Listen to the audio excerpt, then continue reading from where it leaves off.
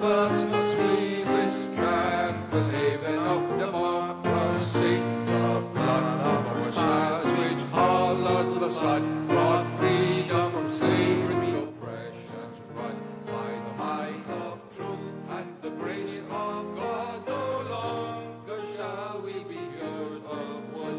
Arise, ye sons of the Baymen's clan.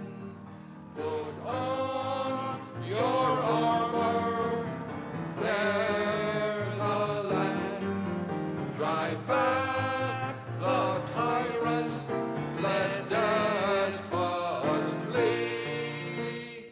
Land of the free, by the Caribbean Sea.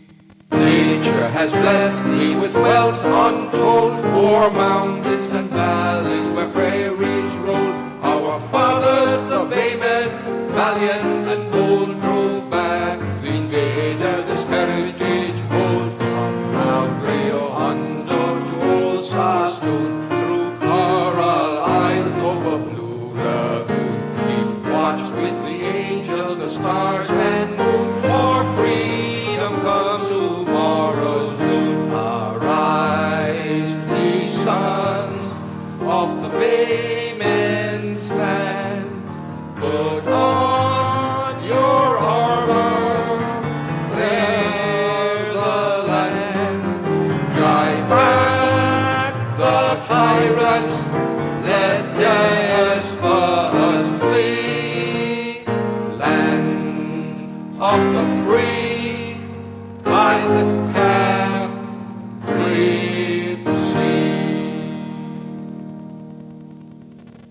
I'd like to invite you to please remain standing as we invite Ms. Nadia Budd to come forward and lead us out in a moment of silence in honor of Mrs. Vivian Belial Ramnaris.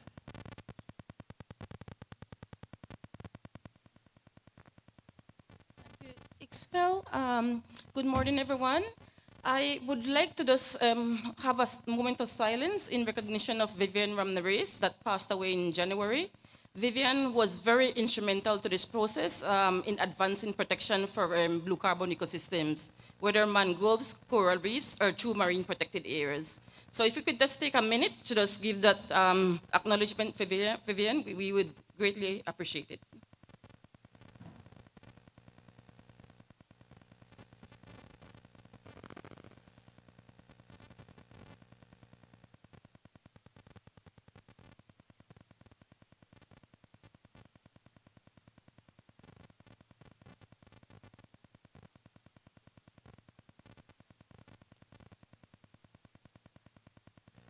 Thank you. Vivian used to work for the Fisheries Department. Thank you.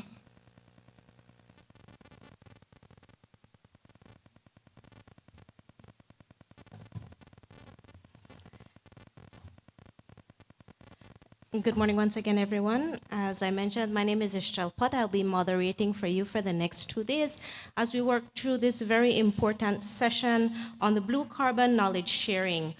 This morning, I would like to extend a very special welcome and acknowledgement in the presence of Honorable Minister Orlando Habet, Minister in the Ministry of Sustainable Development, Climate Change and Disaster Risk Management, also Mr. Colin Mattis, the Deputy Coordinator for the National Climate Change Office. We also have with us this morning Dr. Colin Young from the Caribbean Climate Change Center and Ms. Beverly Wade from the Office of the Prime Minister, the Blue Bond. This morning, our workshop has 5 objectives set out for the next 2 days. The first, to share and engage on Belize's mangrove blue carbon assessment efforts and findings.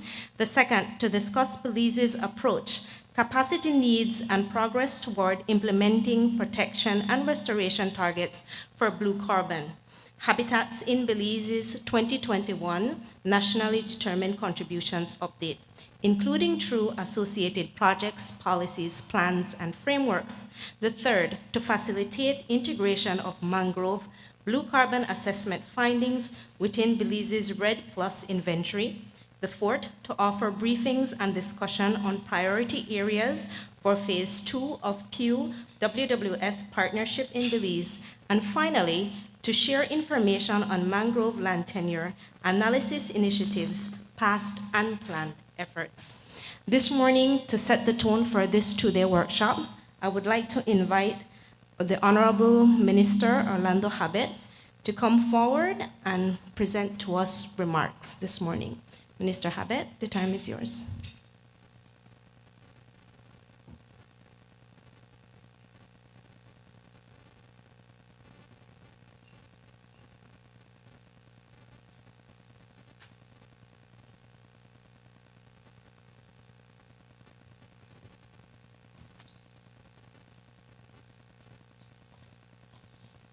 Pleasant good morning to one and all. Dr. Colin Young from the 5Cs, Ms. Beverly Wade from the Blue Bond and Finance Prominence Unit in the Office of the Prime Minister, Ms. Arlene Young from the Coastal Zone Management Authority, Mr. Simon Reddy and his team from the Pew Charitable Trust, Ms. Nadia Bood and Dr. Osmani Salas from WWF, Dr. Steve Canty from the Smithsonian Institute, Ms. Lisa Beers from the Sylvestrum Climate Associates, invited guests, friends, and I can't leave out the staff from the Ministry of Sustainable Development, Climate Change, and Disaster Risk Management, and all other government participants from the various ministries. A pleasant good morning to one and all. Firstly, I want to acknowledge the presence of all the invited guests, of course. I am happy to see there's so many participants from the various government departments. Colleagues, we have a duty to show up in the world with meaning and purpose and commitment to doing good, and to use any privilege that we have to make positive change and to disrupt oppressive systems. That is a quote from Mia Harris. The government of Belize recognizes the importance of joining the fight to mitigate climate change, and the recent IPC reports show that there is an emission gap of 29 gigatons of carbon dioxide equivalent up to 2030. Additionally, the aggregate greenhouse gas emission level is estimated to be 13.7% above the 2010 level in 2030. The status quo indicates that there are gaps at two levels. Firstly, there is the ambition gap, and secondly, there is an implementation gap with current national and regional policies leading to a temperature increase of 3.2 degrees centigrade by 2100.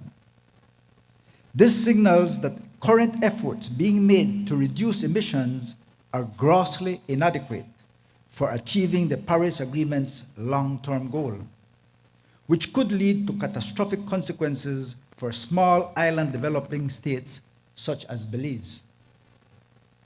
Loss and damage can increase, leading to irreversible impacts which are far beyond what we are currently experiencing. To play our part in the fight against climate change, Belize ratified the Paris Agreement and has endeavored to be creative, resourceful, and active in the development and implementation of our nationally determined contributions for the purpose of achieving low emissions and climate resilience development.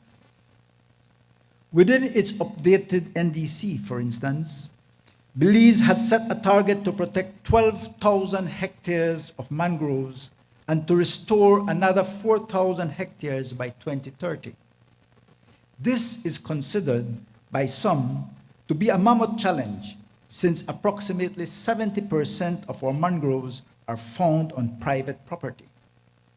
But I cannot underestimate the importance of protecting this vital resource.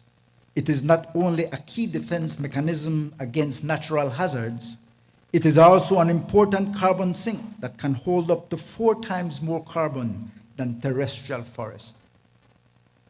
Most importantly, this resource is critical for preserving coastal biodiversity and for safeguarding the livelihoods of thousands of people across the country. Research has shown that mangrove protection can safeguard up to 8 million pounds of lobster and a myriad of other fisheries that are important for food security and socio-economic development for many classes of Belizeans.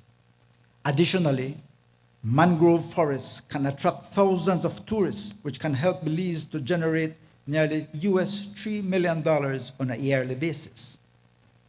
Additionally, it should be noted that Belize can earn significant sums through the trading of carbon credits on the international market. Currently, the market for blue carbon credits is small, but growing exponentially. Our commitment to increase resilience in coastal communities and habitats is also demonstrated in the NDC. We expect to reverse net coastal habitat and land loss by implementing initiatives to effectively manage further development of the coastal zone. As such, other activities that you're going to hear about later today include the execution of a study of the impacts of ocean acidification on Belize's coastal habitats and marine resources, the assessment of coral reef restoration potential, including opportunities for enhancing habitat functionality, the monitoring of coastal erosion through the development of a national beach erosion monitoring program, and the development and implementation of a national seagrass management policy. Friends, as we move forward, it is important for all partners to work together in the effort to facilitate a whole of society engagement for the protecting and conservation of our coastal and marine ecosystems. Particularly, we value the support of the World Wildlife Fund, the Pew Charitable Trust, the Smithsonian Institution. We are also keen to work with the Belize Mangrove Alliance, which was formed to facilitate the conservation and restoration of mangroves to ensure the sustained provision of environmental services. While functioning as a national chapter of the Global Mangrove Alliance, the BMA can further local conservation efforts by leveraging funding, strengthening scientific research, strengthening coastal management, and supporting climate mitigation and adaptation for the enhancement of human well-being. It is very clear that we have a collective responsibility to protect our blue carbon systems. I would like to assure you of my ministry's full support in the implementation of the aforementioned activities. Seeing you all are here today shows that there is a deep interest in carrying forward this work.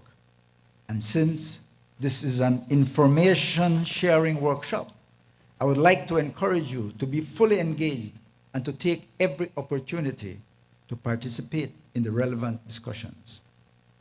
So today, I especially want to thank the National Climate Change Office, the Smithsonian Institution, the World Wildlife Fund, and Pew Charitable Trust for the leadership, their technical assistance, and resources that were expended to ensure that this event is planned and executed successfully. Thanks again and welcome. I leave you with this excerpt from Francois-Philippe Champagne. When you have a healthy environment, you have a healthy economy. And that is what the world is starting to understand. Thank you.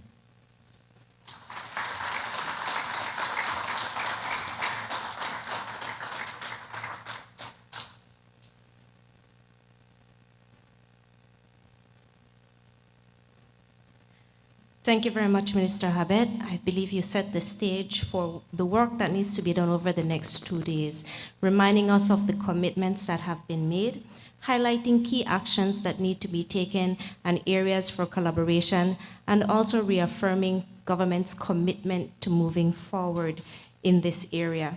At this time, I would like to invite Mr. Colin Mattis, Deputy Coordinator for the National Climate Change Office to present on Belize's nationally determined contributions.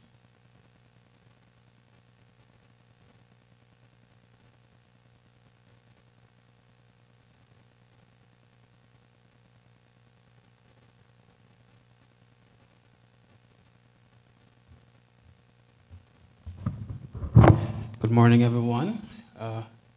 It's good to see all of you here of a packed house. Welcome. So I'll be presenting on the inclusion of blue carbon in our NDCs. I'll carry you through the journey, and I'll give you some information on where we are in relation to our NDCs, because most of us may already know a lot about the NDC and the history of it, but some may not. So I want to tell you a little about the NDC, our journey as it relates to including blue carbon, our targets and actions, and also a little information about costs and collaborations that, that we had done and plan to do in the future. Now, so the Paris Agreement is the major agreement governing climate change efforts currently, signed by over 190 countries, maybe 195, can't remember the direct number. But the main goal is to reduce the temperature increase to 2 degrees Celsius above pre-industrial levels, and to make further efforts to reduce it to 1.5 degrees Celsius above pre-industrial levels. And that 1.5 degree goal has been championed by SIDS, including Belize, because we were a part of the Alliance of Small Island States. And so we negotiate with that group, and we had championed that goal with them. And so it entered into force on November 2016. It's not a legally binding agreement. It's an agreement where each country has agreed to make certain contributions that are stated in that document named the Nationally Determined Contributions. And that document gives us an idea of what we'll do to mitigate climate change and to adapt to climate change. So all of those countries under the Paris Agreement had developed that document and also submitted it to the UNFCCC. And so it's at the heart of the Paris Agreement, and this is a document that's carrying us 10 years down the line to 2030. And so, as a country, we're committed to achieving the 1.5 degree goal. Our NDC, as I mentioned, goes up to 2030 and is based on our national policies or frameworks or plans that we already have, because we didn't want to include actions that may be unachievable. And so it's based on what we already plan to do and what we believe we can accomplish over the next few years. And it has various targets to avoid a large amount of emissions, about 5,647 kilotons of carbon dioxide and equivalent between 2021 and 2030. Now, in relation, let me just state, this is our second NDC. The first one was submitted in 2016, and the second one completed in 2021. Compared to the first NDC, we have a 5% increase in all of our commitments. We have a 63% increase in GHG removals relating to forestry sectors such as agriculture, forestry, and other land use. And by 2030, we expect to have 75% use of renewable energy for electricity generation across the country. So that's just some idea of the general targets that we have. Now, in relation to blue carbon, this is very important. A few years ago, we might ask random people, what do you think about blue carbon? They might say, I don't really know what it is or what it is about. And I think I was one of those persons years ago. And so blue carbon is very important. It sequesters carbon, as you heard in the speech, 4 times more than terrestrial forests. It provides communities, protects them from storms, surges, and all of that. It helps to address issues related to sea level rise and coastal erosion, and it's an important habitat for fisheries and ecosystems across the country. In terms of mangroves, 30% of them are located on fringe and island areas, and 70% of them are located on the mainland. and they hold about 92 million tons of carbon dioxide and equivalent of carbon, and they sequester annually 431,000 tons of carbon dioxide and equivalent per year. In terms of seagrass beds, I was able to pull together some information. We have about 1,500 kilometers square of seagrass beds along the coast. Note also that this is a conservative estimate because we still have to do, I don't know, you'll hear more about this as we go forward in the workshop, but a countrywide assessment is something that is really, really needed right now. And so it covers depths between 1 meter to 13 meter, and the value of the ecosystem services that they provide, specifically relating to nutrient cycling, is about 3.8 trillion US dollars. But little is still known about their direct economic value and their national carbon stock potential. Now, since the 2016 NDC that I mentioned, a few things happened to improve the protection of our coastal and marine ecosystems. We had the Integrated Coastal Zone Management Plan that came out in 2016, and it incorporates ecosystem services and measures to protect those services.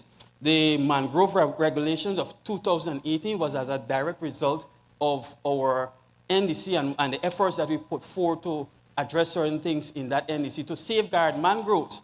There's a national land use policy, the draft policy that focuses on protection and rehabilitation of this important resource. And also there's a national biodiversity strategy and action plan, which also aims to protect the resource.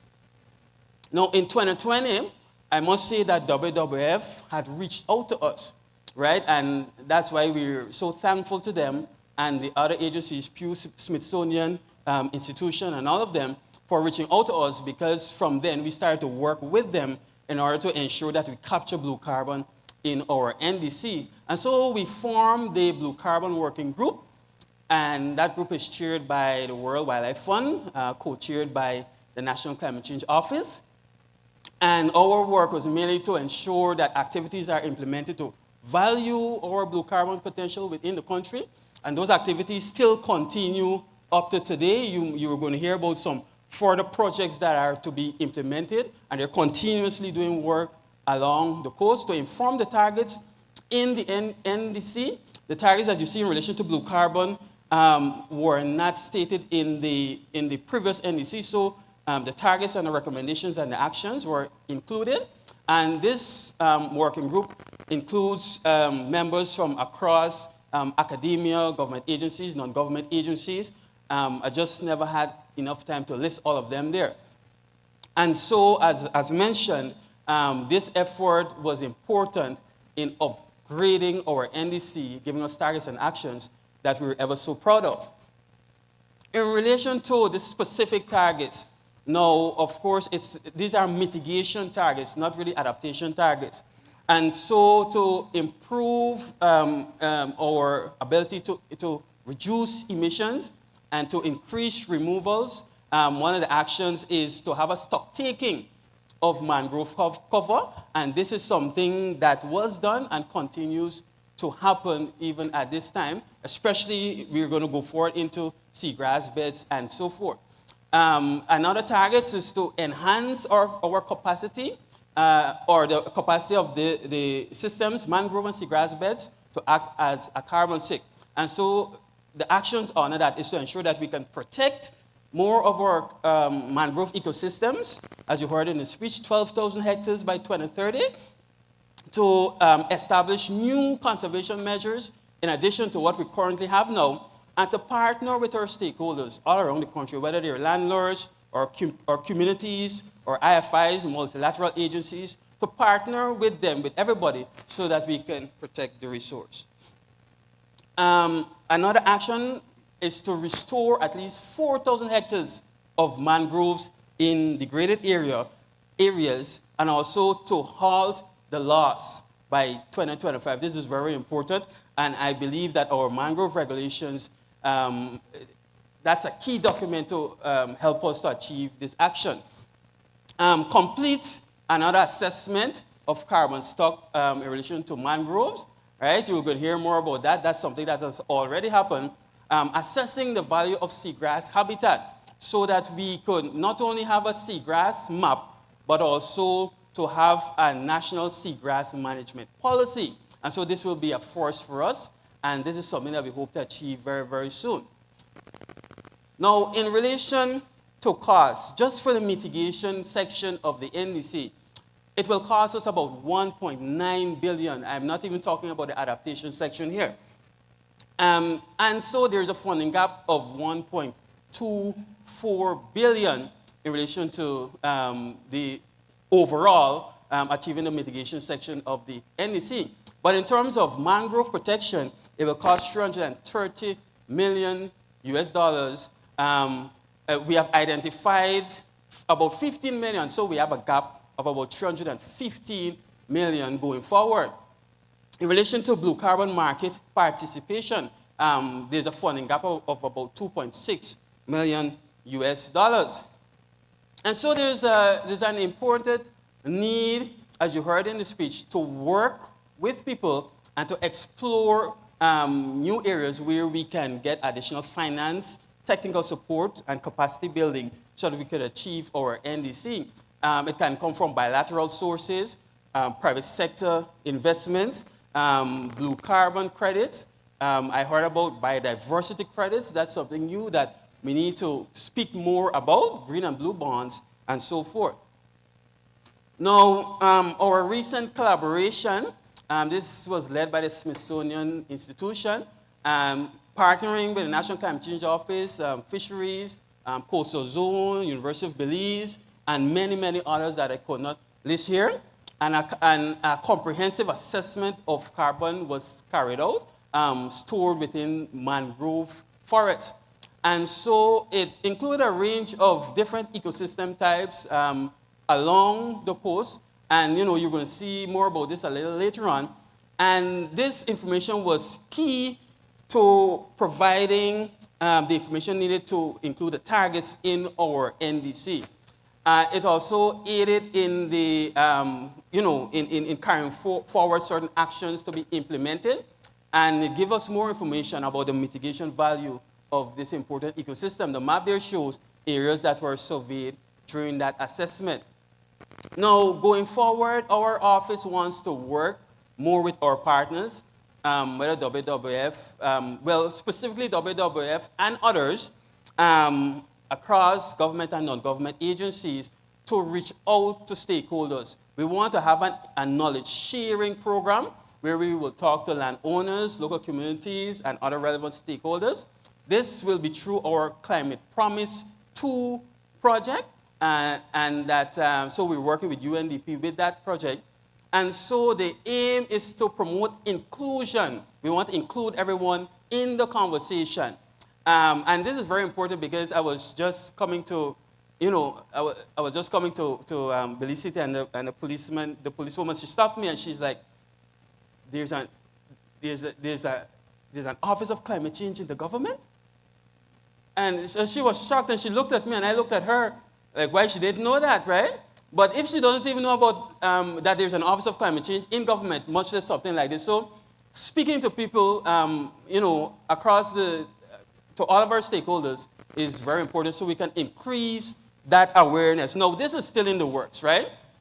Potential topics could be the role of blue carbon in carbon stock enhancement, in protection of coastal communities and infrastructure.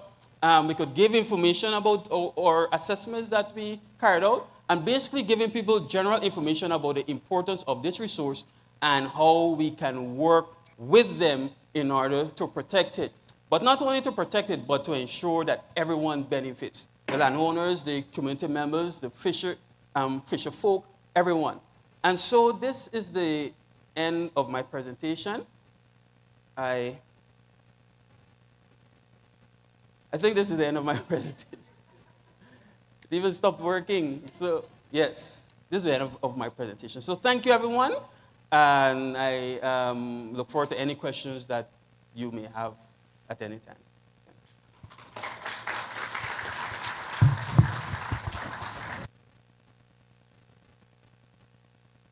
Thank you very much, Mr. Mattis.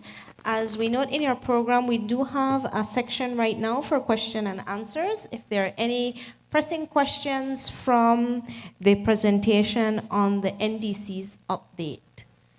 I believe we have a roving microphone. And there's one to the back. We're asking if you do have a question to raise your hand so the microphone can come to you, and just identify yourself by name and organization. Mr. Mattis, it seems like you did an excellent job. There are no questions emerging this morning.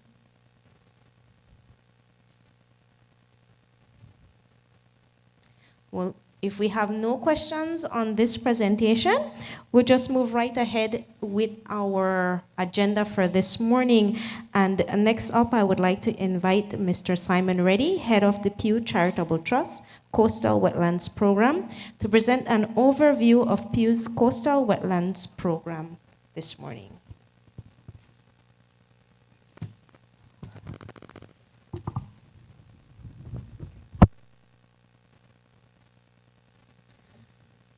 Good morning, everybody. Thank you very much for the opportunity to present to you this morning. As I introduced, my name is Simon Reddy, and I'm one of a number of directors within Pew's Environment Programme, and I kind of oversee the work on coastal wetlands, but also the work on preventing ocean plastics as well. I want to start by thanking Minister Habet, Colin Mattis, Dr. Gladden, Nadia, for all of her support, the Forest Department, the Coastal Zone Department, National Climate Change Office, and the Fisheries Department. Earlier on, I sat with my colleagues, and we had a long list. It was about 30 people, but I was worried it would sound like an Oscar speech. So what I would like to say, though, to all of you, because I know many of you have been involved in this project, and on behalf of the Pew team, how proud and privileged that we are to have been able to work with you over the last 4 years to achieve this NDC. It's been absolutely an amazing journey, and we really do thank you from the bottom of our hearts. I want to start by maybe explaining why Pew got into coastal wetlands. Pew has a long history of working on biodiversity. We've had programs on high seas, on marine protected areas, on sharks, on illegal, unregulated, unreported fishing, on overfishing. But we saw coastal wetlands as an opportunity to also do more work in the climate space, recognizing that coastal wetlands, as we see here, has importance in terms of adaptation, storm defense, climate regulation, and climate storage. But also recognizing that it had major benefits for tourism, for fisheries, and importantly, water filtration, and most importantly, livelihoods. And so we saw it as a sort of a multiple win opportunity, which is kind of one of the key reasons why we led this, why Pew decided to invest in this work. Sorry. So it's probably important to mention that the IPCC, the Intergovernmental Panel on Climate Change, only actually recognizes 3 marine habitats in terms of their measurable contribution for the Paris Agreement. And that is salt marsh, seagrass, and mangrove. And that is primarily because they can be, we call it the 3 M's. They can be monitored, measured, and managed. And a lot of people are talking about other habitats. Could we look at MPAs? But those habitats cannot be monitored, measured, and managed in the way that coastal wetlands can be. And so that makes them not a certain bet, but certainly a manageable sort of addition to any carbon inventory. Sorry. It's also probably worth just also mentioning what the importance of the NDC. It's a nationally determined contribution, country-specific. It's updated every 5 years. And in addition to emissions reductions, nature-based solutions can be included as a climate solution for mitigation and adaptation. In terms of where we are currently working, we started in 2019, obviously working here in Belize with WWF and the Smithsonian. We've also been working in Costa Rica with Conservation International and CATIE. We work with Oxford University in the Seychelles, with SEICAT and the Nature Conservancy. And we're now, as a result of the work that you've done, both Belize, Costa Rica, and the Seychelles have actually become a bit of a poster child for work on coastal wetlands NDCs. And so the leadership that you have shown is allowing us now to expand into other countries. So we are now looking at working in Panama, in Honduras, in Jamaica, and then in East Africa, or we call it the WIO, the West Indian Ocean. We're looking at seagrass in Kenya, Mozambique, Madagascar, and Tanzania.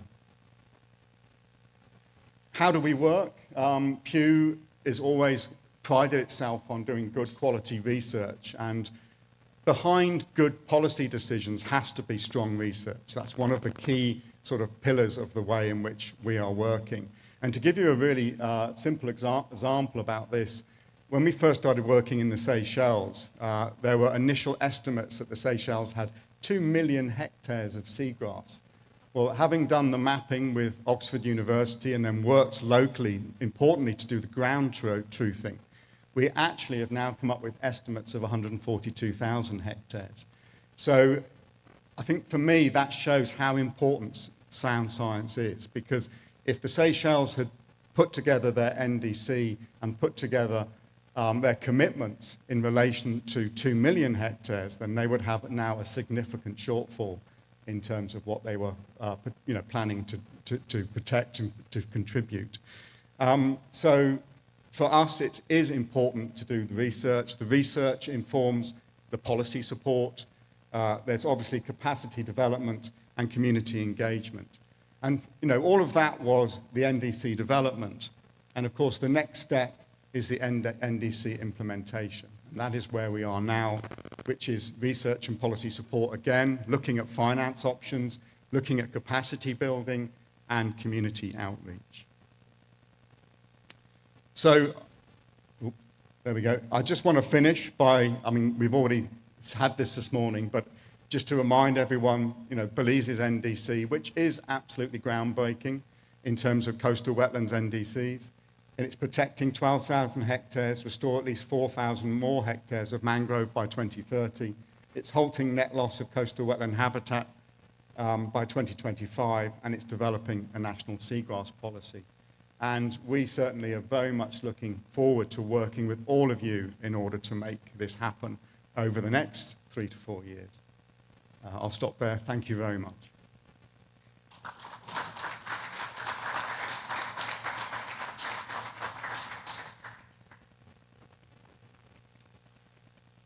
Thank you very much, Mr. Reddy, for that comprehensive overview of the work that has been taking place over the last 4 years. At this time, I'm going to invite forward Ms. Nadia Budd, who I'm sure is no stranger to all of us, to present a brief recap of Phase 1 and an overview of Phase 2 of the Pew WWF collaboration. Ms. Nadia Budd is a Senior Program Officer with World Wildlife Fund, Mesoamerica. Thank you, Ichel. See if I can. Good morning again, everyone. So as Ichel indicated, what I'm going to do is just give a brief overview of Phase 1 of our work in Belize and what we have in mind for the next phase through our collaboration with Pew and the government of Belize. So our aim during Phase 1 was to see whether or not there was the enabling environment to increase ambition for protection of coastal ecosystems within Belize's NDC, knowing that Belize was at the initial point of trying to revise its NDC. So just to give you a little background, I think this might be preaching to the choir. We all know that coastal ecosystems are very important from an economic perspective through tourism, fisheries, from a disaster risk protection perspective through reducing coastal risks, and then the more emerging attention is now being given on the role of these ecosystems in terms of carbon storage. And I'm happy to say that Belize is embracing this going forward as well. Belize is blessed with these interconnected ecosystems. We have our mangroves, we have our expansive seagrass systems, we have our coral reefs that together work, to provide great goods and services to the country. So why this project in terms of phase one? In the first quarter of 2019, Pew reached out to World Wildlife Fund through our US office. They were doing some scoping to see where there is opportunity to influence the building of ambition within countries NDC. They selected Belize as one of those countries. A team came down in June 2019, led by Simon Reddy, to have a number of meetings with different government departments to see if there is the enabling environment and the interest in looking at how we can elevate the focus on coastal ecosystem protection within Belize's NDC. Across the globe, countries are stepping forward in terms of increasing their commitment and integrating protection for coastal ecosystems along the way. Belize was no exception. And during that scoping trip, we found out that, yes, Belize is interested in trying to build ambition for protection of its coastal ecosystems.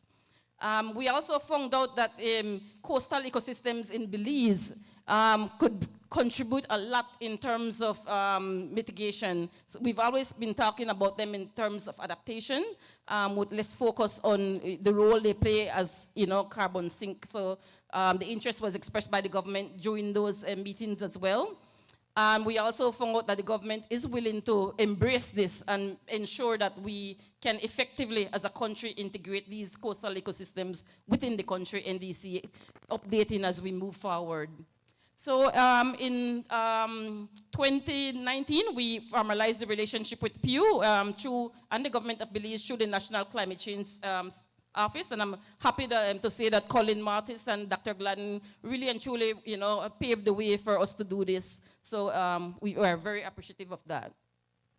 So, and the role we played was to bring in the science, because government deal with policy a lot, and so our role was to try and make sure that we are able to do the science, generate the information that then can advise the government in the target setting going forward. So the aim of the project for phase one was to support the government of Belize to raise the level of ambition for coastal ecosystems within the country's NDC update. And we were looking at three of the ecosystems. So we looked at coral reefs, from an adaptation perspective. We looked at seagrass and mangroves from both an adaptation and mitigation perspective. So we were hoping that, when we start, we wanted to understand what the condition, what the status of these ecosystems are.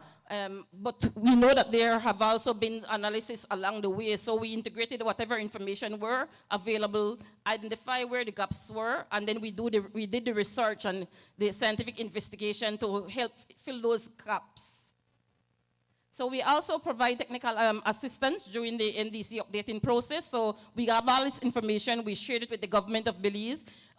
We also, in the gap analyzing and filling those gaps, we carried out a modeling of ecosystem services to be able to identify strategies, adaptation and mitigation strategies that can help in target setting.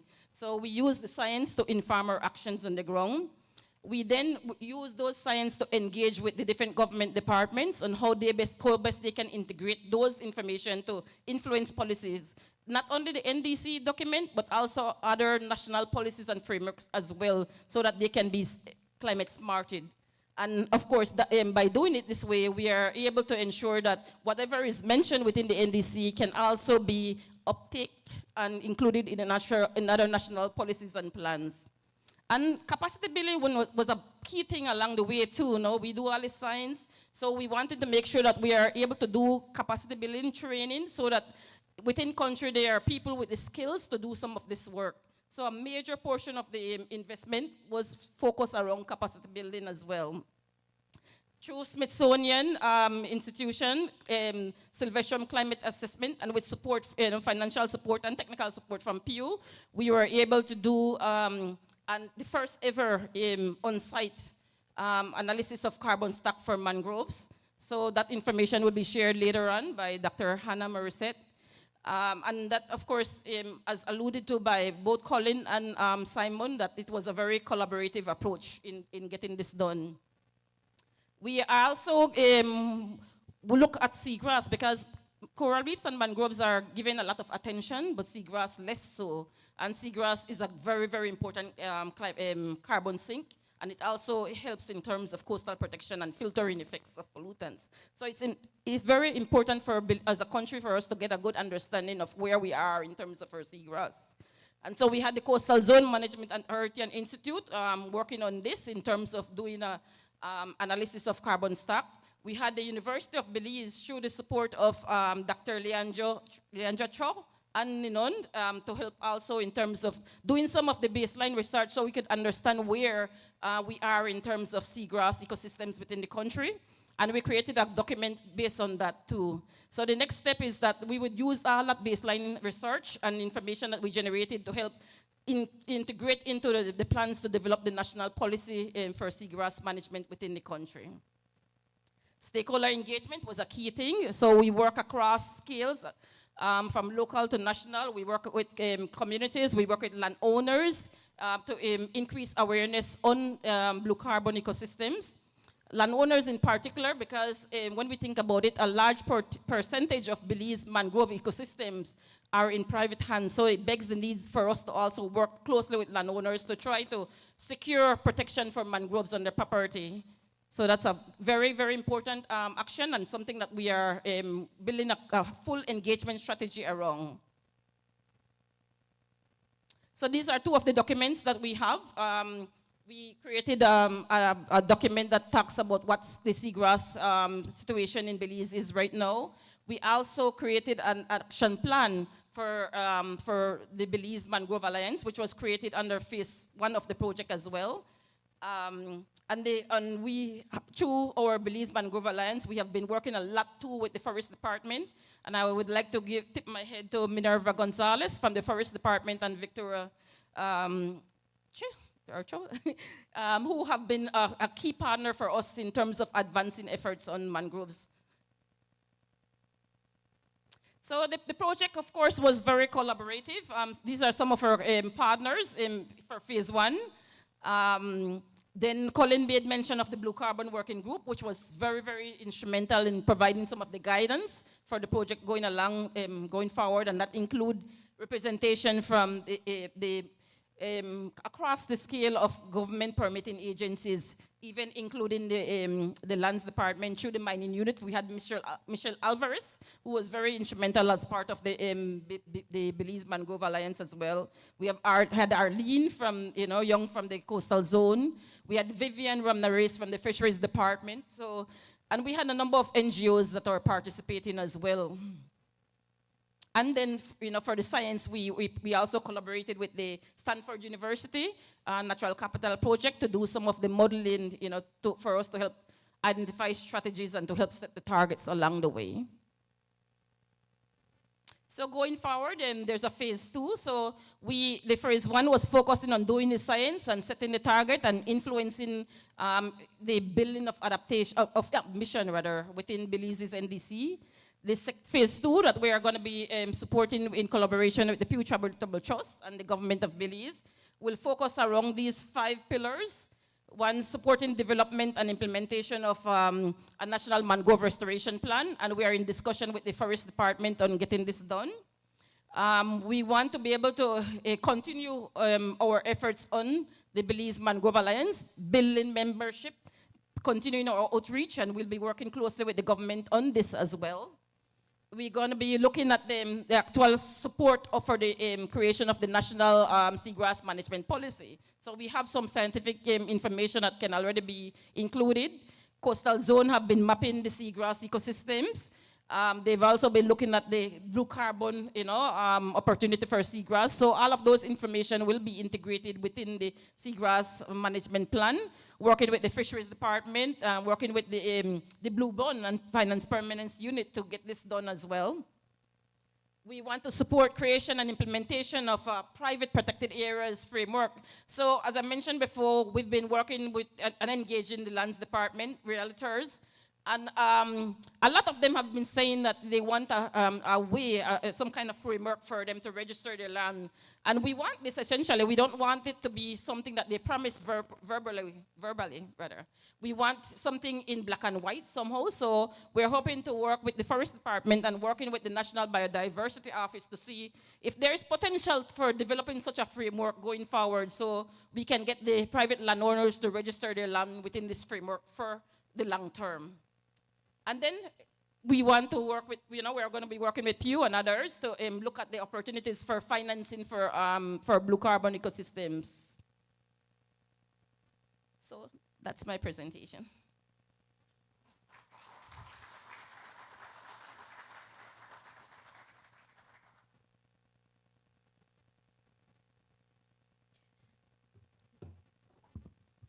Thank you very much, Ms. Nadia, for that comprehensive overview of the work that has been taking place so far.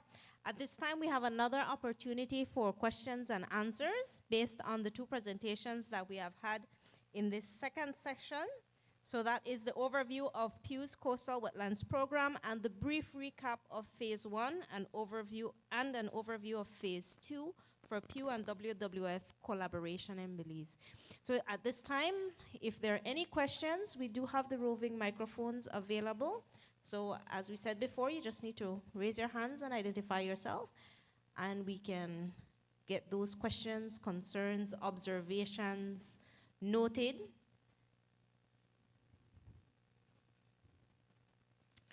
There's silence at this time. Well, I'm going to take it that all the presentations have been clear. There are no pressing concerns. However, if during our short break you do have a pressing question or concern, you can let us know.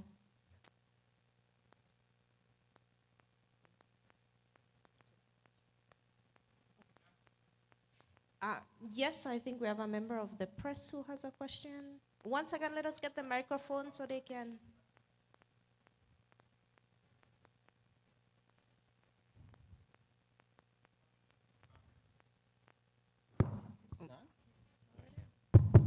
Okay, great.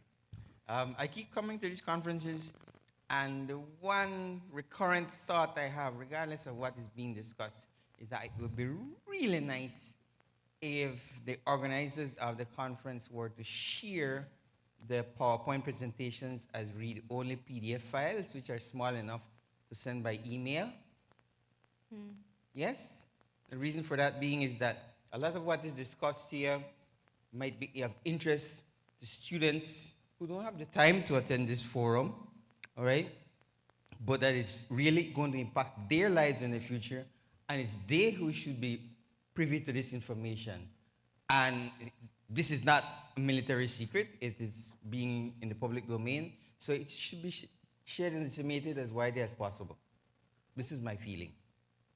Excellent. In fact, I've got my flash drive right here to get it right here this minute without waiting for Gmail, if it's possible. But feeling that, if you can get around to emailing it to everybody on that sign-in sheet, that would be nice. Great. Your observation has been noted. I have Ms. Nadia with a response. Thanks. Very valid questions and question and query. Yes, we'll be asking the permission from the presenters if we can share the presentations. Also, if you notice, there are a number of cameras around, so the entire workshop has been recorded as well, so that will be made available to. Yeah. Excellent. If there are no other questions, comments, or observations at this time, we've reached a point in our program where we should be having a short break, but we're a little bit ahead of schedule. So before we go for the break, I want to take this opportunity to invite everyone to come forward to get a group photo. And then directly after the group photo, we're going to move into our break for this morning.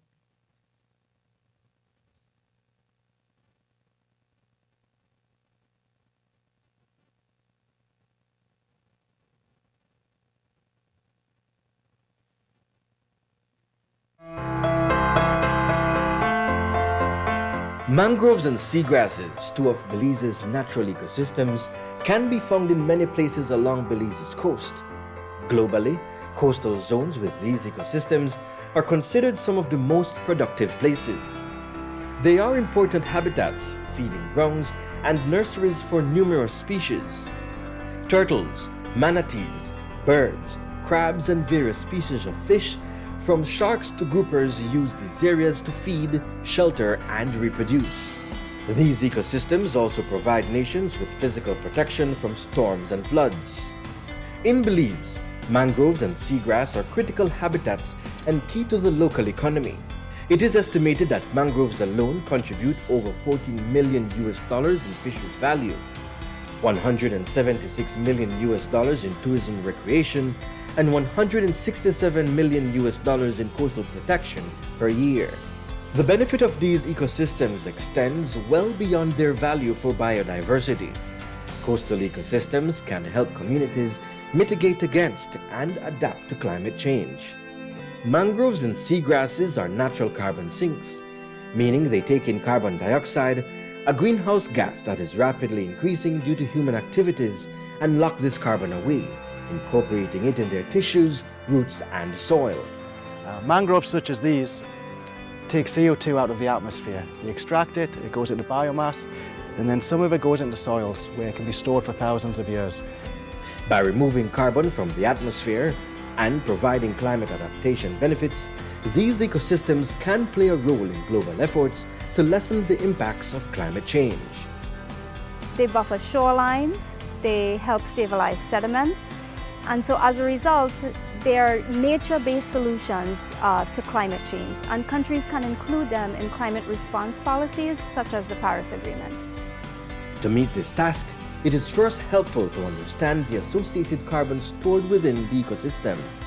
Pew Charitable Trust and WWF, they had spearheaded the efforts of upgrading our targets and actions with regards to blue carbon.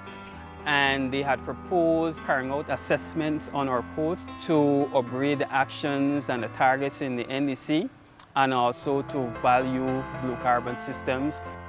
A new research project seeks to help answer this question.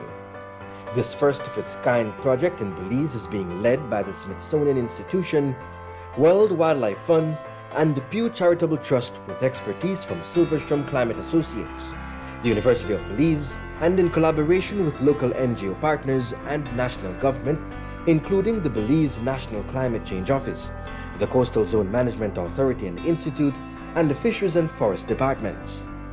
This project will provide a comprehensive assessment of carbon stored within mangrove forests across Belize and develop a baseline carbon stock estimate for seagrass. This fieldwork that we just did is just helping to provide us with some additional justification for why we need to protect these ecosystems, because the aim now is for us to understand the quantity of carbon that these ecosystems are sequestering nationally, and so that this information can then be integrated within Belize's REDD+ inventory. Researchers have conducted fieldwork, including soil sample collection and measurements of mangrove trees, to determine the amount of organic carbon found in soils and plants. As seagrass is also recognized for their high carbon sequestration ability, this mangrove carbon assessment will also be complemented with a similar assessment for seagrasses. We've gone into the field and got data from the country, understanding that each mangrove system, seagrass system, is really different up and down the country. So we started up in New River, right to the north, worked our way down to Punta Gorda, and did some sampling as well along the Keys. By doing these individual estimates of these different sites, we get a much better understanding of what these systems are storing in terms of carbon. From that, rather than using regional estimates or global estimates, we're able to give a much better accounting of the blue carbon in these systems for Belize. The resulting data will provide a more precise and quantitative valuation of the carbon storage benefits of mangroves and, to a lesser extent, seagrass, to aid in the implementation of Belize's NDC.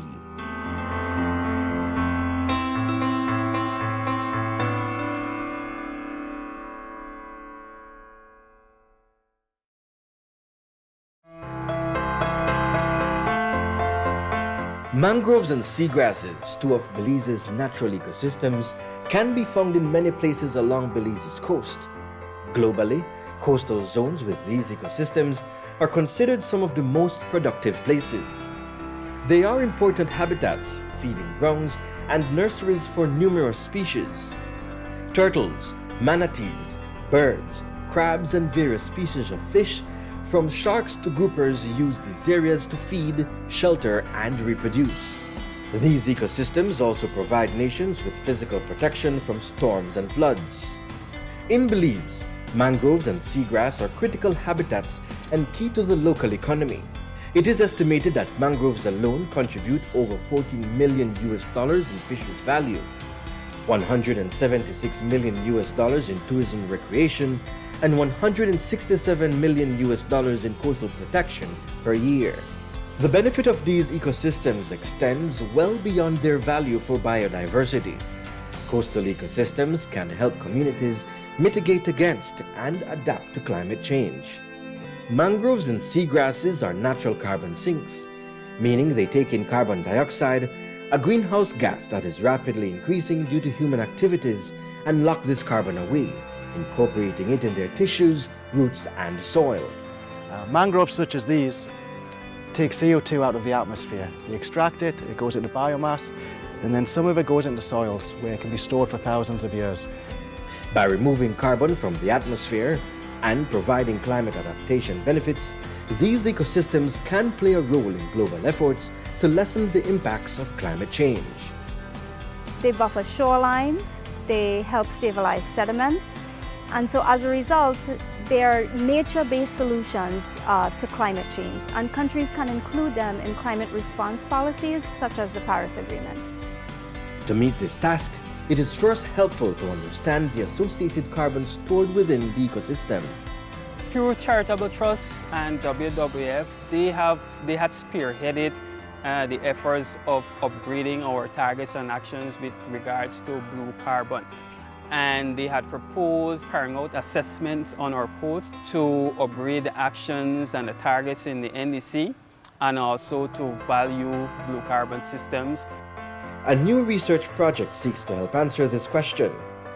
This first-of-its-kind project in Belize is being led by the Smithsonian Institution, World Wildlife Fund, and the Pew Charitable Trust with expertise from Silverstrom Climate Associates, the University of Belize, and in collaboration with local NGO partners and national government, including the Belize National Climate Change Office, the Coastal Zone Management Authority and Institute, and the Fisheries and Forest Departments.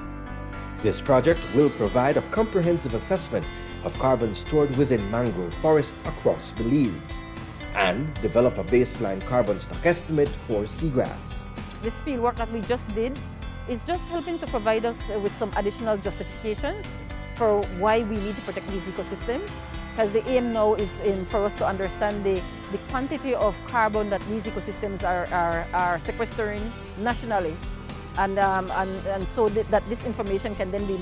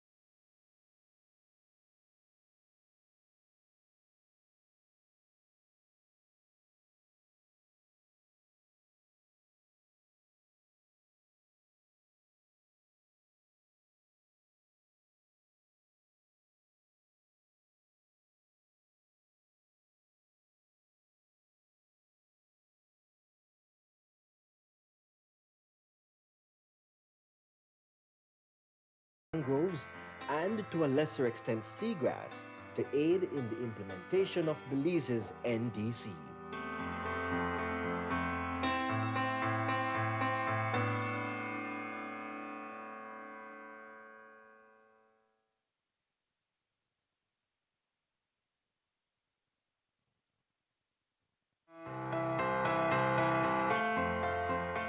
Mangroves and seagrasses, two of Belize's natural ecosystems, can be found in many places along Belize's coast.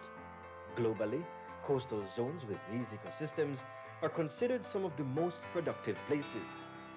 They are important habitats, feeding grounds, and nurseries for numerous species. Turtles, manatees, birds, crabs, and various species of fish, from sharks to groupers, use these areas to feed, shelter, and reproduce. These ecosystems also provide nations with physical protection from storms and floods. In Belize, mangroves and seagrass are critical habitats and key to the local economy. It is estimated that mangroves alone contribute over $14 million in fisheries value, $176 million in tourism and recreation, and $167 million in coastal protection per year. The benefit of these ecosystems extends well beyond their value for biodiversity. Coastal ecosystems can help communities mitigate against and adapt to climate change. Mangroves and seagrasses are natural carbon sinks, meaning they take in carbon dioxide, a greenhouse gas that is rapidly increasing due to human activities, and lock this carbon away, incorporating it in their tissues, roots, and soil. Mangroves such as these take CO2 out of the atmosphere. You extract it, it goes into biomass, and then some of it goes into soils where it can be stored for thousands of years. By removing carbon from the atmosphere and providing climate adaptation benefits, these ecosystems can play a role in global efforts to lessen the impacts of climate change. They buffer shorelines, they help stabilize sediments, and so as a result, they are nature-based solutions to climate change, and countries can include them in climate response policies such as the Paris Agreement. To meet this task, it is first helpful to understand the associated carbon stored within the ecosystem. Pew Charitable Trust and WWF, they had spearheaded the efforts of upgrading our targets and actions with regards to blue carbon.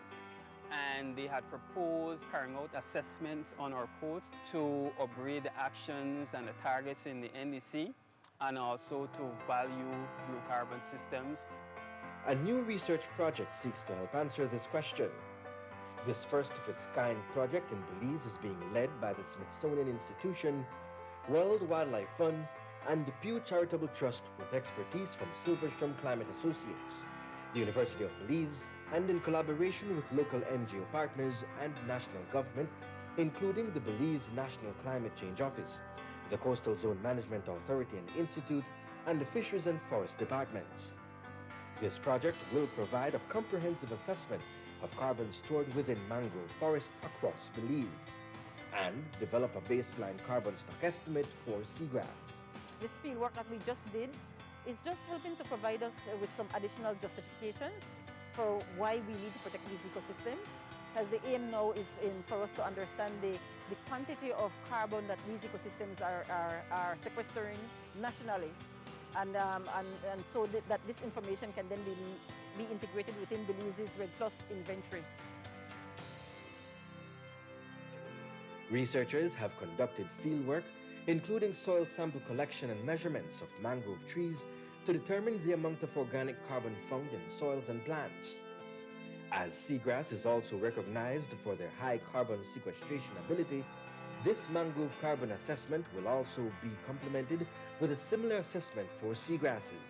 We've gone into the field and got data from the country, understanding that each mangrove system, seagrass system, is really different up and down the country. So we started up in New River, right to the north, worked our way down to Punta Gorda, and did some sampling as well along the Keys. By doing these individual estimates of these different sites, we get a much better understanding of what these systems are storing in terms of carbon. From that, rather than using regional estimates or global estimates, we're able to give a much better accounting of the blue carbon in these systems for Belize. The resulting data will provide a more precise and quantitative valuation of the carbon storage benefits of mangroves and, to a lesser extent, seagrass to aid in the implementation of Belize's NDC.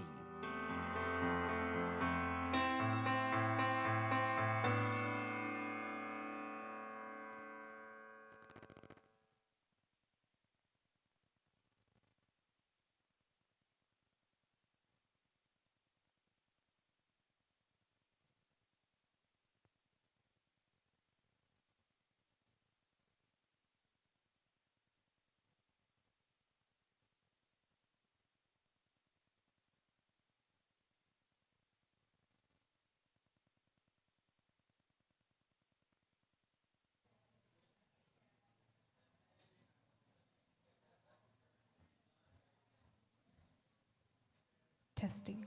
Good morning, everyone. I'd just like to give you a 2-minute warning.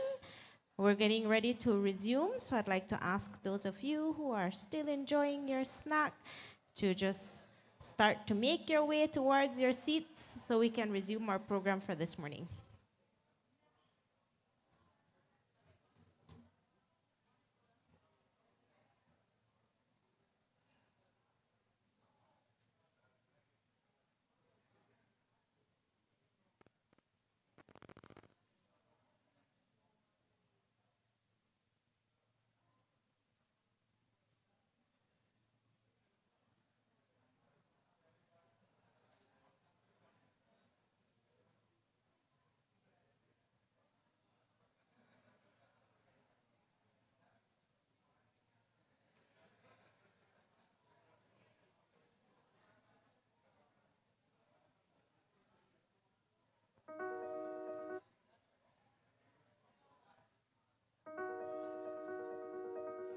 Belize is home to spectacular biodiversity on land and at sea. Our barrier reef is home to almost 1,400 species, some endangered. The reef works together with mangrove forests and seagrass beds to provide benefits for nature and people. However, these benefits are coming under threat. The combined effects of climate change and human activity are impacting these habitats, causing accelerated degradation of critical coastal ecosystems, and is jeopardizing their biodiversity. The degradation of these habitats not only endangers the species who call it home, but threatens the security of hundreds of thousands of Belizeans. Before we lose these habitats for good, we need to learn more about their importance to our own lives.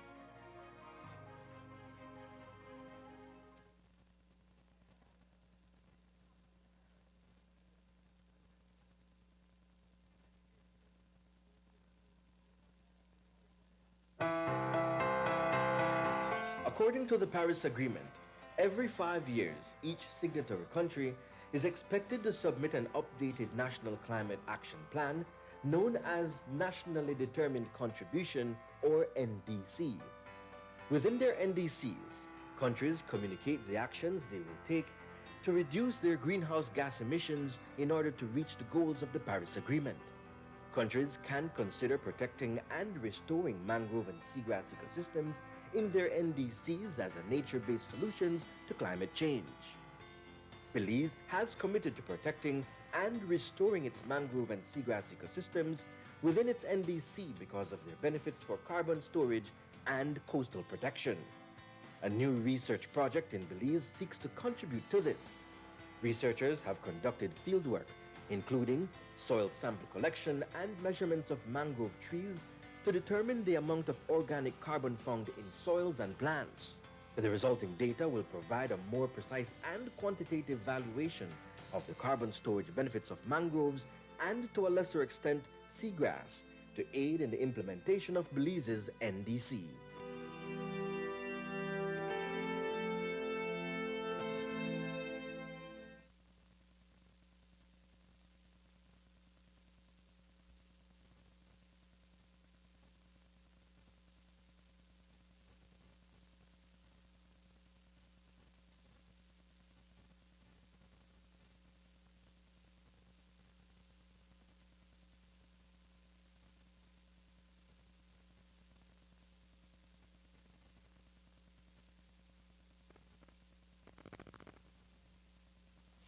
Good morning, everyone. I'd like to invite you to take your seats as we get ready to recommence our session for this morning.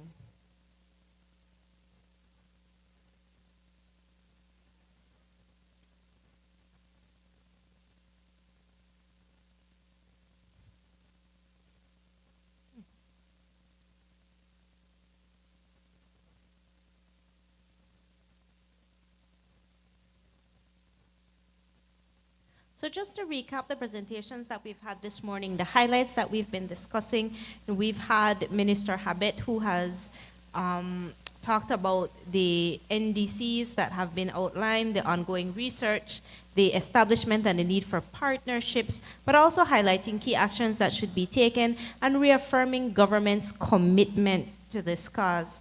We've also had Mr. Colin Mattis from the National Climate Change Office, who has updated us on Belize's NDCs, the progress where gaps still remain, and the recent collaborations and outlines for further collaborations. Mr. Simon Reddy from the Coastal Wetlands has talked about the 4 years that has brought us to this point with the NCDs, the ongoing work that has been done, and of course we closed off that first section with a presentation from Ms. Nadia Budd, who was looking at the recap of Phase 1 and an overview of Phase 2 of PUWWF collaboration.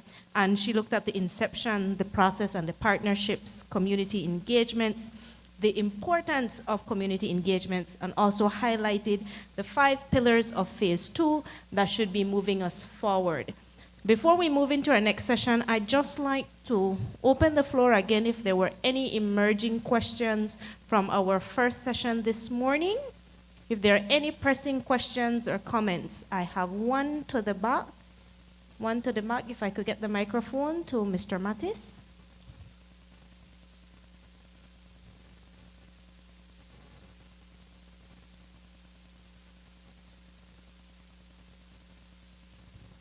Yes, good morning again. Thank you, Colin Mattis, National Climate Change Office. I wanted to ask Ms. Bood, you spoke about a mangrove alliance. It's something new to many of us. I don't know if you could develop on the work that the alliance has already done and what is planned.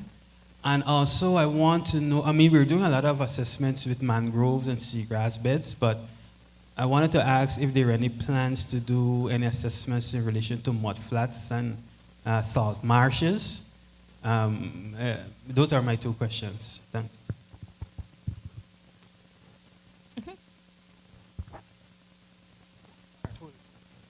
Thanks, Colin. We are actually going to have a presentation on the Belize Mangrove Alliance this afternoon. But the alliance was created about a year ago, you know, and the first focus of the alliance was to create an action plan and getting memberships, people sign on, different organizations sign on to work together to make sure that we are able to address issues around mangroves, whether from a conservation or from a restoration perspective. There was a consultation. We hired a consultant to lead the development of that action plan. And so she did a lot of consultations that helped to inform that plan. So we have an action plan. We have a website for the Alliance, and we encourage people to visit that website and join in. We have a Twitter account and we have a Facebook account. But the idea is for there to be a forum that people can have an exchange about mangroves. We can plan together ways on how we can meet those targets for the NDC as well too, no? So that is it. So we have Miss Juliet Neal that will give you a presentation on the Alliance. The other question, we actually, and I don't know if I could call Simon out or Stacy, looking at other options to map out, you know, other carbon ecosystems like peat bogs, for example. There's an interest in looking at that as well. And I know the Forest Department was looking at some mapping of savanna lands and other ecosystems, which will get a presentation from Dr. Percival Chow and the Red Plus team as well on that. But there's always opportunities to do these kind of work so that we can make sure that we completely have a whole on what our carbon stacks and carbon opportunities are in terms of making sure that we accurately account for them going forward. Thank you very much, Ms. Nadia. At this time, we're going to move ahead with our agenda for this morning, and our next presentation is on the Belize Mangrove Blue Carbon Assessment, the project overview and findings. And I'd like to invite Dr. Hannah Morissette, coastal wetland biogeochemist for the Smithsonian Environmental Research Center, to come forward.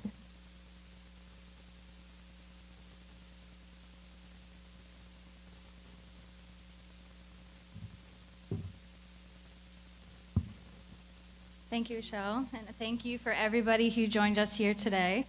As she mentioned, my name is Dr. Hannah Morissette. I'm with the Smithsonian Institution, more specifically the Smithsonian Environmental Research Center, and we were lucky enough to be partnered with many of the organizations here today to actually do the in-field assessment of blue carbon for mangroves for Belize's NDC.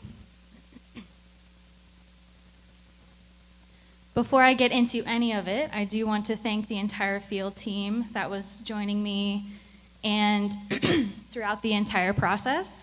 I see many of them here, and if you were on that field team, if I could ask you to please stand up. Go ahead, I see a lot of you. Thank you, everybody who joined in the field.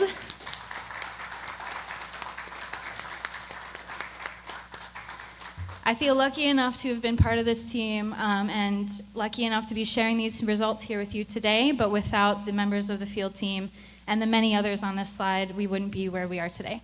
So thanks in advance.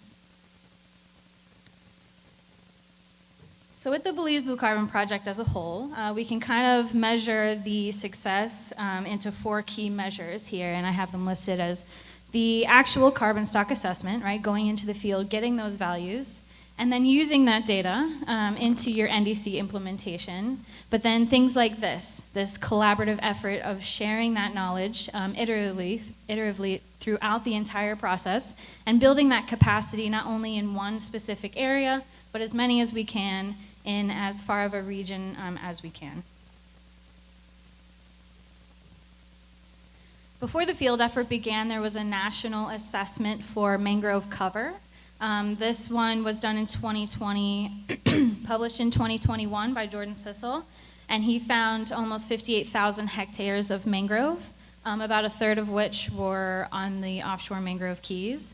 And this is at a 10-meter resolution, and it was the smallest resolution to date. So we were able to get a finer idea of how many mangroves there were across the nation.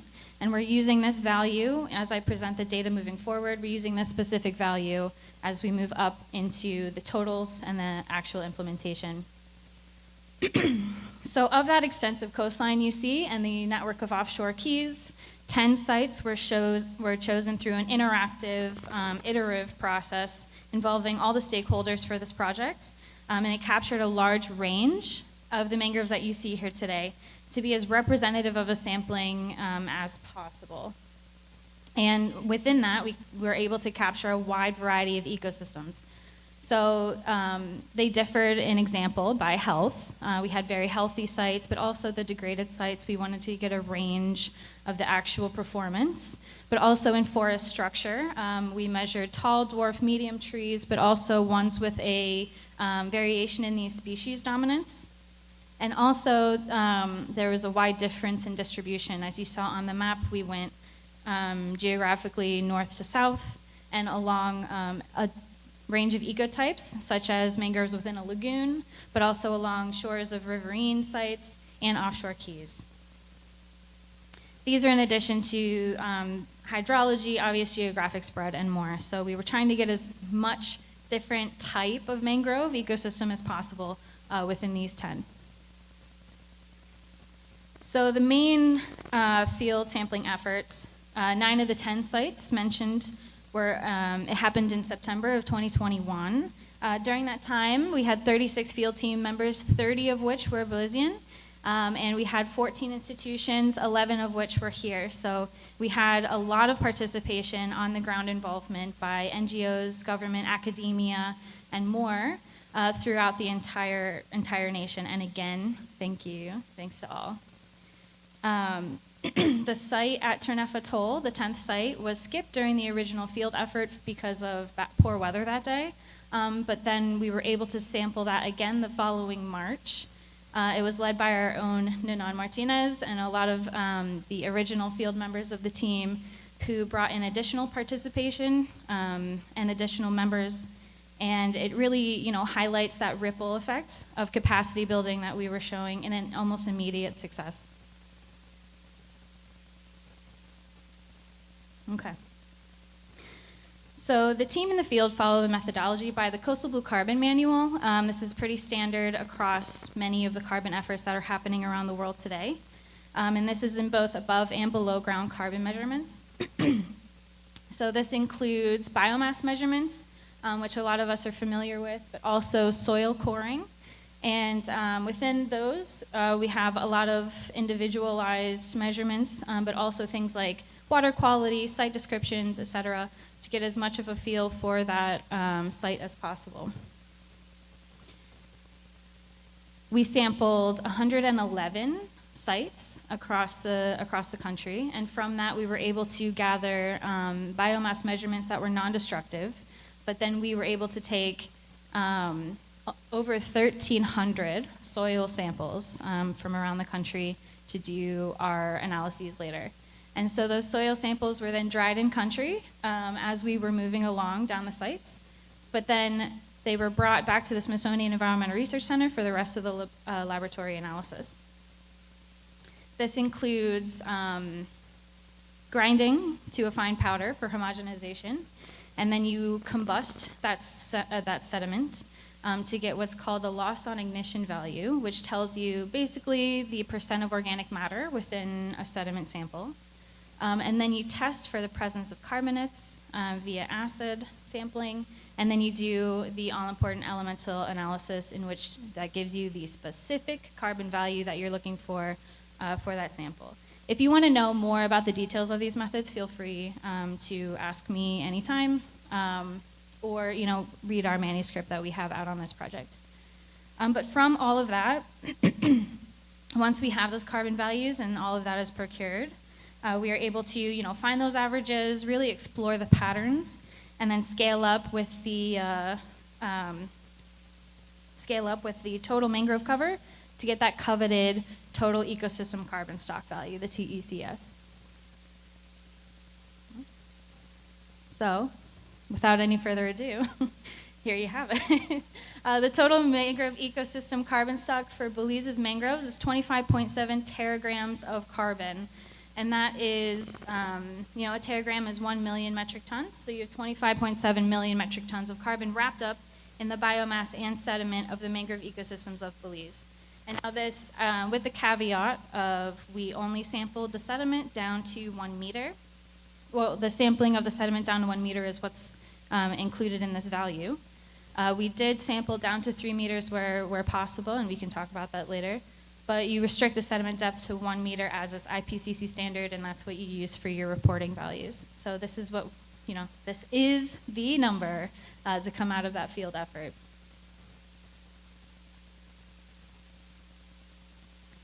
Within that major value, we found an average of about 450 megagrams of carbon per hectare. Now that's across all 10 sites, and that varies quite significantly because of the nature of the site selection process. We on purpose picked 10 sites that were very ecologically, hydrologically, all different from each other. We had a minimum of about 150 and a max of almost 1,000 megagrams per hectare. So you have quite a range here. But the process is gathering that national average and then scaling up by those almost 58,000 hectares to give you that total number. Of the TECS, that total ecosystem carbon stock, over 80% on average was found in the sediment. So you have a huge dominant sediment pool, which is pretty typical around really functioning, really accreting mangrove ecosystems. But it was pretty significant here, and we can show you that. So right here on the screen, we have the average carbon stock in megagrams of carbon per hectare on your y-axis. On the x, you have all the sites that we sampled labeled from north to south as you move left to right across that axis. And you'll see that regardless of, they are split up into the 4 separate pools that I looked at, and it was, above ground biomass, which is this lighter color striped. You have the dead biomass, which included debris and standing dead mangrove. You have the below ground soil, this teal color, and then you have the below ground biomass, which is the darker green striped section there. So you'll notice, regardless of the site, regardless of the variation, you have that dominance from the soil, really taking up most of that, those pools. So within these site averages, you may have preliminarily noticed from that graph we have some patterns that could emerge.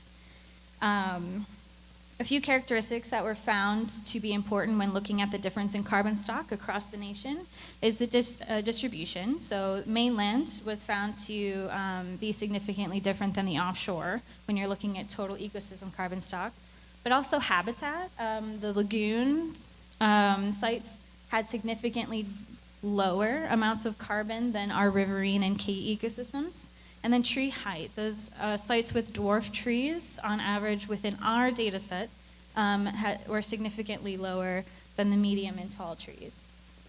And this is visually represented here. So again, we have average total ecosystem carbon stock on the left, but it's not separated by the pools here. And on the x-axis, we have our 3 patterns, the distribution, habitat, and tree height. And within them, we have the different categories. So you'll see mainland, again, has significantly less carbon stock. You have your habitat differences here with lagoon having much less, and then your tree height differences with your dwarf sites having much less. Now, this is what we found here for Belize. Many different countries and other carbon stock assessments can find different patterns, but this really highlights the need for in situ assessments because mangroves are so different even within a couple steps of each other. So as you're looking across these sites, across countries, regions, and even the globe, you can find different patterns, but the key is to finding the pattern within your ecosystem. A really cool feature of this data that we have now is the ability to estimate more precisely. And what I mean by that is that from all the mangrove work that has been done in the past, there is a global equation, a standard, that we can use to relate the percent organic matter that you find through that previous methodology of combustion that I mentioned, and the actual carbon values of that sediment. But we have found that, and while it's a good, first estimate, and it is, a pretty conservative estimate, it wasn't entirely accurate for the data set that we have here in Belize. It overestimated when you had low organic material, and it underestimated when you had high organic material. So what we were able to do was create a new Belize-specific equation so you can make these relationships quicker, faster, and more accurate. And what this does is it reduces the need for the most expensive part, that elemental analysis, that final step to get that actual carbon value. It is the most expensive part of the entire process. And when you have a better way of estimating, you can do quicker analyses that may give you a really good estimate, and then send some samples occasionally when finance is a limiting factor. So this really reduces that need and gives you a more accurate equation here in Belize. So this data from this project can also be used to further estimate carbon stock by factor. And what I mean by that is kind of filtering the data set that we have to your interest of choice. So you can pick out some characteristics from our pretty large our data set and then apply them to answer other questions. These are just an example here. So I filtered out by pattern, but say, for example, you have someone that says, I have this really large patch of mangrove. I'd like to know what's in it. I can say, what's your average tree height? What's your sediment look like? And give you a better estimate as to what you have in there, and you can move that forward based on factor and kind of separate it out. Okay. The data set from this project can also be used to further estimate carbon hotspots. It can help guide the priority areas for restoration and protection zones, which is a big, part of the NDC implementation. And we found some potential hotspots in places like the offshore key and riverine locations with taller mangroves. So this is similar to the first graph I showed, where it's average carbon stock on your y-axis and then your category on the x, broken down into those 4 carbon pools that we looked at: the above ground biomass, dead biomass, soil, and below ground biomass. So you'll see within our data set, based on what we find, you can kind of gauge what kind of areas you should be looking for and prioritizing for further restoration and protection. Now, the previous graph showed obviously those hotspots for carbon specifically, but it is critical to think about the other ecosystem services, which I don't need to explain to this group of people how important they are. But when you look at data sets, it's important not to take it just by the one factor in general, right? If I looked at our data set, I said we should protect and save offshore keys with tall mangroves. And that's what you should prioritize. However, when you look at other ecosystems, such as the riverine sites, and you look further down to those 3 meters, they actually have more carbon than the offshore keys, and they provide, coastal protection and all those other ecosystem services, and over time accrete more on average, so they can probably give you a more bang for your buck scenario. So it's really important not to focus on the one aspect that mangroves can do, and really incorporate all those other ecosystem services when you're looking for priority areas for restoration. Okay. A paper on this project was just published in Science of the Total Environment. Thank you again to my long list of collaborators. Everybody in the field was included on this paper and more. And I wouldn't be standing up here today without you again, so thank you very much. It was just published last month. And the data set was added to the Coastal Carbon Atlas. Now this is a repository housed at the Smithsonian Environmental Research Center, where I am, but all the data is publicly available and easily accessible, and I have uploaded it as biomass and soil raw data, but also site aggregations. So if you have any more questions on that, please ask. So where do we go from here?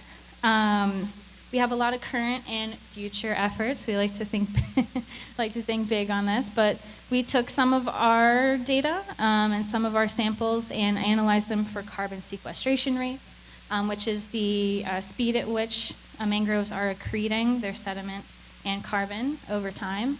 But we're also about to look at some biodiversity via environmental DNA with the University of Belize. And we're working with WWF on some restoration protocols. So it's really important that these efforts like this continue to build on that collaboration, and I feel really fortunate to still be working with you guys. So the entire point of this project, right, through the extensive collaboration, is to put these values to the practical application. And I'm really thrilled to have been a part of this project. And I look forward to its immediate application of these data into your greenhouse gas inventory and your NDC implementation. So if you have any questions on what else can be done for the data, we can make it work for you. Thank you.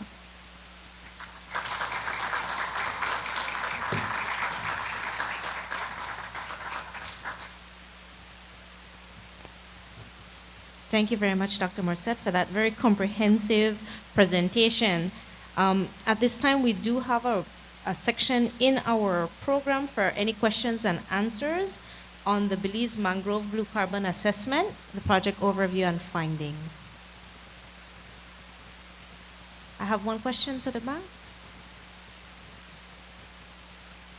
Thank you, Dr. Morissette.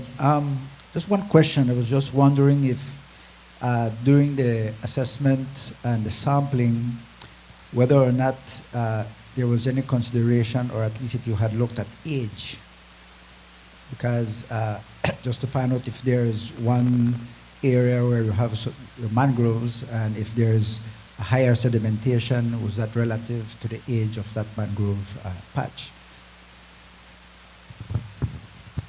And also, second question was where we have some depleted or destroyed terrestrial mangrove, if whether sampling was also done on the open land that's there now, because as we know, there might still be some carbon still there in the sediments, and if that was also considered part of the study and also part of that value for the 25.7 teragrams.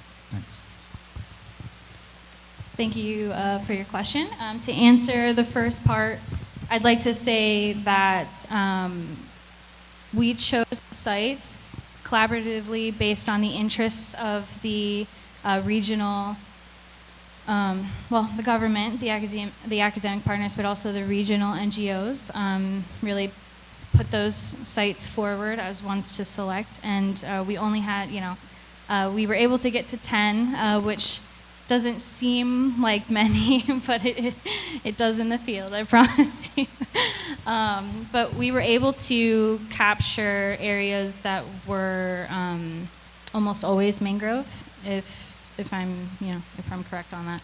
So they were historically mangrove sites that we collected for the purpose that we wanted to capture those sites that had been accreting a long time, that were, functional for many, many years. And the way to look at age, in the sediment is that carbon sequestration value and isotopic data, which we are about to get into, actually. I'm going to send those samples off when I get back from this. So I could have some information more on that for you later. And then the second question, the degradation. Most of our sites were in forested, fully forested areas. We did have some sites such as Gragra Lagoon that were very degraded, and many of those plots within that site were pretty open, very sparse mangrove there. But it was in terms of, it wasn't the most that we sampled, right? So the majority of our sites were fully forested. And the degradation, I think we had two sites out of all that were degraded, just so we could see the difference, but also capture some of that carbon and see, and we did show that they still have a significant amount of carbon there, but could be lost. So it is important to capture those sites, and we did through those couple. And I would say, as you're moving forward, this is a very, the point of these projects and the point of expanding collaboration is that I have a very, this forestry team, this fantastic forestry team here can go out and sample that site of interest and have that data for you. So if you're interested in things like that, it can be absolutely done. Thank you very much. We have a question to the back, Dr. Young.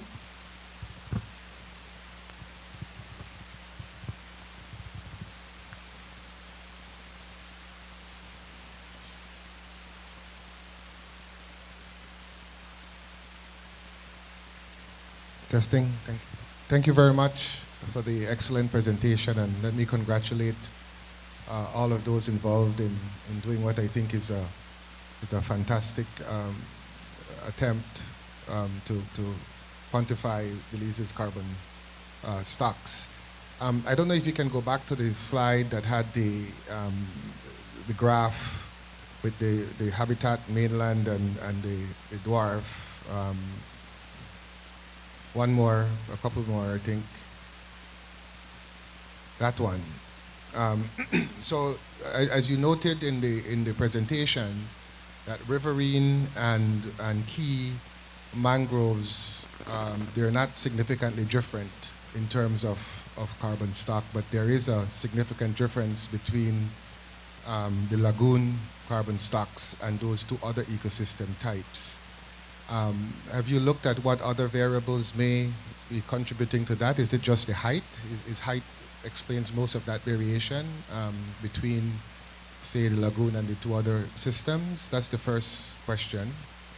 And secondly, because of the variation, the immense variation that you captured in the sampling, among the sampling sites, how confident are you, or is the team, that we're not undervaluing the true carbon storage potential of the mangroves? And I think Minister Habets's question about age is also very interesting, because if it is in fact that it is height that explains most of the variation between the lagoon storage potential and the other two ecosystem types, there may be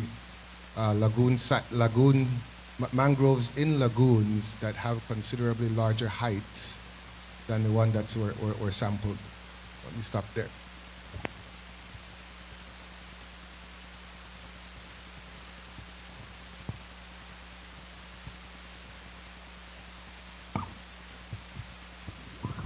There we go.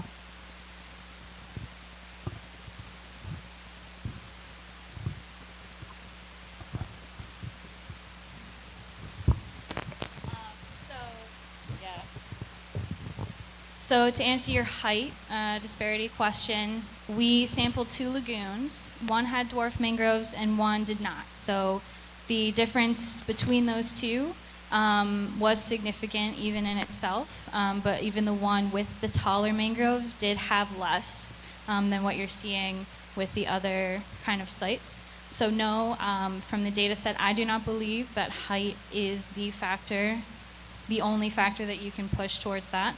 I think with lagoons, it has a lot to do with hydrology. So mangroves are ecosystems that accrete constantly based on a lot of things, but flow and sediment supply is key to having them really survive and accumulate carbon over time. And when you have lagoon ecosystems compared to, the riverine systems get constant sediment delivery, they have constant flow, but with the lagoons, it's on a much lower scale. They may not get flushed as often. And they could be more nutrient limited, they could be more limited in other things, and they're just not getting that supply to actually accumulate as fast over time. And the preliminary data that we got for the carbon sequestration values do show that the riverine sites that we sent accreted at 3 times the amount as either the key sites or the lagoon. So I think it has a lot more to do with hydrology than anything. And for the second question, I believe you mentioned more about the progression in age and all of that. Am I sure that we didn't undervalue? Now, am I positive on anything? No. And the point of that is because Belize, you have fantastic mangroves and you have a lot of them, and there's, pretty great for as many as you have. Now, we sampled 10 sites and we tried to get as much variation as possible so that we can try and to explain those differences, and we can try to drill down and say, okay, if someone's interested, say, I have this mangrove ecosystem in this private land that I'm trying to conserve, and these are the characteristics that define it. Can you help me get more of an estimate for its potential carbon value? So am I sure that this is the most comprehensive that you can do? No, because it was 10 sites along almost 58,000 hectares. But I am fairly confident in the values that were presented today, and the fact that we are undervaluing just a little bit on purpose based on IPCC reporting. You can only include the top 1 meter of the sediment. But what I didn't include here is that if you include all the sediment carbon that I found, or that we found below that 1 meter, your carbon stock goes up to almost 35 teragrams of carbon for mangroves in Belize. So that's a 9 teragram jump, 9 million metric tons more, just by including more sediment into your values. But IPCC, reporting has to stop somewhere. So that's what you will use in your implementation. I hope does that answer? Great. We have another question to the back. We have two more questions, and two to the back and one to the front. Good morning. But I think your last statement really underscores the importance of what the minister was talking about, of the age. The older the mangroves, that thick layer below that 1 meter is probably larger. So it shows you the amount of additional carbon that is being sequestered under that 1 meter that the IPCC is focusing on. So I think that is very important for us to be able to, one, get a better assessment of what is our actual stocks of mangroves across the entire country and across the various different habitats. Definitely there's opportunity for us to scale up a lot of what is being done because yes, it's giving you a good estimate and it's very good that you have tailored it to Belize. But if we can add a lot more sites and a lot more data, and I know it comes with a lot of resources, that would really help us to better inform and better take informed decision making that comes at the ministerial level and at the national level. Yes, absolutely. And I will never say no to more fieldwork. So if you want more sites, we can make more sites happen. But also, I mean, you have to look at all the patterns too. Age is so important, but you also have dwarf mangroves that are, you know, several hundred years old in those lagoon systems that don't have that really deep carbon stock in those deeper levels too. So it's a lot of factors coming together, but I absolutely believe if I, you know, we could rely on the historical information of Belizean partners to know how old each section of mangrove could be, that'd be great. Just a gentle reminder to identify yourself by name and organization for our recording purposes when making a comment or observation. Thank you. Okay, good morning, everyone. Hannah, thank you for the presentation. My name is Joaquin Urbina from the University of Belize. So I'm interested in the estimation of the carbon stock you mentioned. You tailored I'm assuming you derived some kind of equation or formula to tailor it to Belize's situation. Now, you also mentioned about the combustion method versus, I didn't quite catch the other part, and so if we were to, let's say, have in-country an elemental analyzer, what would be your recommendation in terms of the pros and the cons of having one? Because you mentioned that we would still need to send samples abroad for that kind of analysis. But if we were to acquire one here in country, then what would you recommend in terms of moving forward and obtaining more accurate data in terms of carbon stock? Thank you. So the combustion method is called loss on ignition. And what happens is you take a small sample of sediment, you put it into a muffle furnace, and you combust it at 450 degrees C for 6 hours. And what this does is it just burns off anything organic in the sample at all. So what you're left with at the end is only inorganic material. And you can subtract that weight, that final weight, from the first weight before it went into combustion, and that'll give you the percent of organic matter that was lost. That's percent organic matter, any organic material that's in the sample at all.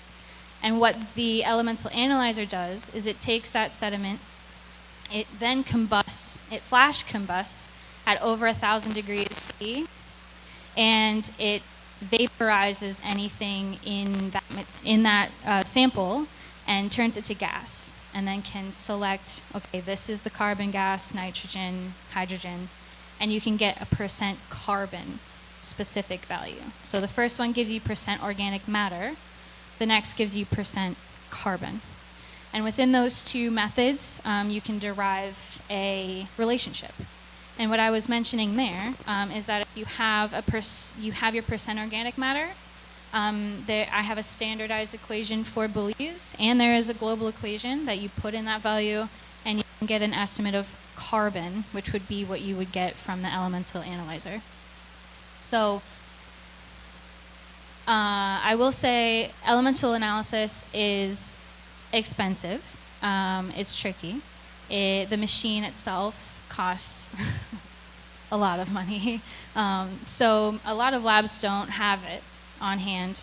So when you send it out, I mean, a lot of people have to send that away.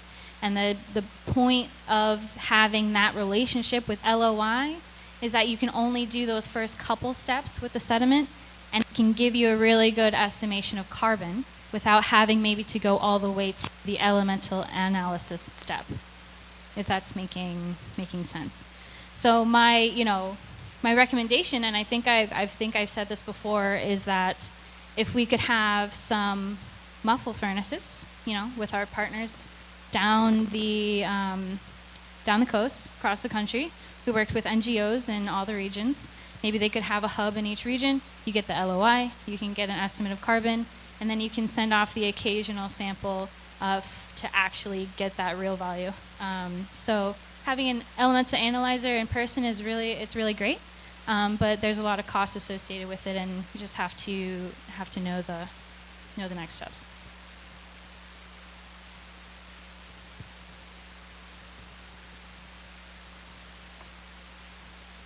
Collaborated in a way with BAHA, the Belize Agricultural Health Authority, because I do believe they have a flame spectrophotometer and a gas chromatograph, and they've had it for donkey years before it was even called BAHA. It was called the Vet Lab.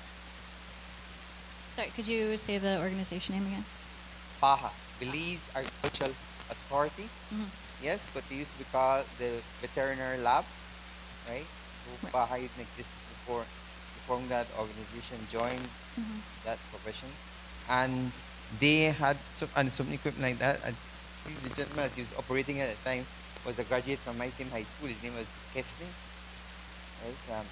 So I don't know if that machine is no longer functional, but I was there like at least 20, 30 years ago. I haven't personally worked with them in this project or others, but you highlight the importance of talking amongst ourselves to figure out what's actually in country. A lot of the times, it's best to have hubs for certain things instead of replicates really close by. So figure out the machines that each other has, and we can use them. Well, the other thing is I live here. And these days I'm a journalist, right? But back when I was in junior college, I interned at the Vet Lab. So I've known the people there for quite some time. And this is what I'm telling you, I do know that I haven't seen a machine there, all right? Though it was like maybe 20 years after I graduated high school. On another matter, my foundation in chemistry was in the sugar industry. And what we find convenient to do there is that you do use gravimetric analysis to calibrate an optical instrument, all right?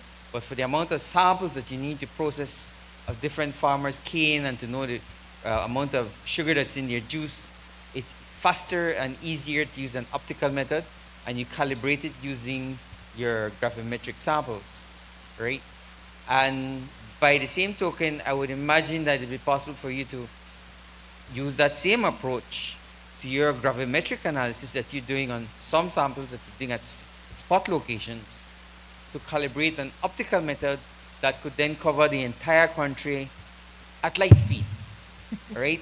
A couple of years ago, right during COVID pandemic, some people from the Rocket Propulsion Lab of NASA did a presentation in a workshop that was presented virtually online because we weren't meeting in public at the time. And what those researchers were showing us was they have Landsat imagery dating back like 60 years to when the very first Landsat was launched, all right? And well, the resolution and quality of the images varies depending on how old the images are, but that it covers the entire world. And that you can use this imagery, which then is recorded in a whole lot of different wavelengths, all right, that can look below the surface of the water or the earth, all right? And providing you can calibrating use an on-site method, all right, for what you see now in real time, you can then use that imagery to extrapolate of what it was like 60 years ago, 40 years ago, as far back as the Landsat imageries go. All right, and Ms. Pu, didn't you participate in that online workshop? I seem to recall your presence. Do you remember that one with Rocket Propulsion Lab from NASA? When in terms of the type of analysis we're trying to get here is the organic content for the carbon. So the methodology being utilized by, say, Baja is something different. That's more looking at environmental health, pollutants and so forth. No? So the technique is much different than what Dr. Morissette is talking about. Yeah, and in terms of mapping, of course, we've used all kind of instruments, satellite, LiDAR, to get at those, geo engine, Sentinel-2, to map the ecosystems, no? Yeah, so the technique is a bit different than based on the information that we are trying to get at.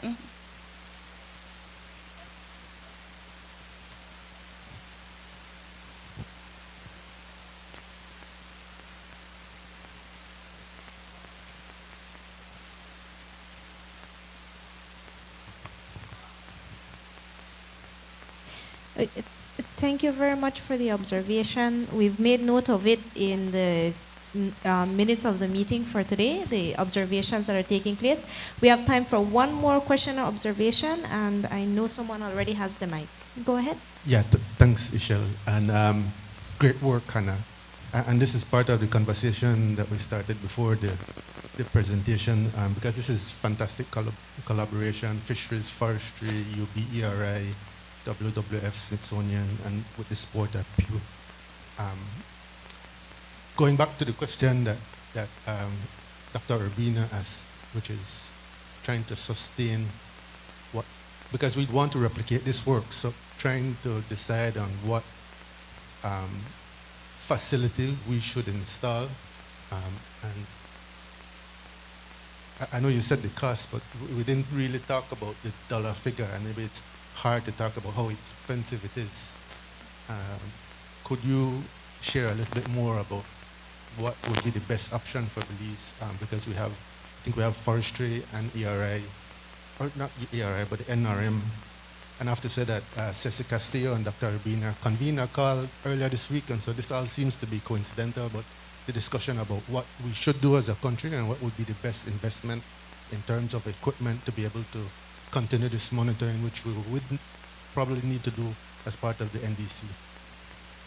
I will reiterate what I said in that meeting earlier this week in terms of encouraging you to speak with and work with the Forestry Department. They are, building through that soils lab, and I think we should look to them for some support on that if you want to move forward in that direction. And also, as I mentioned earlier, I would love to see, the great thing about the soil carbon is that it doesn't need to be monitored every month, every season, every year.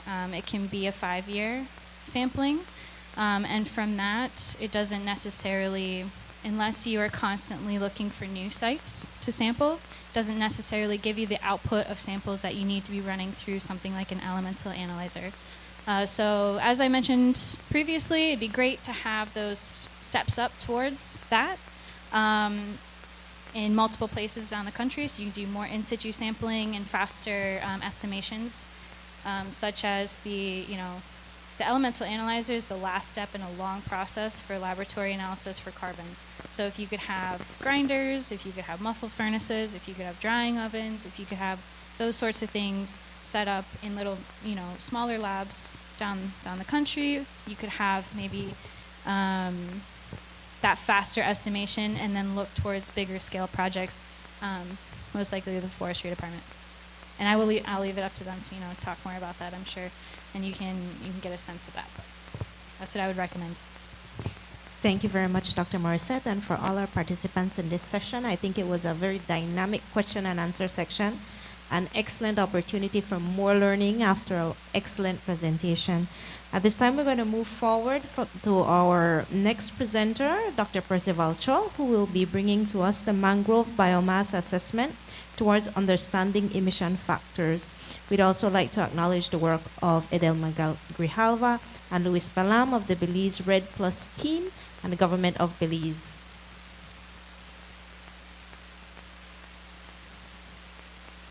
Thank you, Michelle, and good morning, everyone. Actually, I have two co-presenters who are coming up, Florencia and Luis. So thanks, Hannah, for that presentation. I went through the paper. It's very comprehensive. The presentation this morning by myself and two colleagues from Forestry Department is more on the practical side. So this sort of looks at the question of how do we then incorporate the blue carbon data into the greenhouse gas inventory.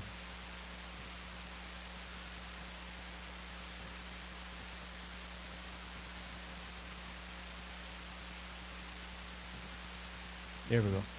All right, so just a quick clarification. I'm no longer with the government department, the Forestry Department or the ministry.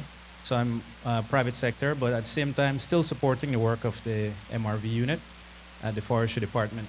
It's sort of a lifelong work, and it's kind of difficult to just watch it go. So I need to continue to support and nurture where possible. So the team members involved in the survey throughout Belize include Florencia Guerra, Summit Betancourt, who is off, I think, in Bonn under an internship, Luis Balan, Edalme Romero, and Mercedes Carcamo, as well as the infamous Louis Usher. So the presentation for this morning is really just to look at what are the objectives for now incorporating the greenhouse gas inventory data using the blue carbon approach, the blue carbon results. Just to go over the sample design of what the department has used in its sampling across the country, and then looking at the field methodology that was undertaken specifically for mangroves, and then presenting some preliminary results. We're still collecting data, so this is not final like Hannah's data set, but it's still on the way. But we do have some preliminary results that we want to present. And then a discussion of how to integrate the blue carbon data into the GHG inventory. And this has to do with the land use change scenarios and looking at the gain loss method and how to calculate the difference between land uses. And then we'll follow up with some next steps. So the objectives of what the unit has done over the years, starting back in 2018, is really to collaborate with the NCCO to carry out the national greenhouse gas inventory of all sectors. In the case of the MRV unit in the Forestry Department, the sector of focus is obviously the AFALU sector, so the forestry and other land use.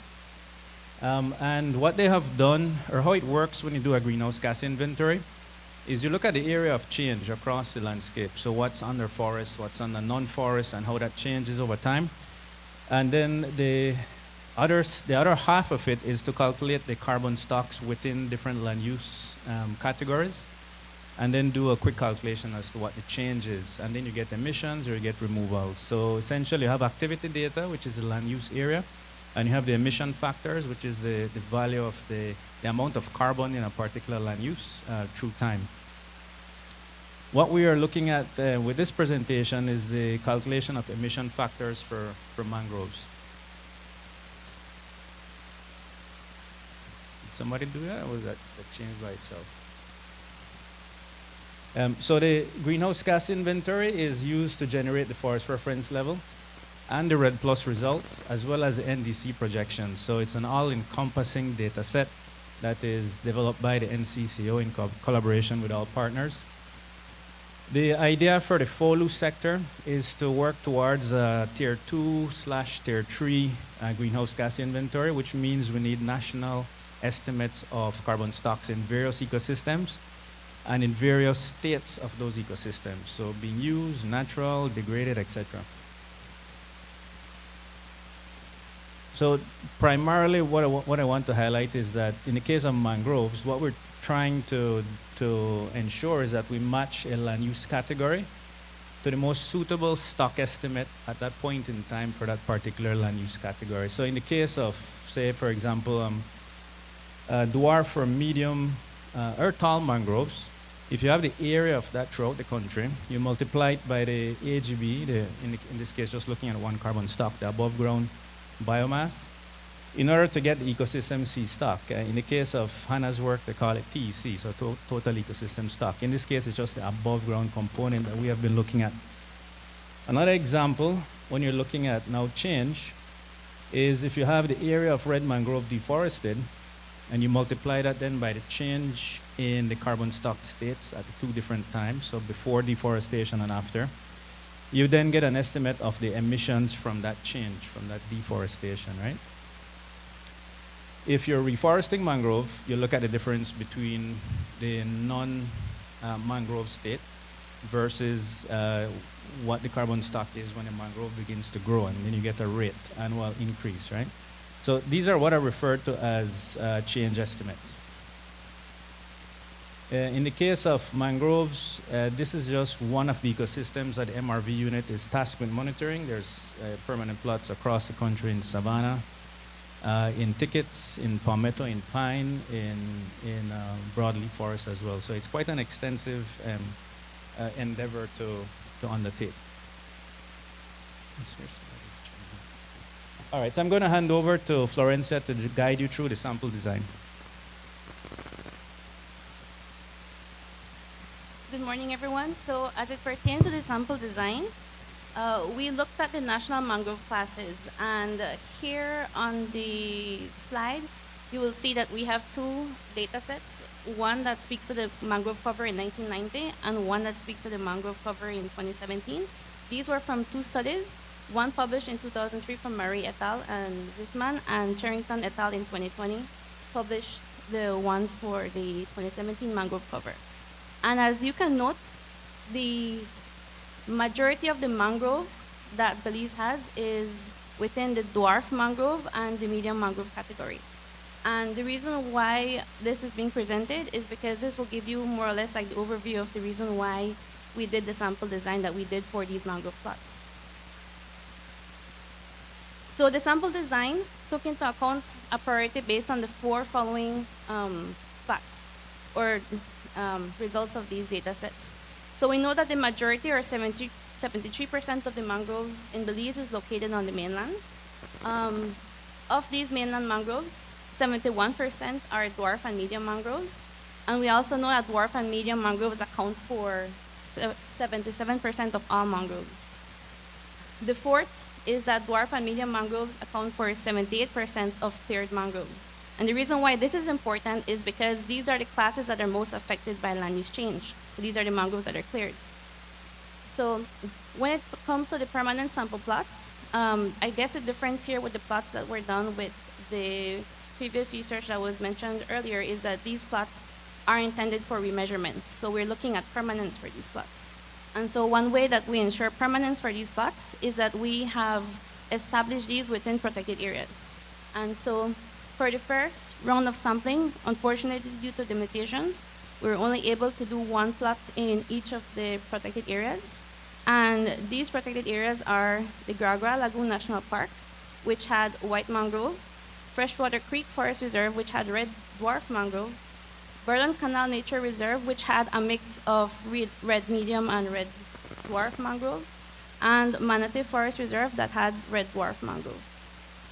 And so since the focus was on developing emission factors for both the dwarf and medium mangroves, which account for the majority of the mangroves that Belize has, these form homogeneous stands in terms of the density and the height. And so an easier method of above ground biomass estimation was developed. And this was compared to the Pew Smithsonian method in one of the plots. And this was for the plot that was established at Freshwater Creek. In the other 3 locations, the new local method was used. And so here we see the PSP locations within the 4 protected areas. So we have Freshwater Creek, which, as I mentioned before, is red dwarf mangrove. Burlon Canal, which is a mixture of the red medium and red dwarf mangrove. We have Manatee, that was red dwarf mangrove, and Gragra Lagoon, which had white mangrove. And so I will have my colleague present on the methodology so you can see the differences between the two methods.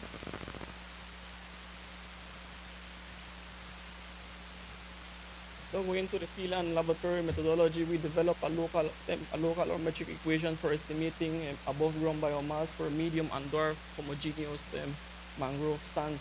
We did it at a stand and not at an individual by tree like opposed to other like UV does it by estimating biomass by tree. We did it at a stand level. In each 100-meter transect, we have 5 subplots. Each subplot measures 1 by 2 meters and is positioned at 20 meters apart. In each 1 by 2 meters, we collected the DBH height of all plants that were within the sample area. All plants were separated then by crown, stem, and prop roots, and weight was recorded. Propolis was also weighed. A representative sample of each plant component was extracted and placed inside a Ziploc bag and also weighed in the field. So this sample was taken to the lab and weighed in a high precision calibrated laboratory balance and placed in a dry oven and dry until constant mass at 80 degrees Celsius. We have some field pictures. The picture to the left is depicting the DBH measurement, and the one at the center is the sample area that we collected the all above vegetations, and the one to the right is that we are the one weighing the samples from the sample area. So we pass on for results. Thanks, Louis. Just also an additional bit of context, since the sampling effort so far for the MRV unit has been focused on the majority and the most abundant mangrove formation, which is red dwarf. As you guys who participated in the field work would know, it's an extensive exercise to collect data from those 6 circular plots. And these red dwarf mangroves, they form this sort of horizontal, homogeneous, and in terms of density and height, stands. And there might be an easier way to measure biomass, and so we tested it out, right? And we're also going to present that.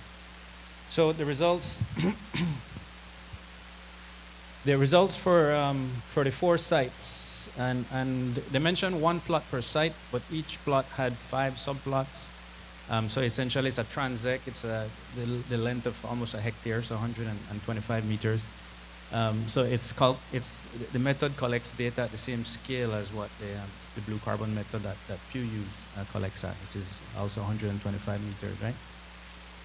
So in terms of biomass in the different components, what the team did was to separate the crown, stem, and pneumatophores and looked at how much biomass is apportioned to those components of the plant. And between the stem and the crown, it's roughly 75% to 25% in terms of biomass. So the majority of the biomass are within the stem. In this case, the stem included the prop roots. They combined the two, right? Of course, it goes without mentioning, we didn't look at anything below water depth or soil depth, right? Since that was being done by Pew, and obviously we don't have that capacity locally. So from the data, what we found out was that there are biogeographic differences between the allometric relationships of stands, mangrove stands at different sites. And this is what Smith and Whelan also found in their assessment in the Florida mangrove stands. But the relationships can also vary by species, obviously. So red mangrove has a different allometric equation, different allometric relationship than white mangroves. I'll show that in just a minute. So it makes sense then to categorize mangroves by type, in this case red, white, and black, of course. And then similar to what Hannah did was to look at the physical features, so riverine, lagoon, and so forth, which we didn't do. So this was strictly by species. The blue carbon method used by Smith and Whelan, which is the inventory method, they prepared an individual tree allometric equation, and from the comparison of the blue carbon methods used in Belize versus the development of the allometric equation, we ran them side by side, basically 10 meters apart, 2 parallel transects, and the estimate of AGB for the blue carbon method was 55 8.2 tons for this freshwater creek transect, plus or minus 13.5 tons. 10 meters away, or sorry, 15 meters away, we ran the destructive sampling transect, and that yielded an AGB of 59.5 tons, plus or minus 22.9. So virtually the same when you take the margin of error into account.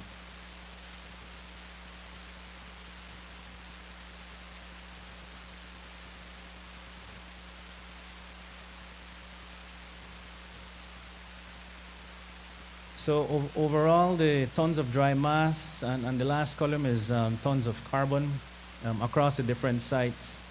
Were pretty much the same. Burden Canal, because I think it had that extra, the one of the plots was in a medium red mangrove, but the rest was in dwarf, had a little bit higher tonnage of carbon per hectare above ground than the rest. But the overall average, which is what I want you to focus on, is 34.79 if you exclude the white stand at Gragura Lagoon, or 33.58 with the stand of white mangroves.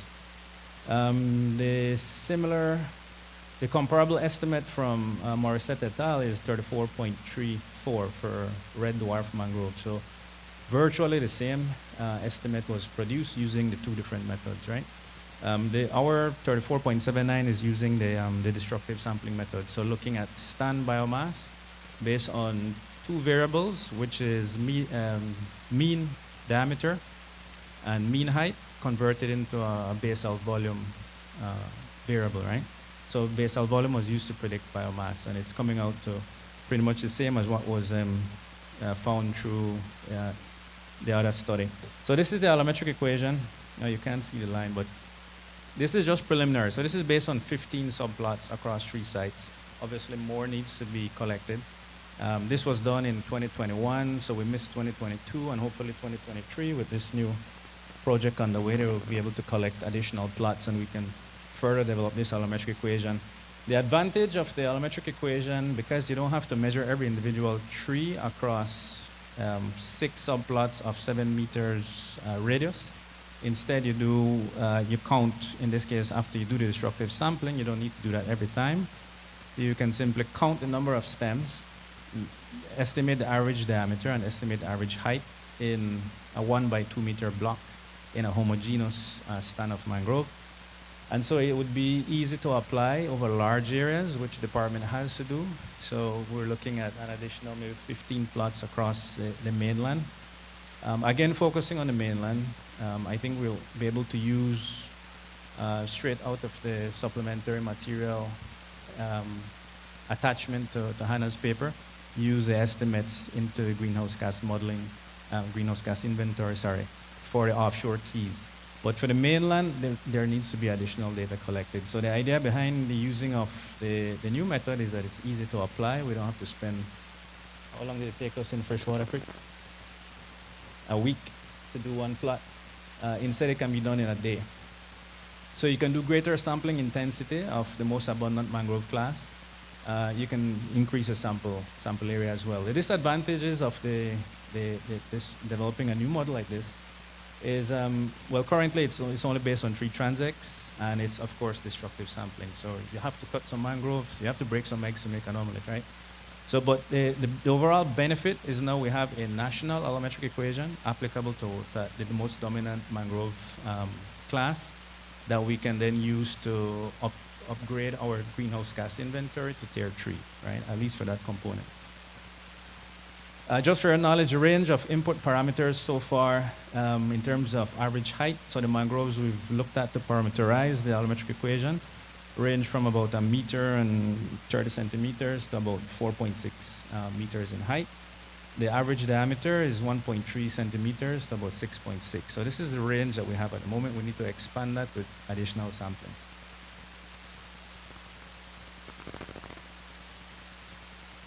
Now, when it comes to using this data, this is the part where it's a bit tricky, because you have mangroves that are cleared, usually cut, and then dumped and filled. So what happens to the carbon in the soil is really the question. Can we use that in the emission factor? I don't think so, not yet. At least the science isn't saying anything about that as yet. So I think additional work is needed there. The carbon locked up in the soil down to 1 meter may oxidize, and I think why the IPCC limits it to 1 is below 1. That's not going to go anywhere anytime soon. But again, the science is still gray in that area. There's very little papers on this about emissions from below mangroves after you clear them. This is compared to, oops, went too far.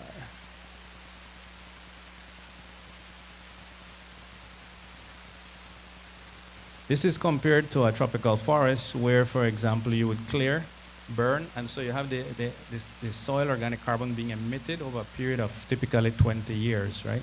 So we don't know what that value is for mangroves or whether it is emitted, but that needs to be calculated. So for the time being, the emission factor for a stand of mangrove, red mangrove dwarf, would be just 34 tons. And that's far less than what we know the ecosystem to hold below soil, right? Moving to the last slide now, I'll hand over to Florencia. So for the next steps, primarily like Dr. Cho had mentioned, we want to continue this PSP data collection, and we want to fine-tune the allometric model for a range of DBH and height for dwarf and medium mangroves, which comprise the majority of the mangroves that we have here in Belize.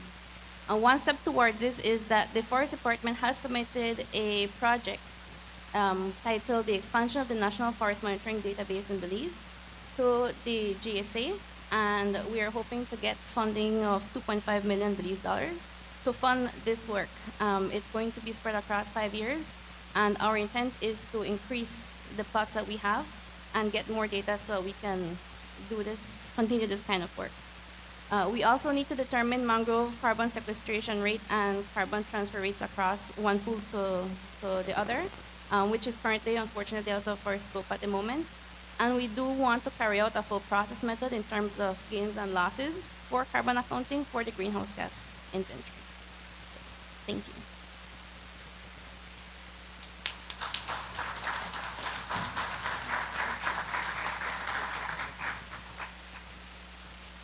Thank you very much, Dr. Cho and his team members. A very extensive presentation, a lot of good data emerging as to where we are. We're going to move right along in this section, and I want to invite Minerva Gonzalez, head of the Landscape Restoration Desk at the Forest Department, to come forward with the presentation for the Belize National Mangrove Conservation and Restoration efforts.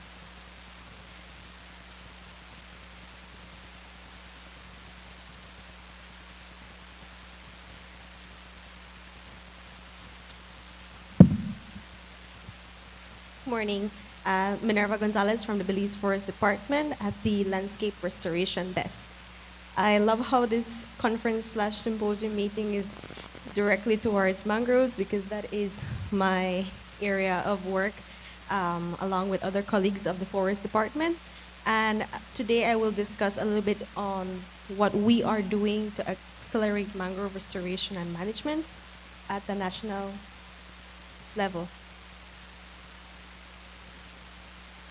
Okay, well, everyone knows where Belize is. We're all locals here today.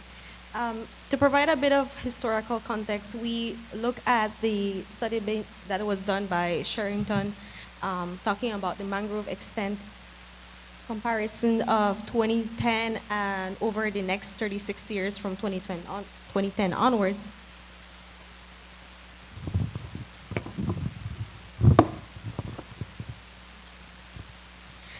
And we talk about how we have lost our mangrove forest cover in the past 36 years, 40 years now. So from 1996 to 2017, we have lost an approximate of 4,100 or 4,100 hectares. And this is attributed to mostly development from tourism infrastructure. And we have seen that this accounts for 5.4% of our total forest cover, or mangrove forest cover. So I think the data from CICEL from 2021 is a bit more updated with regards to the current mangrove forest cover that Dr. Hannah was mentioning at 52,000 hectares. So it's a bit more updated than the Sherrington 2021. But this map here shows an overview of where we have lost our mangroves in the historical context from 1996 to 2017. So what we are doing now, and I love that this symposium is talking about the technical aspects about measuring mangrove forest cover and quantifying that carbon and possibly the value of it as well. At the Forest Department, we have recently launched our National Landscape Restoration Strategy 2022-2030, and this is the direct response towards our restoration goals or restoration promise that we have done through the Bond Challenge.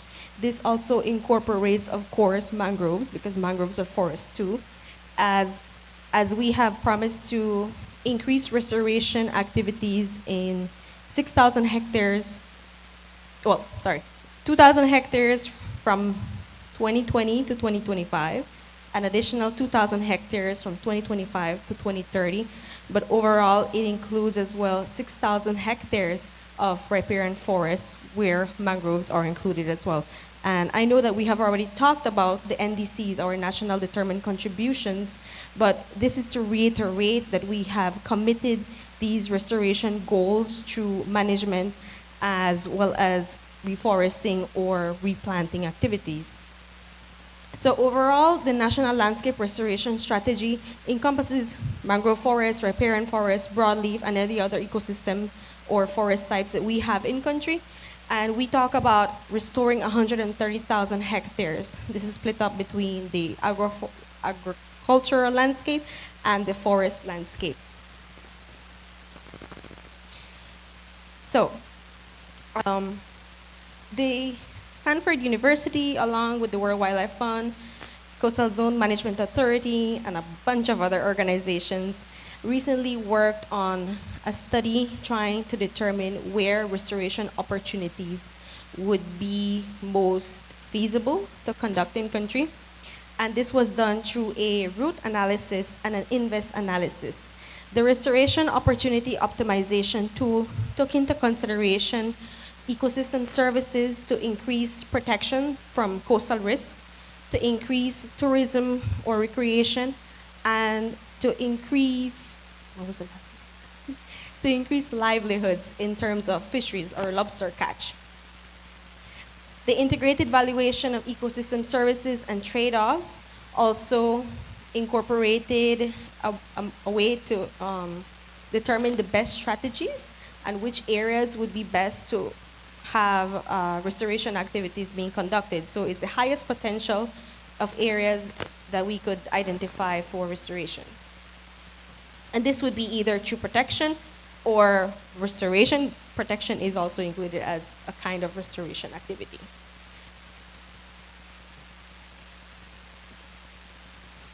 Okay, so the root and invest analysis gave us these results here. This is in a map format, but of course there is the raw data, which is available through the WWF.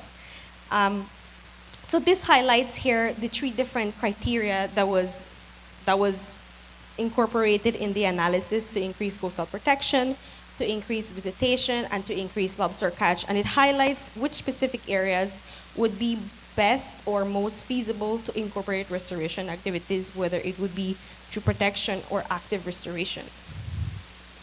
And this would all be dependent on the resources available. So the more resources we have, the more restoration activities could be done, which would further increase the benefits to the public. So it goes from varying hectares or areas, starting at 1,000 hectares, and we can visualize how it goes increasing the benefits from 1,000 hectares, 4,000 hectares, and so forth, going higher and higher. Why I'm mentioning this is because our NDCs, or National Determined Contributions, the numbers that we promised to our NDCs was based on this analysis. And the benefits increase when we have more restoration, more protection, and it would eventually have the best opportunity to have our resources protected. Sorry, it keeps going up. Yeah, so the final one is talking about the best possible scenario. What would happen if we would incorporate all of these restoration and protection measures? But of course, no matter the resources that we have, we still have to deal with our challenges. And our challenges in country vary from unsustainable development, illegal clearing, and having a non-existential carbon market, if I can say it that way. We are working towards this, of course. That would be the best possible scenario, that we would be incorporated into the carbon market so that we can now provide value to the forest, to the mangrove forest, and be able to monetize that so that we can have more benefits, not only for the government, but for the people of Belize, who are the actual stakeholders and managers of these forests. So we have a lot of issues with unsustainable development because it's typical that, yes, we do have our mangrove regulations that protect our mangroves or are supposed to manage the amount of clearance that occurs, but there are many who still do not incorporate these measures and many who still do not follow the legal or the guidelines, and we still have our illegal clearing. Typical example up here. This person probably did get a mangrove clearance permit or a selective trimming permit, but the conditions were breached when they cut down all the mangroves instead of the specified amount in the permit. So I like to say that where there are challenges, there are opportunities, and the opportunities lie in collaborative work. We do have our most updated legislation, the Protection of Mangrove Regulations of 2018, which included further protection of mangroves through higher fines or higher penalties, as well as a fine or, I guess, an equivalent monetized value for restoration activities. So if the person who has a clearance permit breaches the conditions, then they can be fined by the courts to provide some sort of monetary compensation to carry out restoration within that same area or another area identified by the government.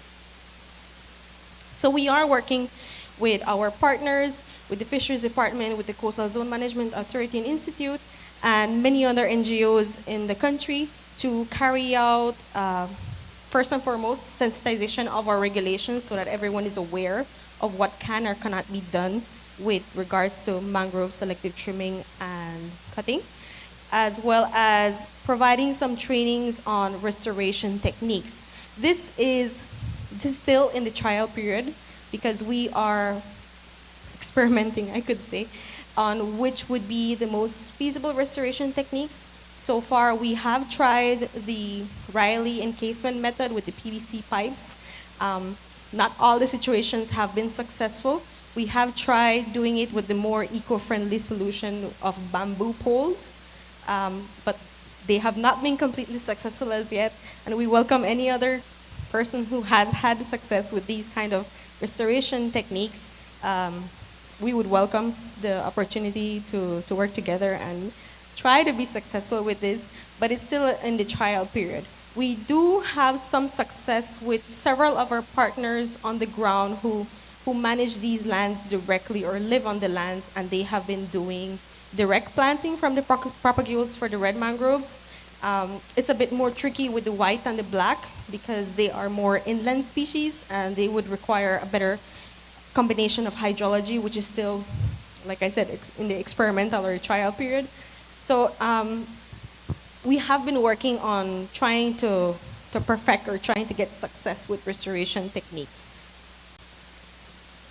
Oh, the set of images at the bottom is the successful example that we have had down in the south with David Hilme at the Keep. Other opportunities that we have is the collaboration that we have within the Belize Mangrove Alliance chapter.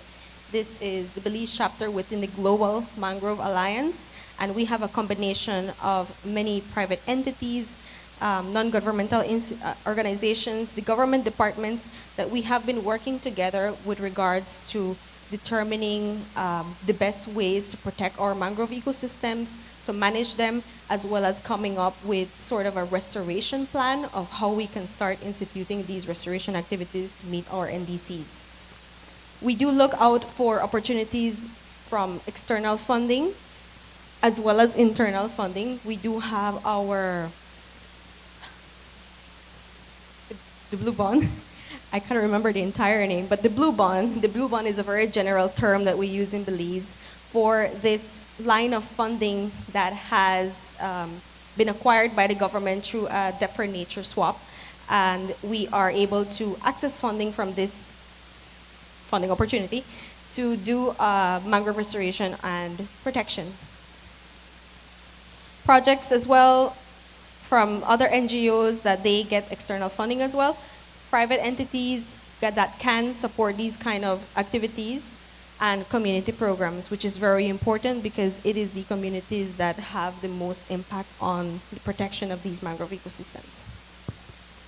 Other support for protection and restoration, okay, well, I just mentioned the Blue Bond, but we have also under the Blue Bond, we have also been instituting the increase of size of the marine protected areas that are to be legally enforceable by the Marine Spatial Plan. The designation of public lands within the Belize Barrier Reef Reserve System as mangrove reserves. We recently completed this commitment under our Blue Bond. It was to incorporate public lands as mangrove reserves, so we now have a standard, an SI, that will legally protect our mangrove reserves under these different areas in the Belize Barrier Reef Reserve System. Okay, well, I talked about this a little bit earlier on, about the increased fees for the application, for the permits, and for the fines if you are found illegally cutting mangroves. And it is a fine of up to $25,000 at the court or 12 months imprisonment. And it also incorporates penalties to pay for restoration activities within any permits that are breached, any of the conditions that are breached. And we circle back to the study from Dr. Hannah Morissette and team. And I'm glad now that I've learned a little bit more from that study there, because now I can stop referring to this study as it's ongoing, it's ongoing. I keep mentioning that in other conferences that this is an ongoing study to determine the amount of carbon that we have in countries, and now I can put a number to my presentations. So we now have the quantified carbon sequestration that is being done by our mangrove forests. Yes. Okay, so that's it for my presentation. Thank you very much.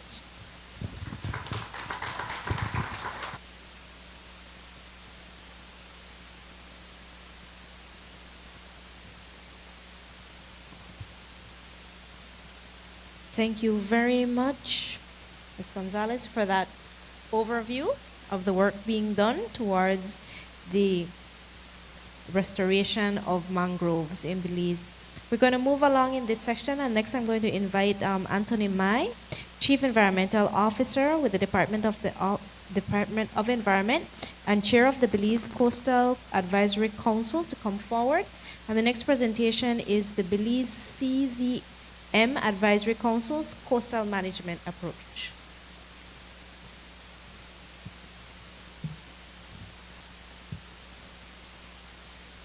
Good afternoon, everyone. I was asked to give a brief presentation on the Advisory Council at the Coastal Zone Management Authority. Again, I would like to thank the organizers of this event for the platform that is given to me to be able to highlight the importance, in fact, the role, the function, and the importance of the Coastal Zone Management Advisory Council. Again, this institution is very important for the development of the coastal zone in Belize.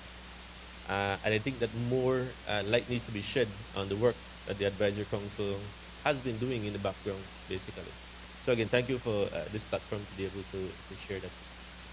Next slide, please.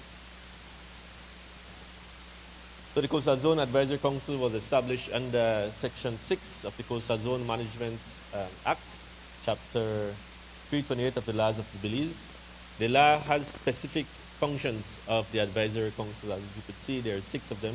It says the Advisory Council is to advise the Institute in terms of the Coastal Zone Management Authority and Institute on the technical and other related matters. It is to advise the Institute on any matter with a view of enabling the institution to perform its function.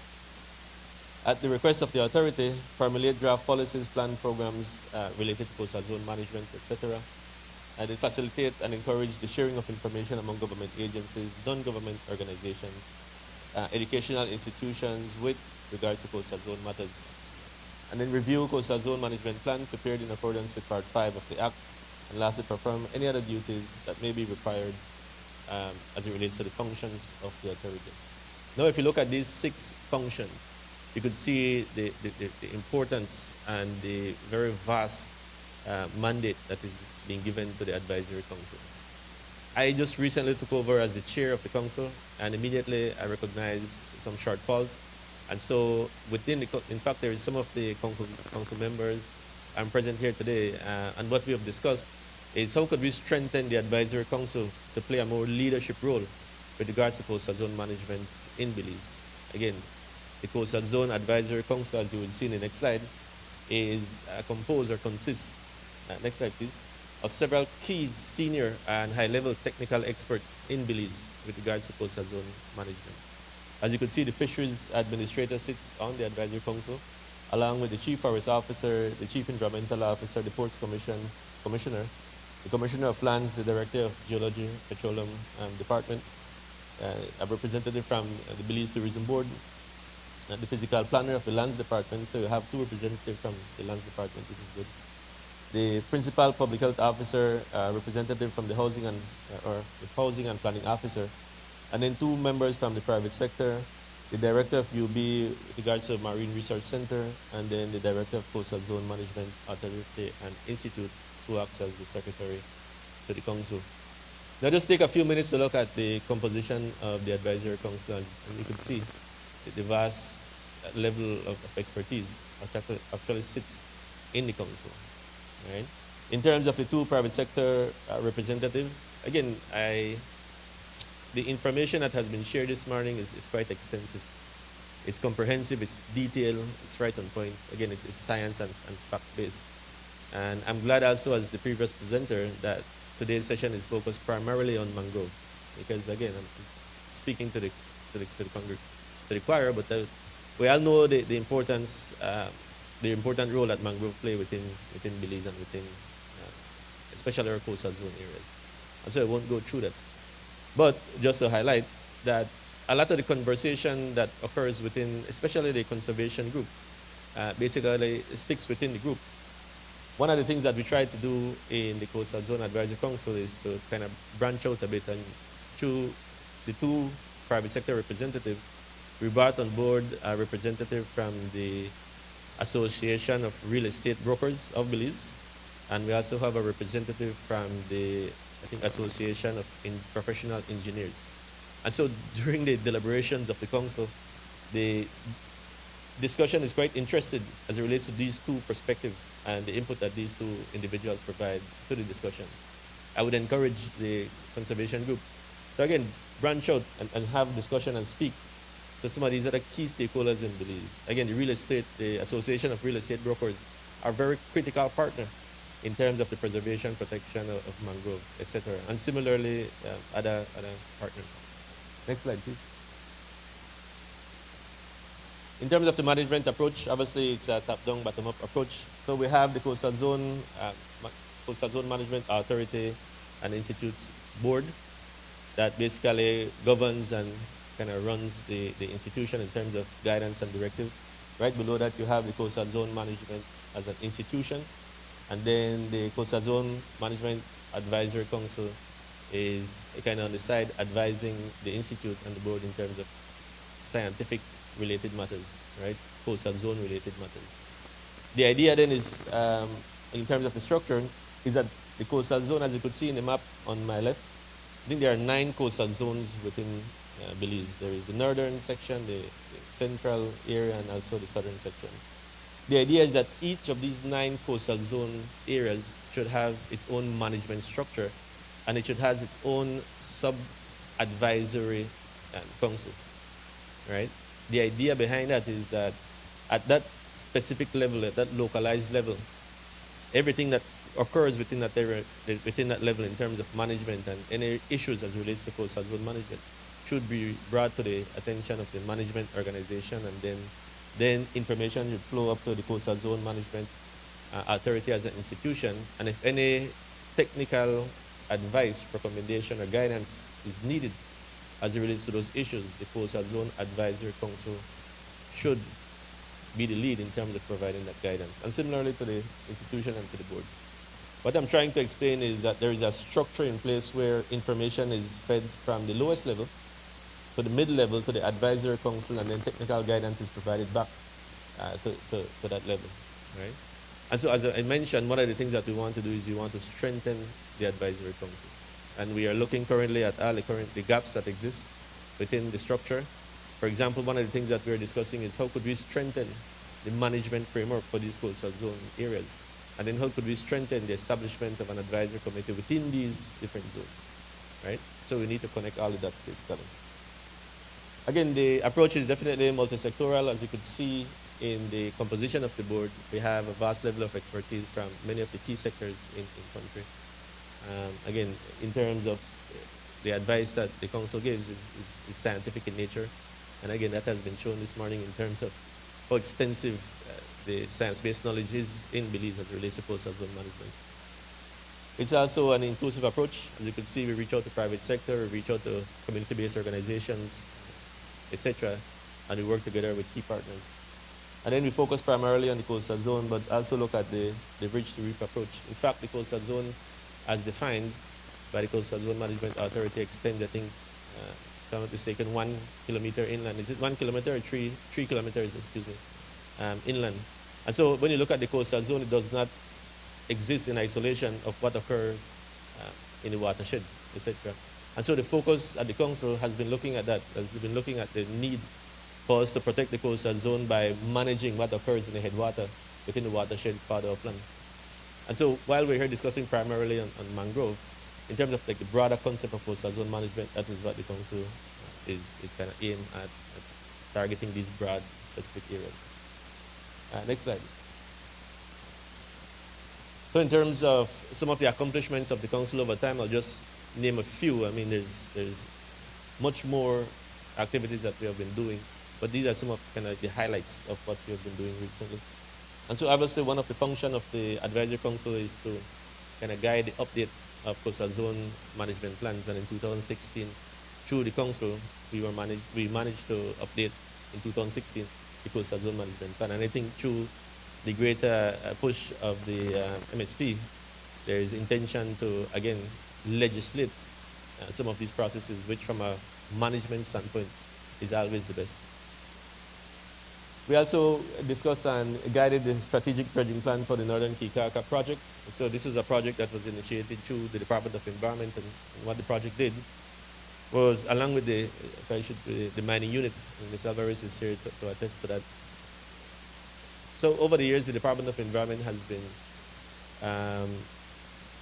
we have received requests for dredging in, again, Kikaka and all over Belize, but we realized that the dredging operation were happening kind of haphazardly.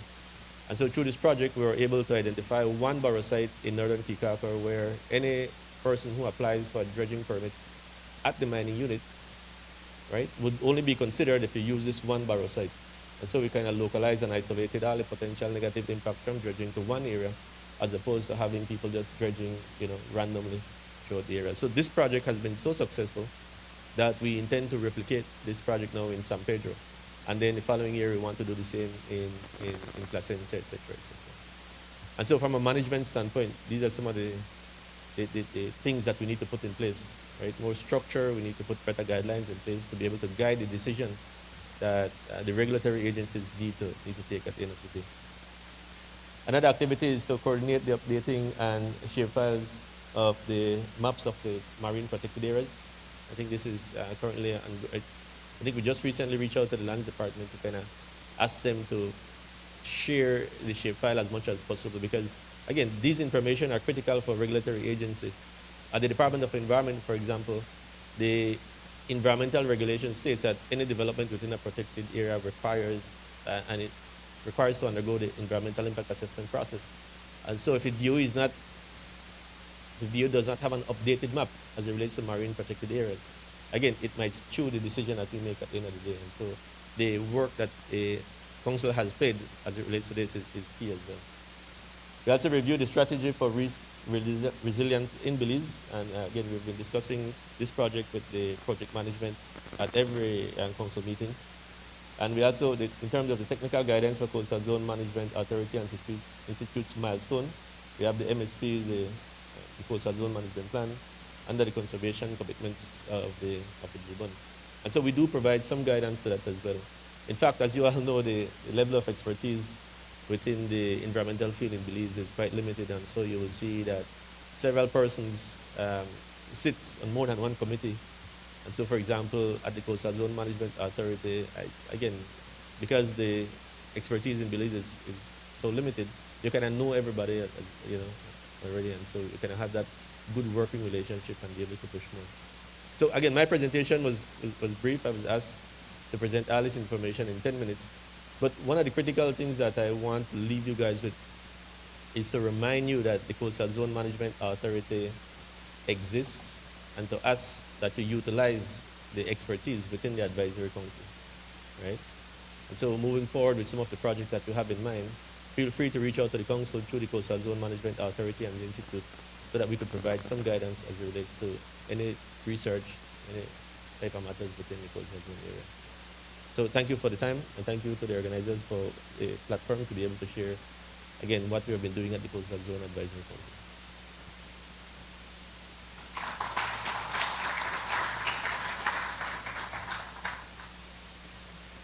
Thank you very much, Mr. Mai, for that overview of the Coastal Zone Management Council. At this time, we do have a few minutes. We are able to take maybe 1 or 2 questions before we break for lunch. So if there's anyone who has a pressing question, observation, or comment based on any of the 3 presentations that we have, I have right in the front.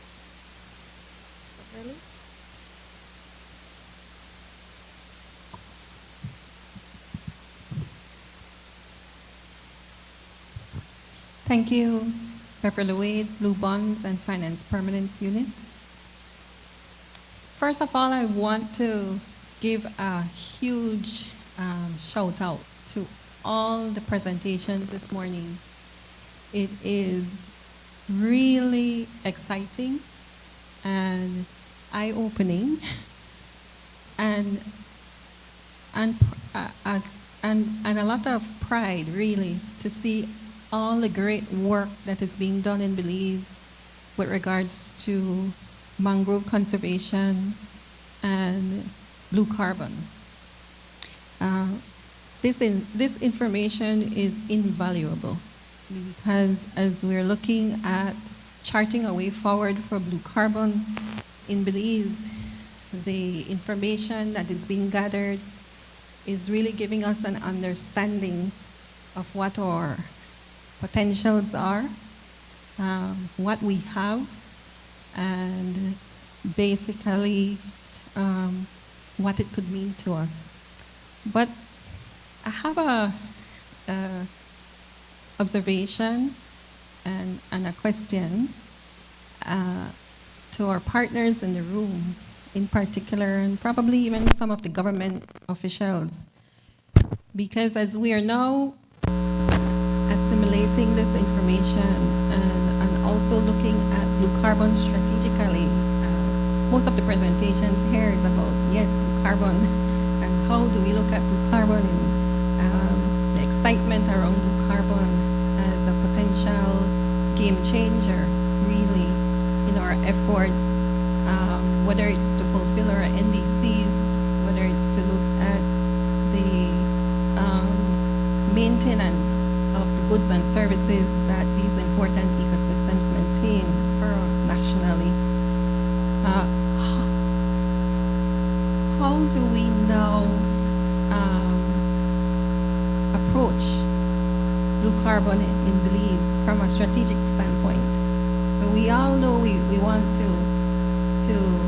achieve two main things. One is to maintain the functional integrity and the health of these very important ecosystems. And secondly, what we want at the end of the day is to also see how we can now translate this natural asset into the best opportunities in terms of its value. So as a government, now that we're thinking about the monetization and the marketing of blue carbon in Belize, there's some trends that are happening globally when you look at carbon trading. And so I want to have your thoughts on strategy, on approach, because while the end game is to have healthy mangrove stands in Belize for the various reasons that the presenters presented this morning. But what is that approach? And that's important for us, especially all our agencies, but agencies like the Blue Bond Unit, who's now looking at how do we get the best value for blue carbon, for carbon in Belize. Do we now approach, because there's a big thinking why we should now go and protect all these mangroves as a first objective or first thing that we need to do. But there's some observation also on the market with regards to value for that carbon and value as a protected area versus a non-protected area. And I think that's the conundrum that we're really faced with. You understand? We're not saying that protect, but how do we approach it strategically? Because I was having some good discussions this morning, and maybe my colleague also from FICES could weigh in, because they're looking at it from a regional standpoint also. And is it that we should now strategically look at our approach to it? Because one, we're promoting trading blue carbon, and on the other hand, we're saying let's expand these areas. That is what we want. But maybe we should look at the key objective, which is to effectively manage these areas, and which might not necessarily be circling them into a protected area. What does that mean to us?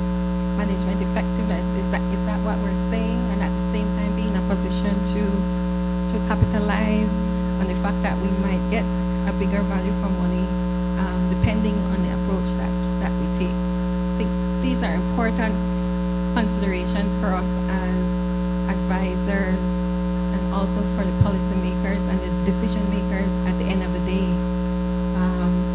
as we approach this asset and this new exciting potential.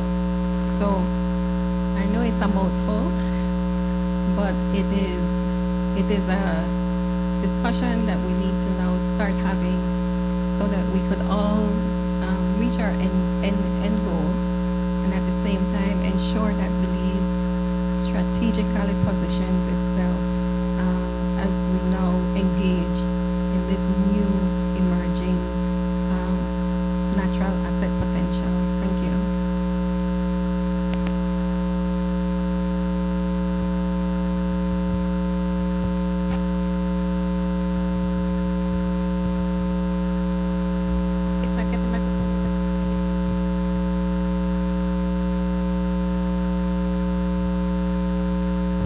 Thanks, Beverly. Those were some very, very valid points raised.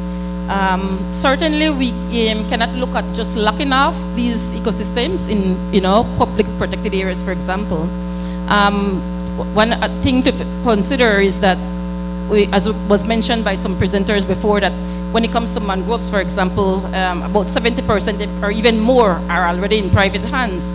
That begs the need for us to think outside the box on how we can effectively engage these landowners to think of green design if they want to develop their land, for example. How can they have conservation easement? How can they protect those areas and look at ecotourism, for example? And then we also have to look at the community needs and how local communities can benefit from these ecosystems, the capacity building, the raising of awareness, so they can then be champions ambassadors for these ecosystems at the local level too. And then we have to think about the national policies that the government is interested in creating this national carbon strategy. And I don't know if there's anyone here from the government that can speak to that, but I think we have to look holistically at all these opportunities and how we can bring them together and allow for a win-win at a broader level. Right? Thank you.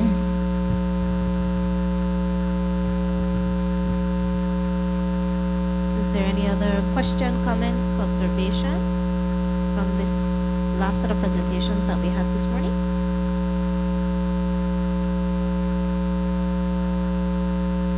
If there isn't, I want to congratulate you all on an excellent morning. Dynamic speakers, excellent information presented. I think it sets the tone for the work that we're hoping to accomplish. And we're going to take this opportunity now to break for lunch. Lunch is going to be served in the Queen's Room, which is just beyond the two glass doors. So we're going to come all the way out just beyond the two glass doors.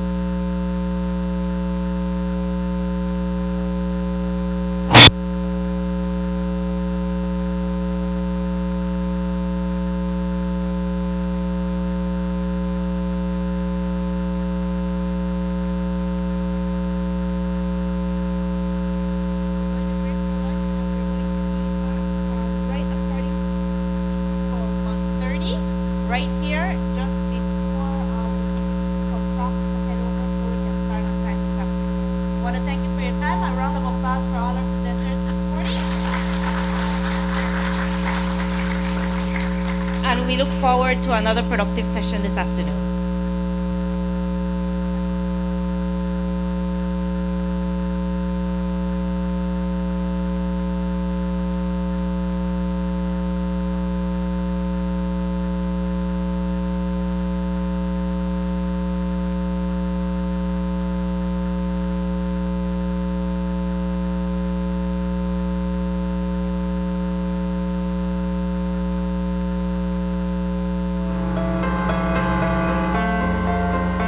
Mangroves and seagrasses, two of Belize's natural ecosystems,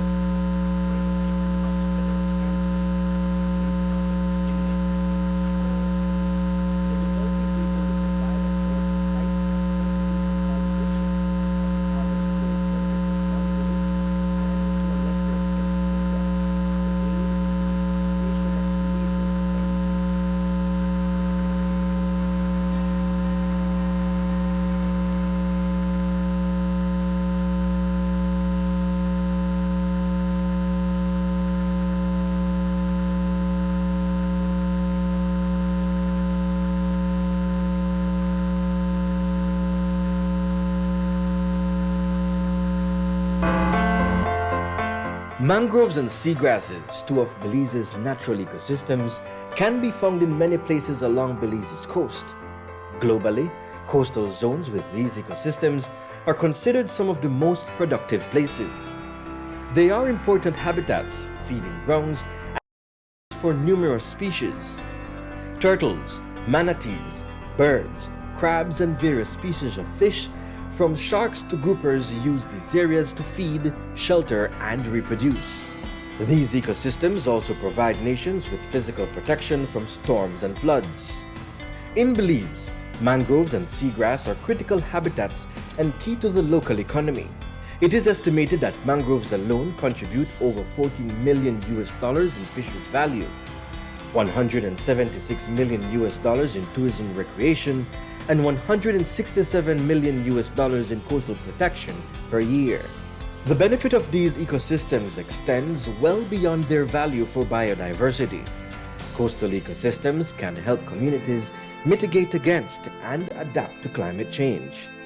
Mangroves and seagrasses are natural carbon sinks, meaning they take in carbon dioxide, a greenhouse gas that is rapidly increasing due to human activities, and lock this carbon away, incorporating it in their tissues, roots, and soil. Mangroves such as these take CO2 out of the atmosphere. They extract it, it goes into biomass, and then some of it goes into soils where it can be stored for thousands of years. By removing carbon from the atmosphere and providing climate adaptation benefits, these ecosystems can play a role in global efforts to lessen the impacts of climate change. They buffer shorelines, they help stabilize sediments, and so as a result, they are nature-based solutions to climate change, and countries can include them in climate response policies such as the Paris Agreement.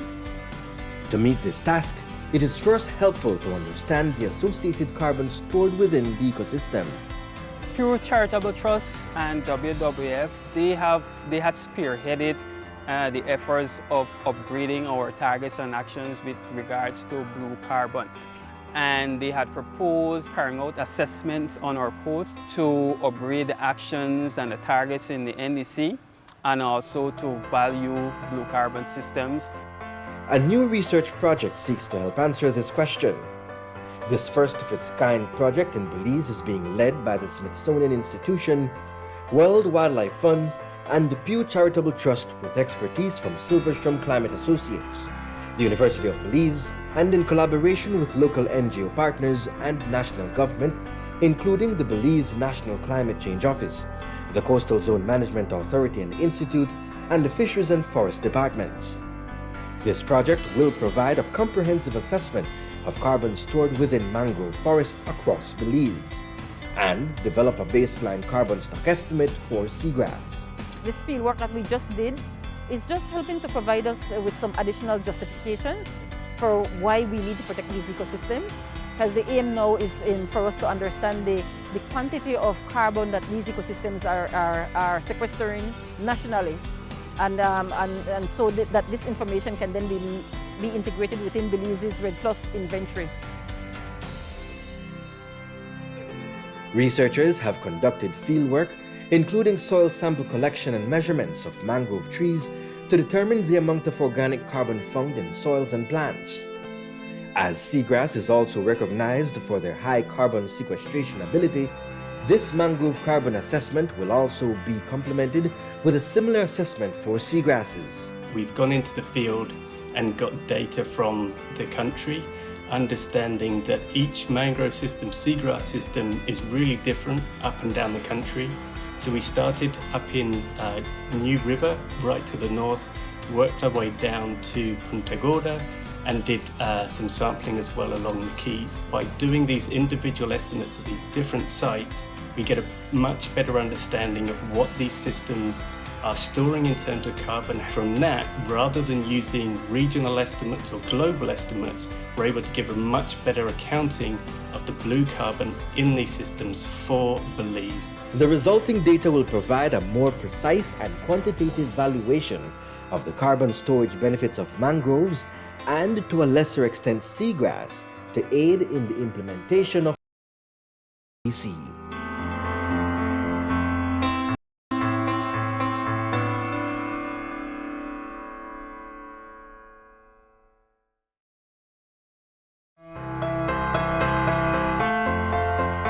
Mangroves and seagrasses, two of Belize's natural ecosystems, can be found in many places along Belize's coast. Globally, coastal zones with these ecosystems are considered some of the most productive places. They are important habitats, feeding grounds, and nurseries for numerous species. Turtles, manatees, birds, crabs, and various species of fish, from sharks to groupers, use these areas to feed, shelter, and reproduce. These ecosystems also provide nations with physical protection from storms and floods. In Belize, mangroves and seagrass are critical habitats and key to the local economy. It is estimated that mangroves alone contribute over $14 million in fisheries value, $176 million in tourism recreation, and $167 million in coastal protection per year. The benefit of these ecosystems extends well beyond their value for biodiversity. Coastal ecosystems can help communities mitigate against and adapt to climate change. Mangroves and seagrasses are natural carbon sinks, meaning they take in carbon dioxide, a greenhouse gas that is rapidly increasing due to human activities, and lock this carbon away, incorporating it in their tissues, roots, and soil. Mangroves such as these take CO2 out of the atmosphere. You extract it, it goes into biomass, and then some of it goes into soils where it can be stored for thousands of years. By removing carbon from the atmosphere and providing climate adaptation benefits, these ecosystems can play a role in global efforts to lessen the impacts of climate change. They buffer shorelines, they help stabilize sediments, and so as a result, they are nature-based solutions to climate change, and countries can include them in climate response policies such as the Paris Agreement. To meet this task, it is first helpful to understand the associated carbon stored within the ecosystem. Pew Charitable Trust and WWF, they had spearheaded the efforts of upgrading our targets and actions with regards to blue carbon. And they had proposed carrying out assessments on our coast to upgrade the actions and the targets in the NDC, and also to value blue carbon systems. A new research project seeks to help answer this question. This first-of-its-kind project in Belize is being led by the Smithsonian Institution, World Wildlife Fund, and the Pew Charitable Trust with expertise from Silverstrom Climate Associates, the University of Belize, and in collaboration with local NGO partners and national government, including the Belize National Climate Change Office, the Coastal Zone Management Authority and Institute, and the Fisheries and Forest Departments. This project will provide a comprehensive assessment of carbon stored within mangrove forests across Belize and develop a baseline carbon stock estimate for seagrass. This fieldwork that we just did is just helping to provide us with some additional justification for why we need to protect these ecosystems, because the aim now is for us to understand the quantity of carbon that these ecosystems are sequestering nationally, and so that this information can then be integrated within Belize's REDD+ inventory.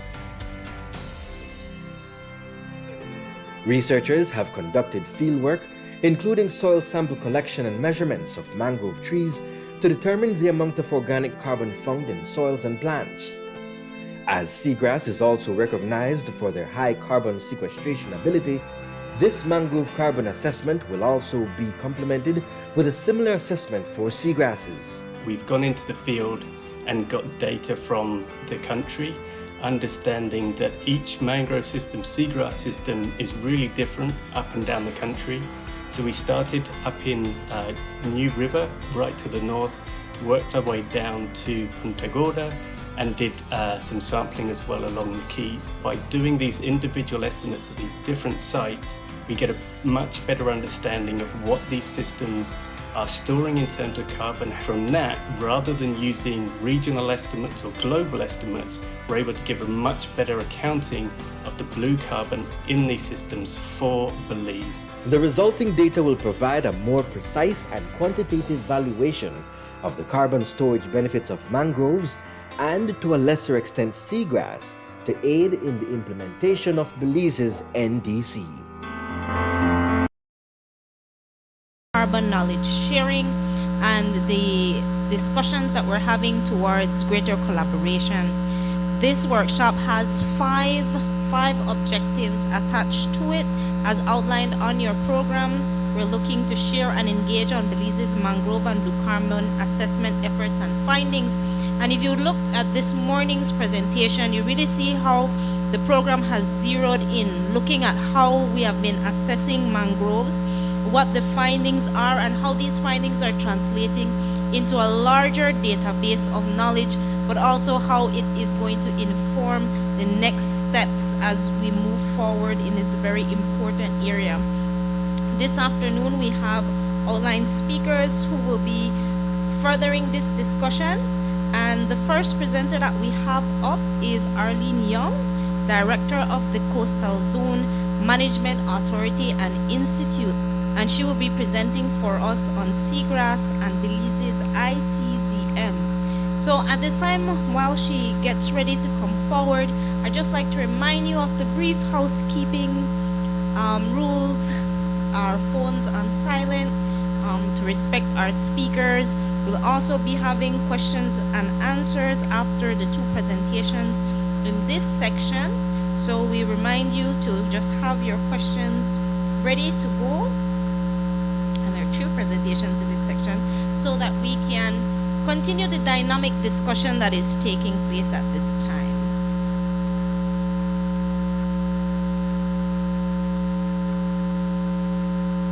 Thank you very much. Ms. Arlene, the time is yours.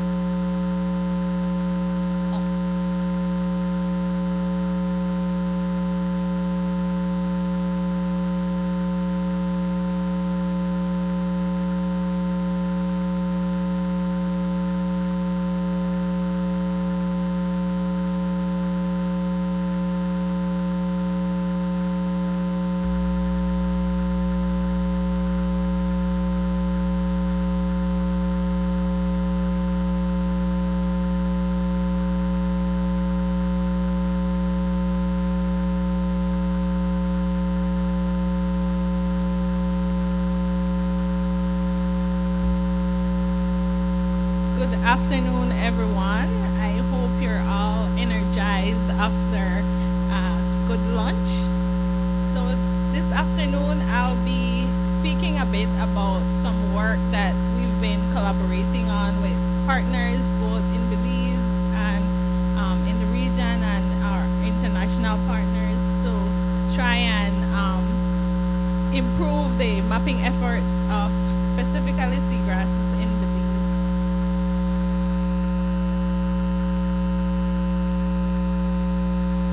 Just a quick introduction, some of the mapping work, the habitat risk assessment that was recently done for the interim integrated coastal zone management plan, a quick overview of some of the more recent seagrass studies, and some next steps.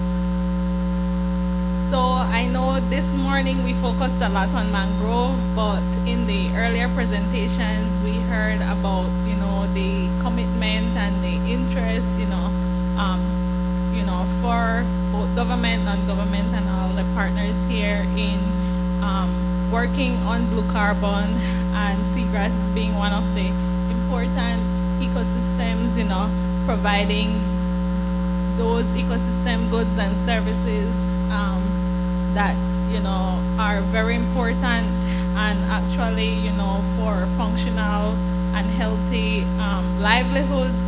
We value the integration of not only the seagrass, but the interrelationship with other important habitats like mangrove. But as we know, there is limited data and information on seagrasses in Belize. Ms. Good mentioned earlier that, through the support from the Blue Charitable Trust and through the Blue Carbon Working Group, we're able to come up with a guidance on, some key priority areas for seagrass conservation and protection in Belize. We know as well that there's various mechanisms for assessing and mapping seagrass, ranging from using in situ field surveys, using drones, unmanned vehicles, and also the traditional way of looking at remote sensing. also know that the coverage or distribution of seagrass varies, looking at, from the regional estimates, it's more conservative, but we, through the Belize Marine Habitat Map, the update project, we realized that, yes, the seagrass, the distribution is higher, but we still have some limitation with those results. And finally, we saw the introduction of, at least a couple targets in the updated NDC as it relates to seagrass, the development of management policy, identifying, priority areas for conservation. So in terms of the mapping, the first figure on your left shows the 1997 marine habitat map that was done under the auspices of Coastal Zone Management Authority and Institute. And we realized that in 2021 that we were operating with over 2-decade-year-old marine habitat map, and so we embarked on a project with the GRH firm based in Alabama, Dr. Mel Charrington and Dr. having a brain fart here. Yes, Dr. Griffin, to collaborate in a project that was funded by Microsoft's Artificial Intelligence program and with support of the GEOBON Secretariat in Geneva. And so we were successful in that project, and really it was, a pilot to look at how we can use technology, cloud computing software. I know earlier, it was stressed that, sometimes these efforts, in the past we had supercomputers, everything had to be within that hardware, but now we can use virtual software that can that have the power and those cloud to process more imagery, more data. And so using Microsoft's Azure software was how we were able to come up with an updated marine habitat map. The second figure shows the availability of data from the sites for the various habitats, coral reefs, mangrove and seagrass. And in green, you will see that, seagrass featured, less prominently in terms of having data for ground truthing and training the algorithms. So that was one of the main limitations which affected the actual distribution of seagrass. And for example, looking at coral, you will see compared to 1997, it's featured more prominently because we have better data sets from the members of the Coral Reef Monitoring Network. So we definitely need to improve as it relates to collecting data on seagrass in Belize to update and validate these mapping efforts. In terms of habitat risk assessment and looking at the threats, when the first integrated coastal zone management plan was developed in 2016, endorsed in 2016, was developed, the efforts leading up to that, spanned some years. The modeling tool was used, the Marine Invest tool was used to look at habitat risk, and during the implementation of that plan, the 4-year implementation, at that time in 2020, it was time to revisit the baseline and to look forward to beginning the process of updating. So the models were run again in 2020, taking into account the impacts at that time, and the 2025 figure shows the informed zoning scheme, which was endorsed in the plan as what we really should work towards, of having more of that mustard color, which would be a medium level of threat to seagrass. And you can see there has been some improvement in the 2020 as it relates to a reduction of the red, which is the high risk areas. So you have more, but we do have more being in the medium risk. So this is also dependent on the availability of data. We gathered data on the risk from various sectors: fishing, tourism, coastal development, and so forth. So this is also just showing in terms of the areas of how the risks change, the risk level change from 2016 to 2020, and in comparison of where we would want to be in the informed management scenario, 2025. Just quickly, one of the studies that have been done in Turnef, really through a partnership with the UK Oceanography Centre, TASA, UB, Coastal Zone, several partners participated in the field work.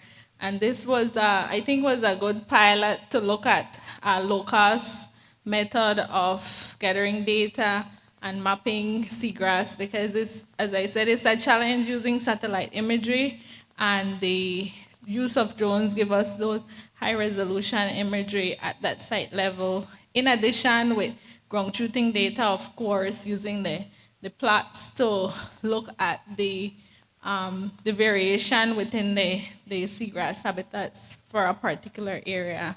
So that is available publicly.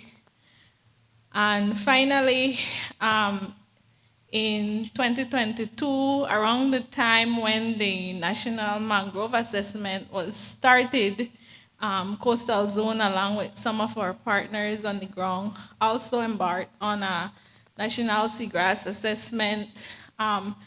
Some of the sites, I believe, overlapped with the mangrove areas.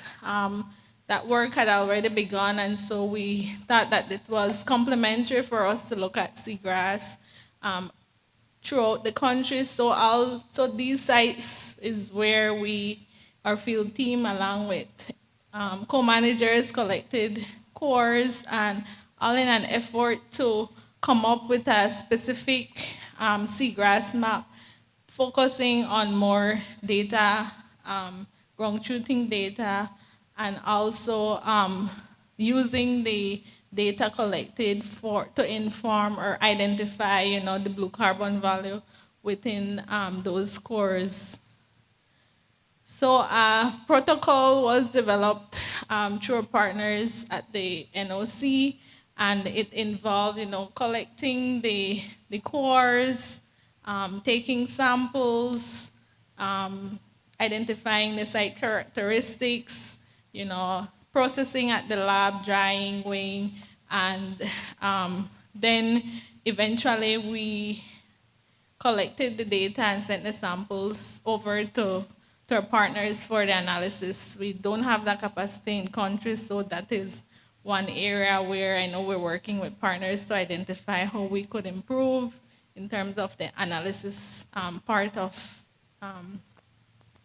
determining seagrass potential, the blue carbon potential of seagrass.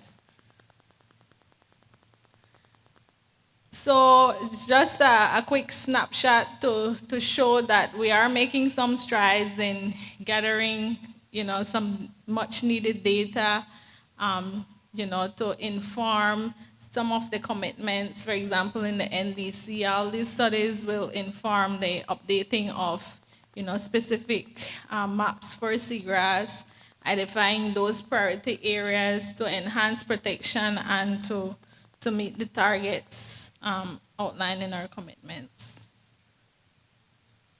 Thank you.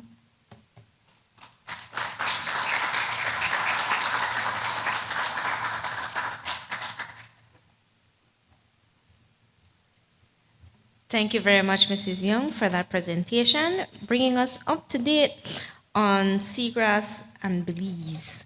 At this time, we're going to have an overview of Blue Bond and Finance Permanence Unit, and that'll be brought to us by Beverly Wade, who is the Director of the Blue Bond and Finance Permanence Unit in the Office of the Prime Minister.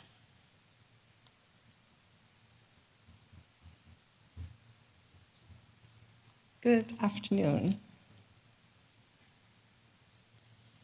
So, as Ishel mentioned, I'm here to give you a quick overview of blue bonds and to take a look at some of the things that we're doing in terms of blue carbon, and to talk a little bit more about some of the considerations that we're looking at. So my presentation is going to be fairly short, and to go over some of the main components of Belize's blue bond, as I said, and to look at some areas associated with blue carbon. So, as we all know by now, Belize successfully negotiated the single largest blue bond debt restructuring agreement. But one of the more innovative parts of this agreement was now the ability to have long-term investment in marine conservation over the next 20 years in Belize. And so a part of the agreement was the establishment of Conservation Trust Fund that you'll hear about more from the executive director.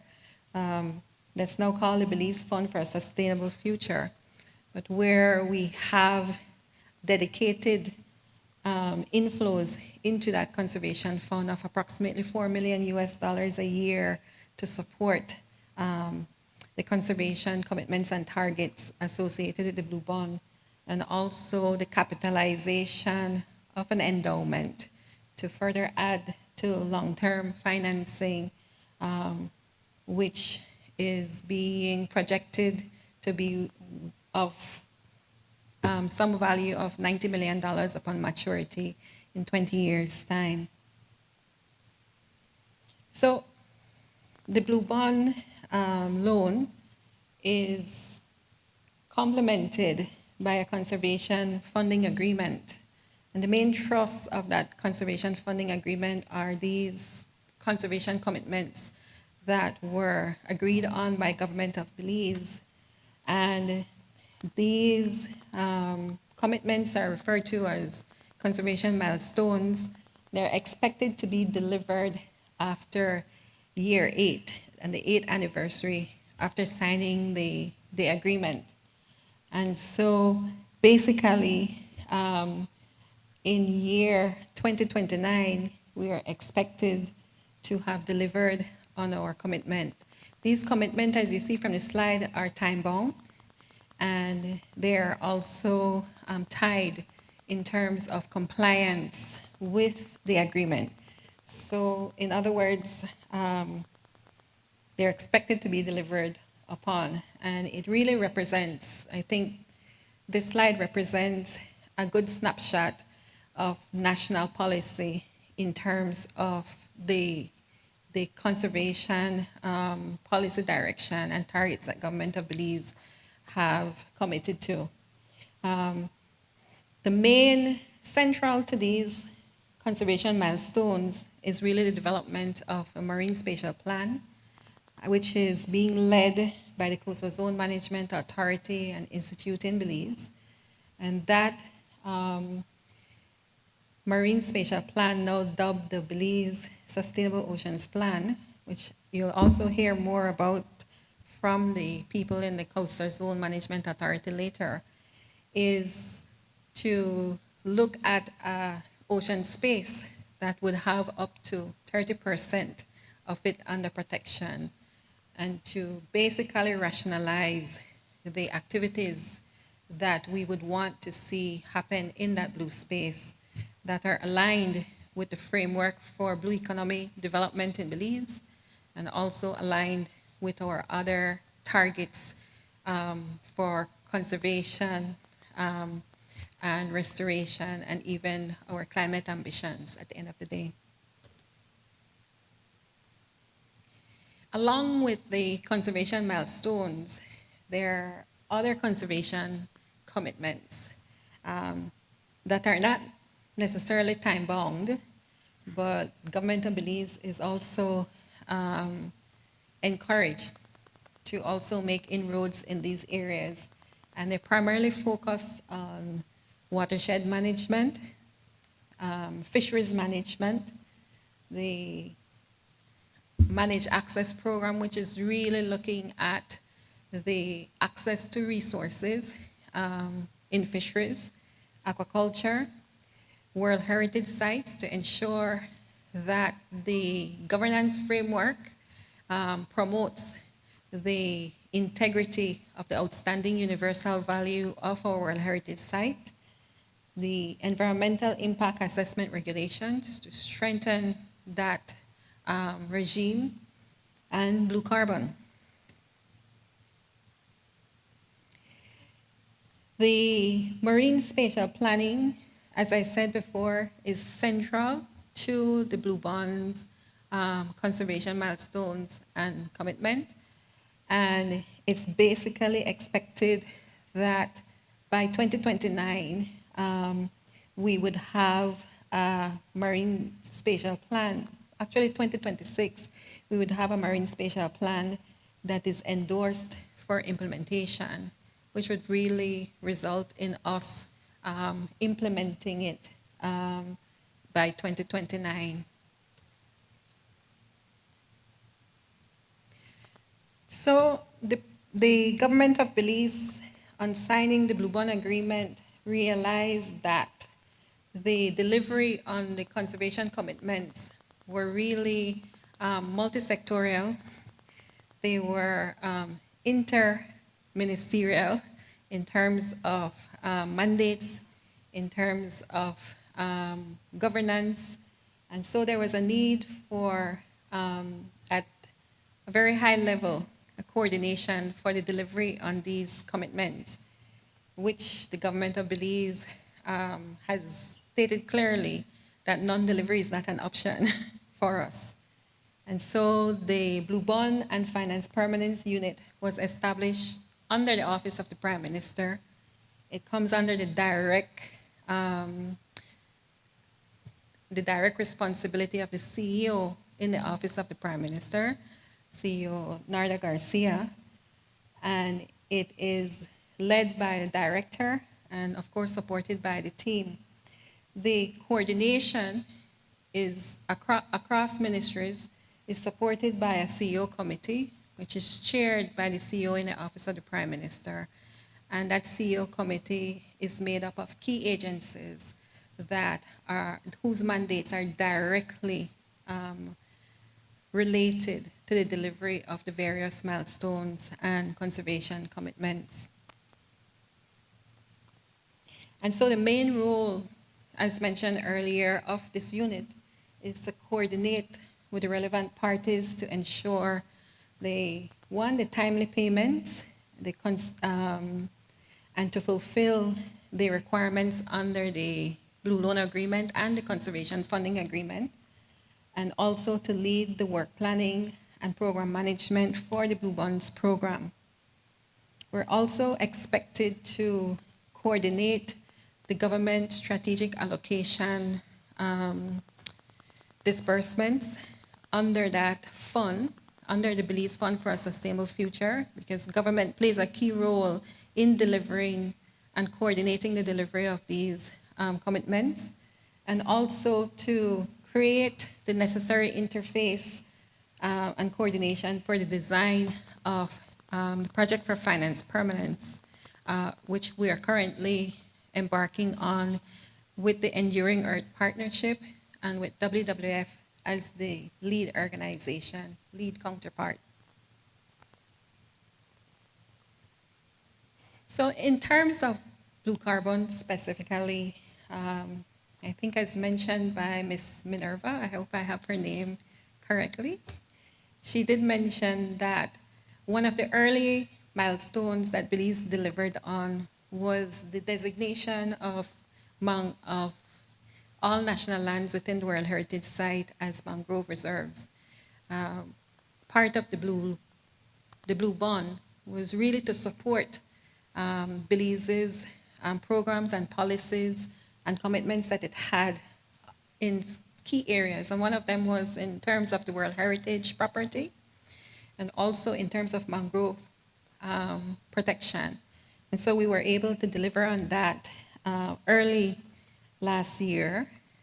And the second area is that under the CFA, it specifically has a target where the Blue Bonds program is supposed to support the development and the implementation of a regulatory framework for the development of blue carbon projects within the National Carbon Strategy. So the Blue Bond program has a role in facilitating a lot of the work that is happening within the key agencies that are now contributing to the development of that framework and to seat it properly under the national framework, the National Carbon Strategy. In terms of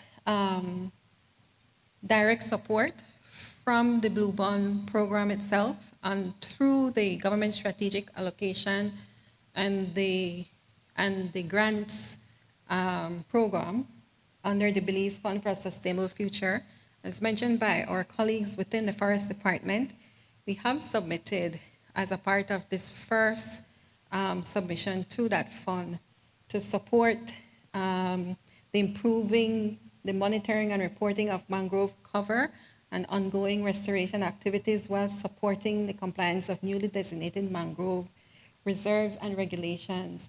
And for the first 3 years, it is expected that we will be able to deliver to that the efforts that are happening within the Forest Department over $1.7 million to continue the great work that they've been doing and that they presented this morning.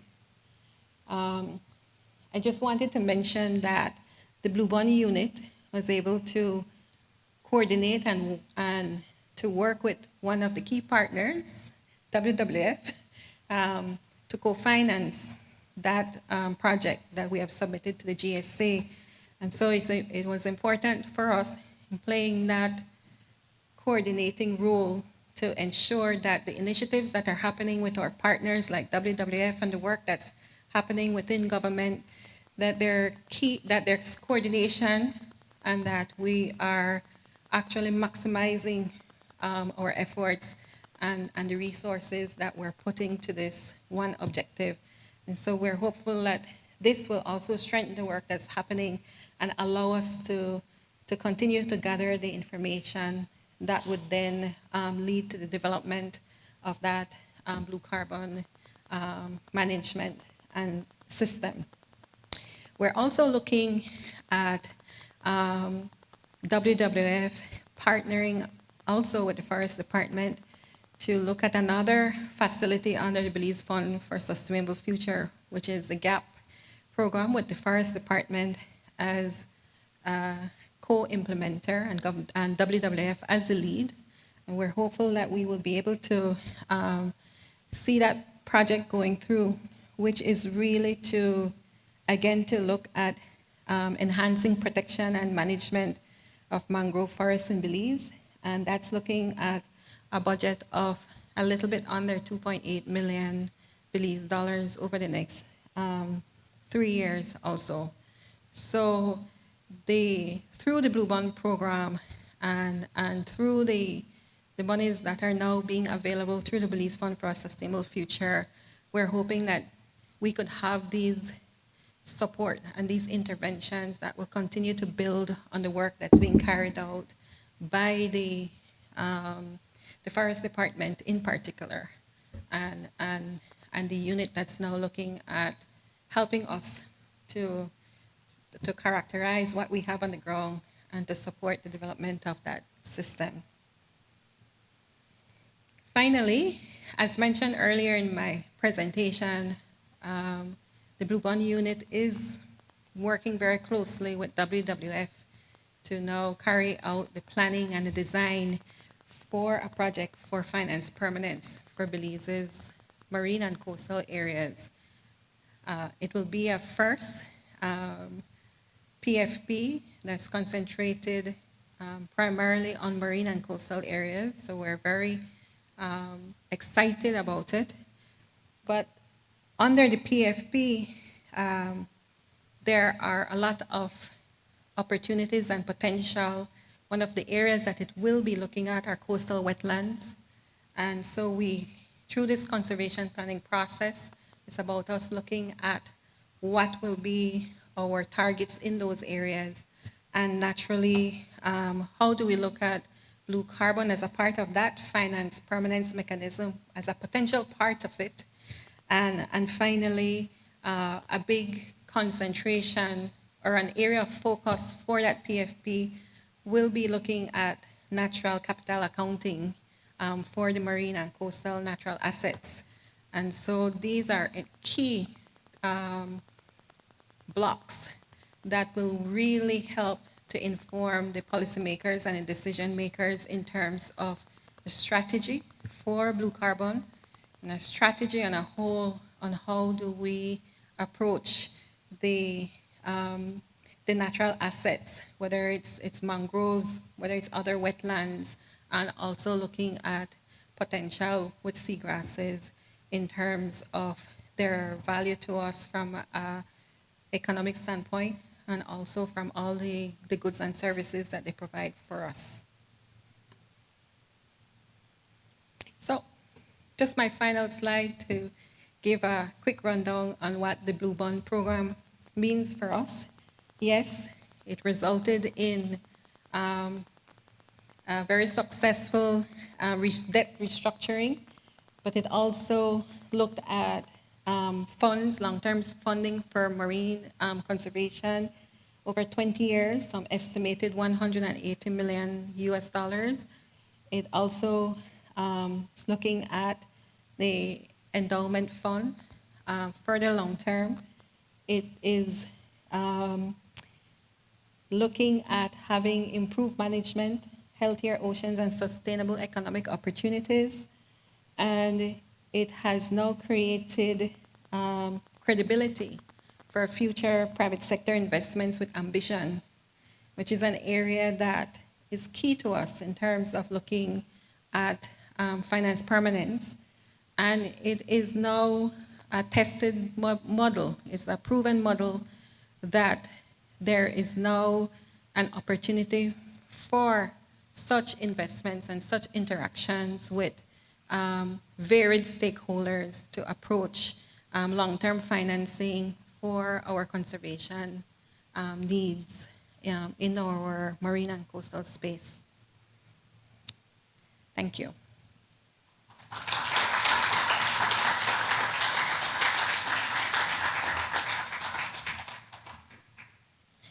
Thank you very much, Ms. Beverly. I know that was a great presentation for me. It answered some of my questions that I had about the Blue Bond unit. So we're going to move along with our program, and our next presenter, we have Dr. Leandra Cho Ricketts, who is the director of the Belize Fund for a Sustainable Future, and she will be presenting us an overview of the Belize Fund for a Sustainable Future.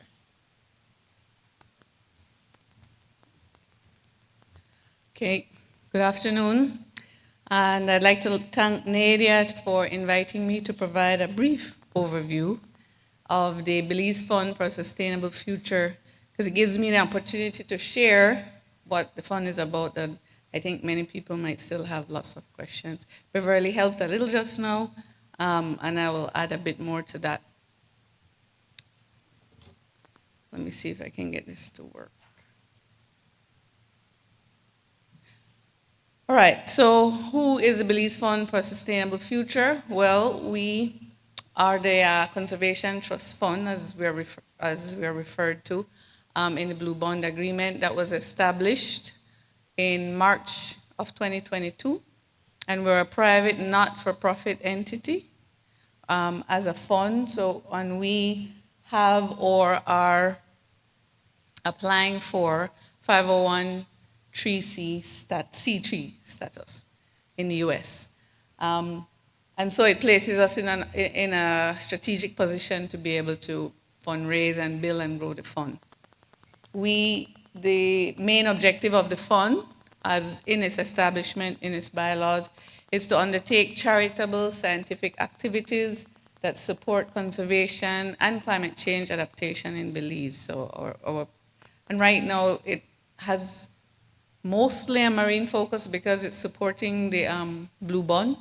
But in the future, we expect that we may grow, as we not definitely will grow, not may grow. So right now, our activities that we will be funding and working on supporting, they are identified in and around and out of the Blue Bond agreement, prioritized by stakeholders, including the government. Of course, they're a big partner there, but also the non-government community, and that align with the achievement of the conservation commitments that you just heard about from Beverly under the Blue Bond loan agreement. And the overall aim, as defined in our bylaws, is to help the people of Belize steward a sustainable future for the country of Belize. So over the time, and recently, our board had the board of the BFSF. We worked on developing what our vision is. So, through a board retreat, we came together and said that this is where we see the fund going, and this is its mission. And the idea is that the fund, the vision of the fund is to have financing in perpetuity for a vibrant and resilient blue economy in Belize. That's the big goal that we would want to always be striving towards. And our mission to get us there, or get us closer to that, is to create a transparent and inclusive financing mechanism that is successfully mobilizing investments for the conservation and responsible development of Belize's marine and coastal areas. And so a bit about our background, as we're new to understand how we're governed. The BFSF board has a board of directors made up of 9 directors. We have 3 founding members. So these are the members that established the fund. The Nature Conservancy is one. The Belize, what is it? Belize Network of NGOs. What is it? Terminal. Belize Network of NGOs. There you go. And the Ministry of Blue Economy and Civil Aviation, MBECA. So those are the 3 founding members. And then we also have 3 non-government members. In addition to those 3 founding members, the University of Belize, which represents academia, the Belize Fisheries Council, which represents the fishing sector, and the Belize Tourism Industry Association, which represents the tourism sector. And then we also have 3 additional government members from the Ministry of Finance, and pardon my acronyms, it was shorter to put acronyms than spell it out. So Ministry of Finance and the Ministry of Sustainable Development, Climate Change, and Disaster Risk Reduction. It's always a mouthful. And of course, there's the opposition. We have a member from the opposition, so they make up the 3rd government member. So it gives us a membership of 5 non-government members and 4 government members. So we have a non-government majority board. So we were established, as in the BFSF was established on paper in March 2022, but operationally, we were not up and running until December 2022 when we got staff on board and we got ourselves set up and situated in an office space. And so now we have 4 full-time staff, myself, an admin assistant, and 2 program staff, a program manager and a project officer.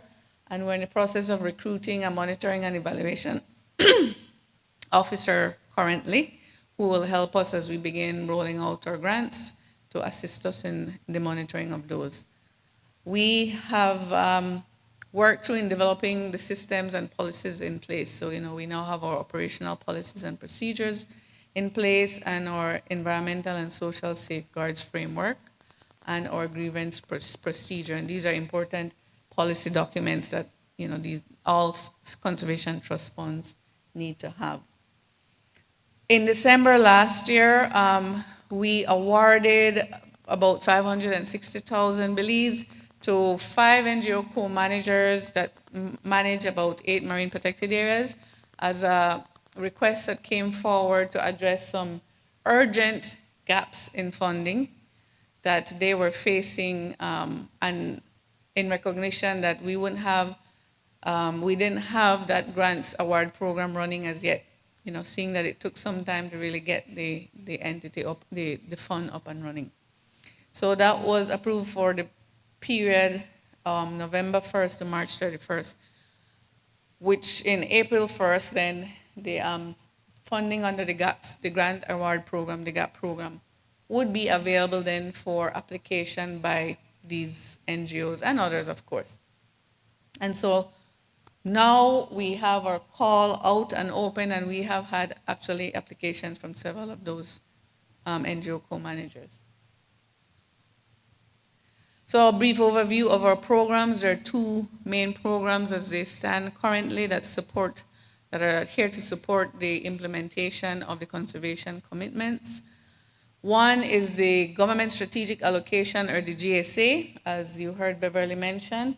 And funds here are allocated to government, so these are given to government in support of the Blue Bonds Agreement. So all these conservation, the 8 in particular, the 8 milestones, and then the general conservation undertakings that Beverly shared with you. And annually, it's approximately 3.2 million Belize dollars that is allocated for the government strategic allocation. And this, of course, is going to be available for the next 20 years. Until then, the endowment kicks in, and that will be a different process.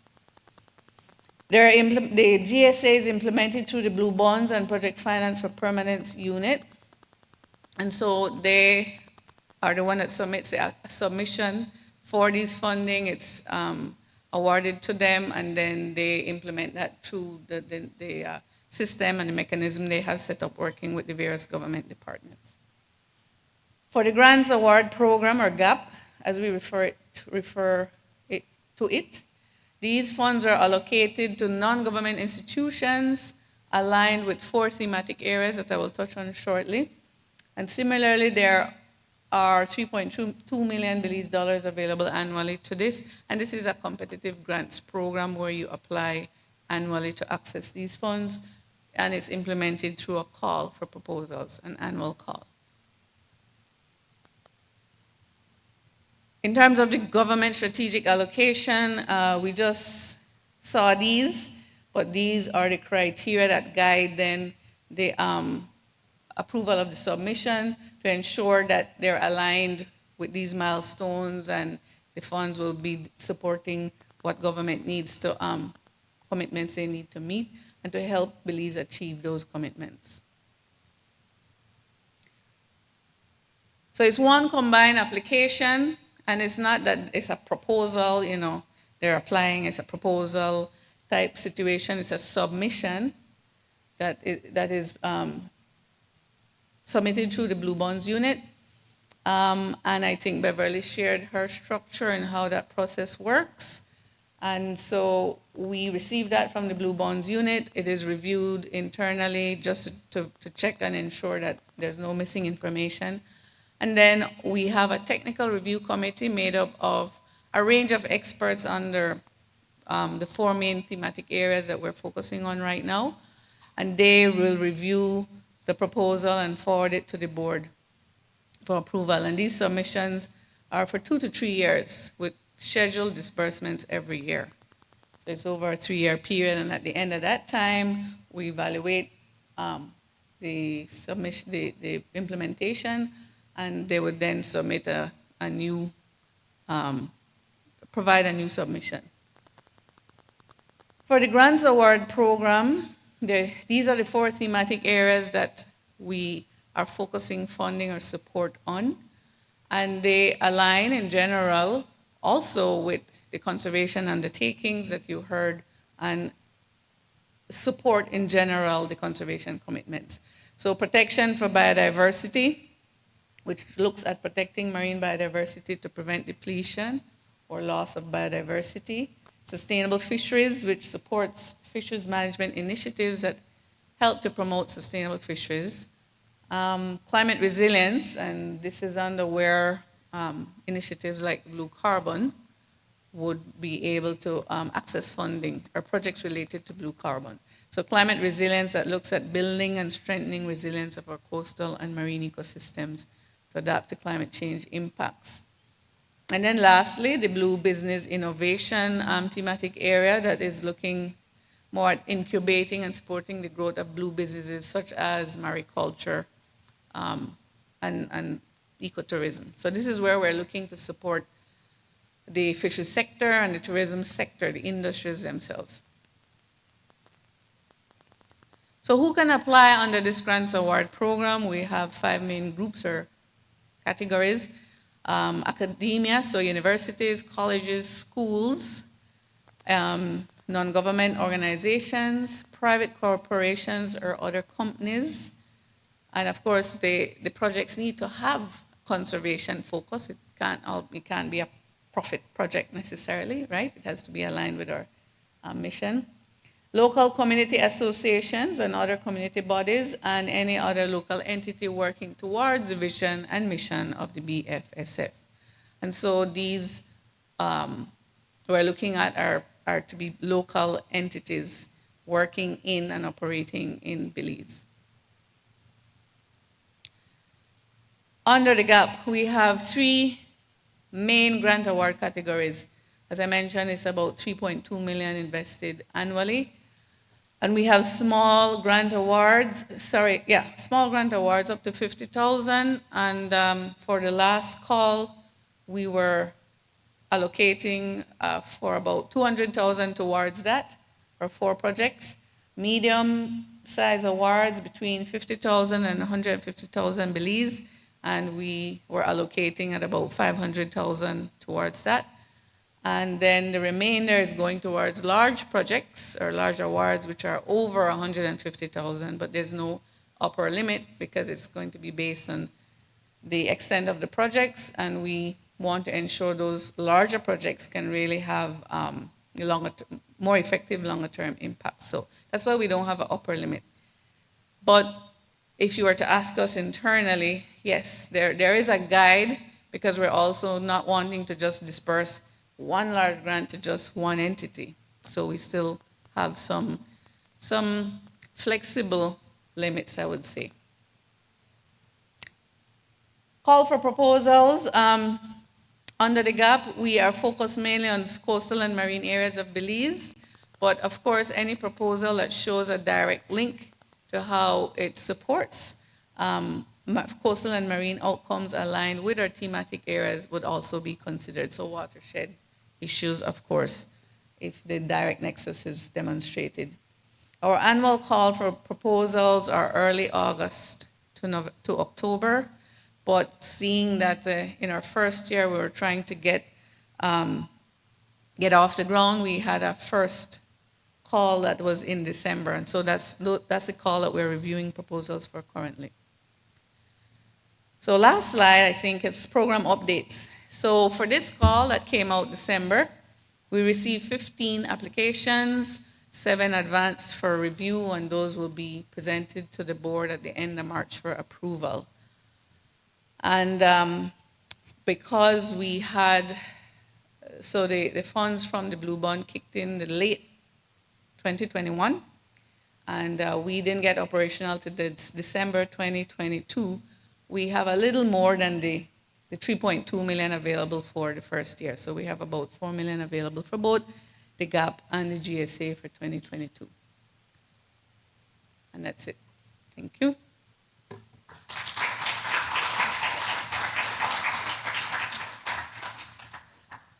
Thank you very much for that presentation, an overview of the Belize Fund for Sustainable Future, clarifying how the fund works, where the priority areas are, and how you can access what is available through the fund. At this time, I want to invite Samir Rosado from the Coastal Zone Management Authority and Institute, the Belize Marine Spatial Planning Lead to come forward and present for us the Belize MSP approach.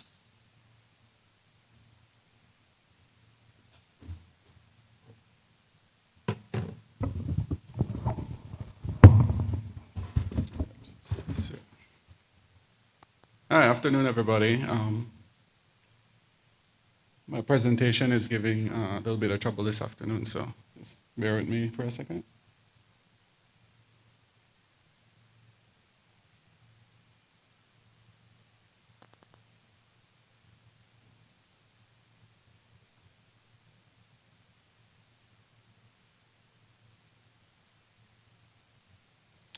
All right, great. Yeah, so afternoon. My name is Samir Asado. I'm the Marine Spatial Planning Process Lead at the Coastal Zone Management Authority and Institute. And this afternoon, I will be going through Belize's marine spatial planning approach, but with specific emphasis on the Belize Sustainable Ocean Plan. So Ms. Wade had set, and Dr. Cho had said a good background as to how all of this came about, the signing of the Blue Bond Agreement, and as well all the milestones that we are responsible to deliver under that agreement. But as Ms. Wade had mentioned, key or central to this Blue Bond Agreement is the delivery of a marine spatial plan. So we are expected to deliver a marine spatial plan that shall expand the percentage of biodiversity protection zones from 15.9% at the time of signing to up to 30% of Belize's ocean space, or the percentage stated in the MSP, whichever is the lower. So we have to get, at the end of the day, we have to get to 30% or as close to 30% as possible. And of course, when it comes to the different categories of protection, we are expected to deliver at least 15% high biodiversity protection zones and 15% medium biodiversity protection zones. Currently, we're at 20.5%, and I'll explain why we are there. Next, it has to denote in reasonable detail all the permissible activities that may lawfully be carried out in any part of Belize's ocean. So really looking at the entire ocean space of Belize, seeing how it is being used and how it can potentially be used responsibly, right? 3, we have to make provisions for gazetting of all biodiversity protection zones and submit to relevant international authorities. It must contain an implementation plan, so it cannot just exist on paper. And it has to be legally enforceable and implemented, so there has to be demonstrated enforcement and implementation when it is all said and done.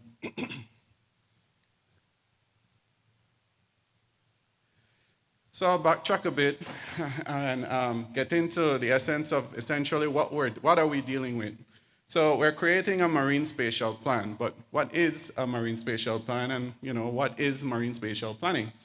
So IOC UNESCO defines marine spatial planning as a public process of analyzing and allocating the spatial and temporal distribution of human activities in marine areas to achieve ecological, economic, and social objectives that are usually specified through a political process. Basically what this is that it's an approach of bringing all your stakeholders together, everybody who has a vested interest in the use of our coastal, marine, or Belize's ocean space, bringing everybody to the table and deciding what is the best use of space, or what are the needs to support their various types of activities. And when we speak about types of activities, it's not just ecological, it's not just social, it's not just economic, but it's really, you have to find a balance between these 3 types of activities. And so as we go forward, and I think about ways that we incorporate blue carbon ecosystems, that is just one aspect of what we will be discussing in the creation of this marine spatial plan. A very important aspect, but again, it's one because we have to find that balance. And so it will be very necessary for stakeholders in this room to get across where those priority areas are for blue carbon ecosystems that we really do need to highlight and prioritize throughout this process, so that we can achieve that balance while, again, at the same time, considering other usages such as economic and social traditional uses. Now, the benefits of MSP. Now, as you can imagine, you know, planning for me, that's what I've been doing for the past, 8 years, 10 years, something like that. I've been the coastal planner, and I'm now dealing with the Marine Spatial Plan. And so planning to me is a way of sort of organizing yourself to sort of put your best foot forward, knowing where you're going to go in light of everything else that's happening. And so, as you can imagine, you know, the benefits of MSP, first of all, it would protect biodiversity, so safeguarding species, their habitats, and the ecosystems that support them. It improves stakeholder participation, which leads to improved stakeholder buy-in. It promotes action to address climate change impacts, improves sustainable use of resources, both currently and in the long term. It increases certainty of investment opportunities for blue economy development. So that's important because as we work towards, you know, establishing a sustainable blue economy for Belize, we really need to be able to demonstrate that these different activities that would form a part of that blue economy is sustainable over time. And so by designating the space, you're essentially signaling that, you know, there is certainty in these activities occurring and that they will not sort of conflict or infringe upon other activities and the environment. Next, it manages overlaps and conflicts in use of space and resources, improves buy-in and decision-making, and provides a practical solution to avoid and reduce human impacts. So we're not only charged with creating or developing this MSP for Belize, but we are bound to utilize global best practices in the process. So when we speak about global best practices for MSP, the process must be inclusive, it must be transparent, participatory, and equitable.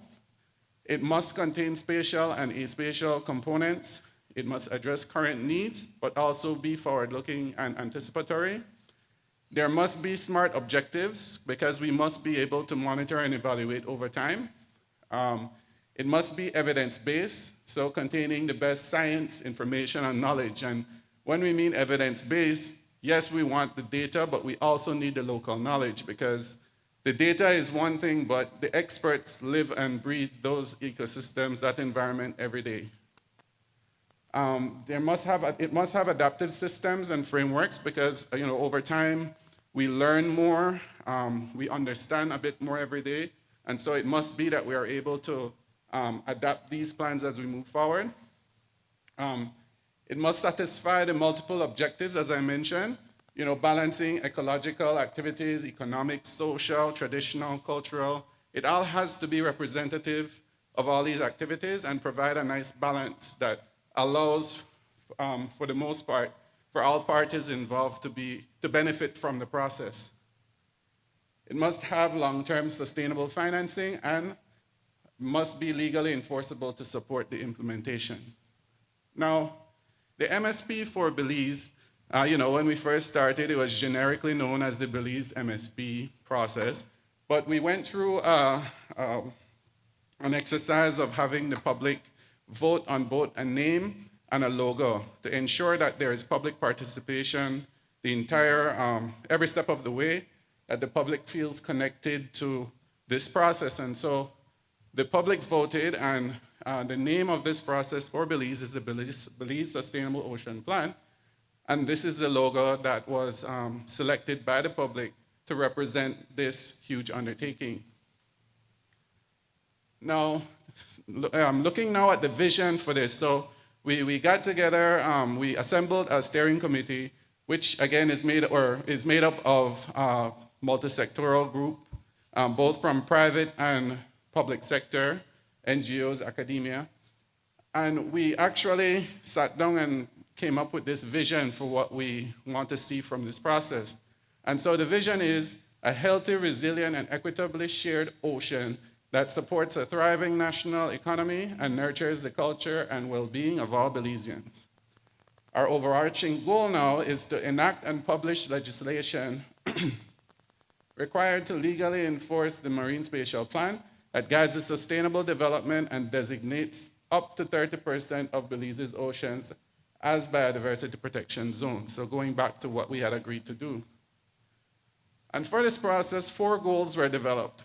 The first, dealing with process governance, is to design and implement a science-based, data-driven, participatory, equitable, and inclusive MSP process, which delivers on Belize's MSP-related commitments under the Blue Loan Agreement and Conservation Funding Agreement in conformance with the guiding principles for decision-making. So really going back to the definition of MSP and what we're doing, we need to keep in line with these principles of this process being science-based, data-driven, participatory, and all of that.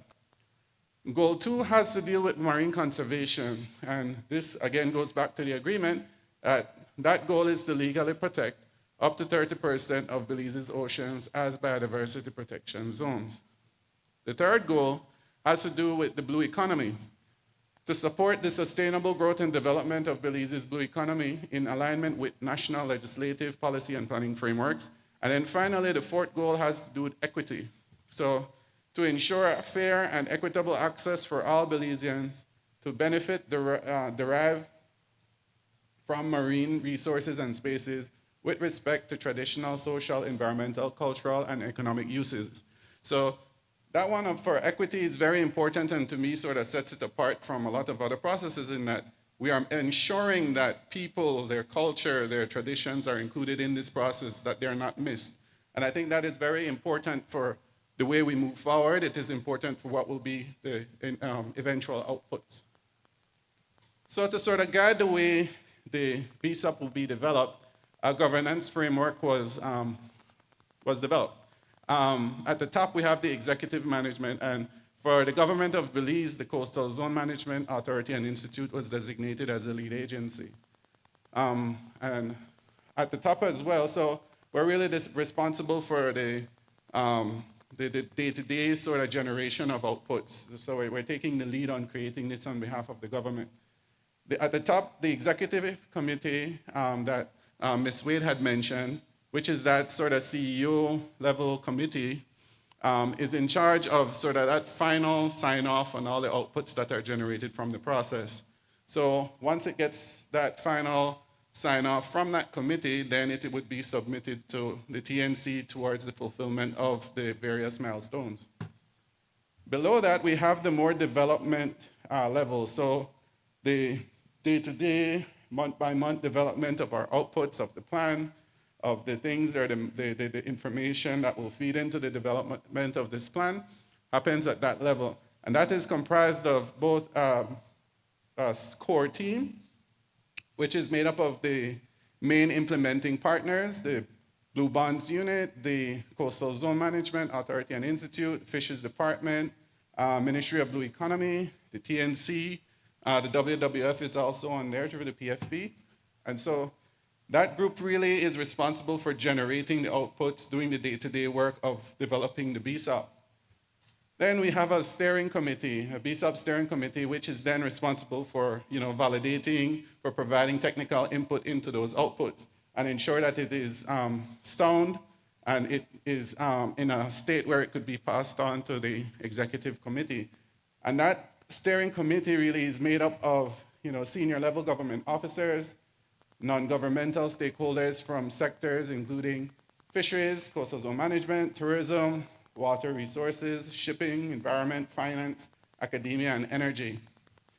So that's really where the development of the BSAP will occur. Now, to inform the development, we have 2 input mechanisms where we will be drawing information from. So on the right, we have the more technical advisory group. So we've established 7, or we are in the process of establishing 7 technical working groups that represent the various sectors that we will be looking at for the development of this plan. That includes energy, finance and investment, fisheries and aquaculture, marine and coastal development, marine and coastal ecosystems, maritime administration, and tourism. So A technical working group will be formed for each of those sectors, and they will be feeding information into this process. On the opposite side, we have public input mechanisms, because like I said, we need to capture user needs, not just for the sector on a whole, but the communities, the traditional groups, cultural groups, and their activities. And so we have a mechanism for public input through stakeholder engagement. We'll be using community meetings, consultations, focus groups, forums, you name it, we'll use it. So, and the idea is to get the information from both sides and come up with a product that, you know, relates to everybody, that captures all their needs and is reflective of what the actual situation in terms of coastal resource needs are. Oh, okay. All right, so update on progress, and I'll breeze through these, and I'm sorry I'm taking so long. We're at we're about to wrap up the pre-planning stage. So if you think about a marine spatial planning process, you have a pre-planning stage where you essentially get your ducks in a row. You establish your lead agency, your steering committee, your core team, that sort of stuff. And so we're in the process of wrapping that up. Next is you have to examine the existing or current usage of space, figure out where people are doing, what people are doing in what areas, what the needs are currently. Once you've established that, you look at potential future scenarios, so how it can be used in the future, how it might change, things like that.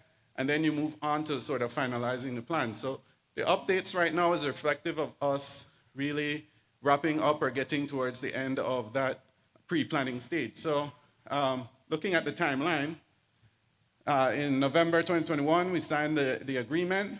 By March of 2022, we had the designation of the lead agency. April was the establishment of the core team. By May of 2022, as Ms. Wade had said, we hit we delivered on milestone 1, which is the expansion of high biodiversity protection zones to 11.6%, putting the total overall at 20.5%. So really for the next couple of years, we're working towards that 10% more or less more of ocean spaces to be under biodiversity protection. So we're not doing 30% over the next couple of years. It's only the remaining 10%. Milestone 2 was delivered on also in May. All the public lands within the BBRS was designated as mangrove reserves. From August to October, we started stakeholder engagement with the help of the TNC through their stakeholder engagement specialists and marine spatial planning specialists. We went to different groups, different government agencies, NGOs, users association, and just introduced the process. We established the steering committee also in August. We held an initial meeting, and then we also held a workshop in September where we actually conceptualized the vision and goals of this process. By October, we started to develop capacity within the CZMEI. So we hired myself, the process lead, and a coordinator to really help to drive this process forward under the CZMEI. In October, we had this official launch of Belize MSP process, during which the name of the process was unveiled. That launch also signaled the delivery of milestone 3, which, of course, if you do read the commitments, is that Belize initiates this MSP process. So that launch, along with the establishment of the steering committee and the designation of the lead agency, are the activities that led towards us delivering on milestone 3. November, we submitted a proposal to access GSA funds. In December, we had the logo reveal. So that's in December is when we had that logo process. December as well, we continued to try to build capacity. So we had a lot of vacancies out. We still have 2 more spots that we need filled. We launched social media pages in December as well, so follow us, Facebook and Instagram. And then in January, we developed the work plan for the overall process as well as for year 1 and in the interim. So with that, I say thank you. Yes. Yeah.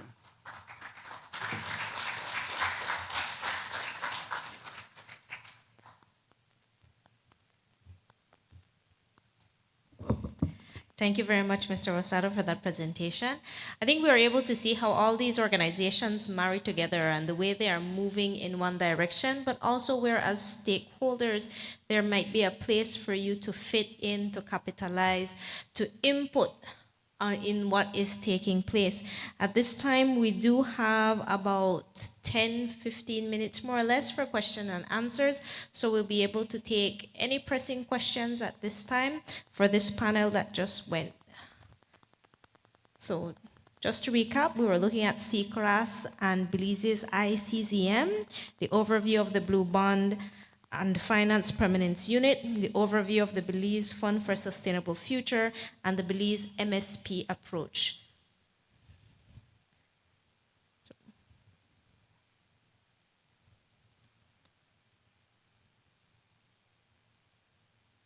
I used to be a teacher and I always found it very unnerving when my class had no questions.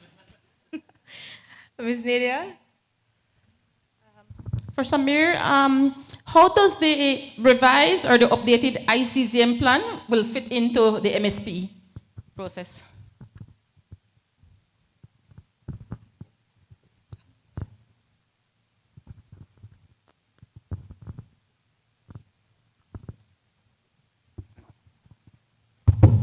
All right. Besides being one of the milestones that we're supposed to deliver upon, I think milestone 5 is the revision of the CZM Act and ICZM plan. In general, the ICZM process, or just ICZM in Belize, as well as Blue Economy, they're all related to this sort of larger overarching marine spatial plan.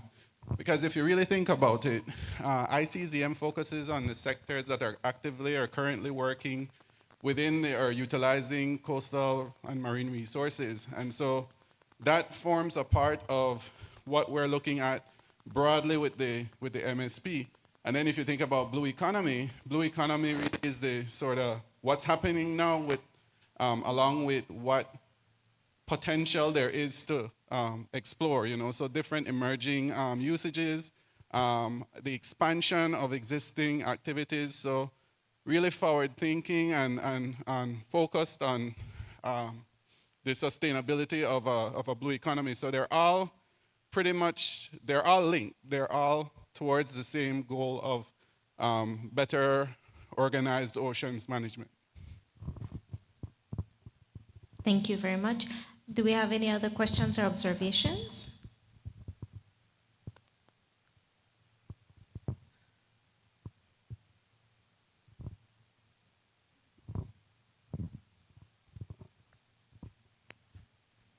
If we don't have any more from the floor at this time, we can take our break for this afternoon. It put us a little bit ahead of schedule, so right at about 3 p.m. we're going to resume for the balance of the program for this afternoon. I want to invite you to please get up, stretch. There are some snacks in the back, get some water. I know it's been a very informative day, so maximize your break.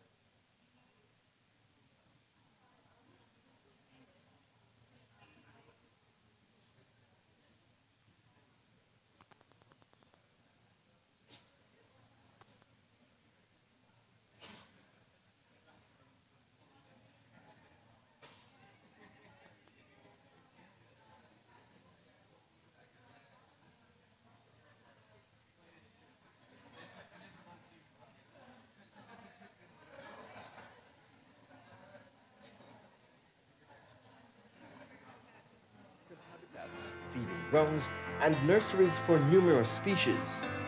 Turtles, manatees, birds, crabs, and various species of fish, from sharks to groupers, use these areas to feed, shelter, and reproduce. These ecosystems also provide nations with physical protection from storms and floods. In Belize, mangroves and seagrass are critical habitats and key to the local economy. It is estimated that mangroves alone contribute over $14 million in fisheries value, $176 million in tourism recreation, and $167 million in coastal protection per year. The benefit of these ecosystems extends well beyond their value for biodiversity. Coastal ecosystems can help communities mitigate against and adapt to climate change. Mangroves and seagrasses are natural carbon sinks, meaning they take in carbon dioxide, a greenhouse gas that is rapidly increasing due to human activities, and lock this carbon away, incorporating it in their tissues, roots, and soil. Mangroves such as these take CO2 out of the atmosphere. They extract it, it goes into biomass, and then some of it goes into soils where it can be stored for thousands of years. By removing carbon from the atmosphere and providing climate adaptation benefits, these ecosystems can play a role in global efforts to lessen the impacts of climate change. They buffer shorelines, they help stabilize sediments, and so as a result, they are nature-based solutions to climate change, and countries can include them in climate response policies such as the Paris Agreement. To meet this task, it is first helpful to understand the associated carbon stored within the ecosystem. Through Charitable Trust and WWF, they had spearheaded the efforts of upgrading our targets and actions with regards to blue carbon. And they had proposed carrying out assessments on our coast to upgrade the actions and the targets in the NDC, and also to value blue carbon systems. A new research project seeks to help answer this question.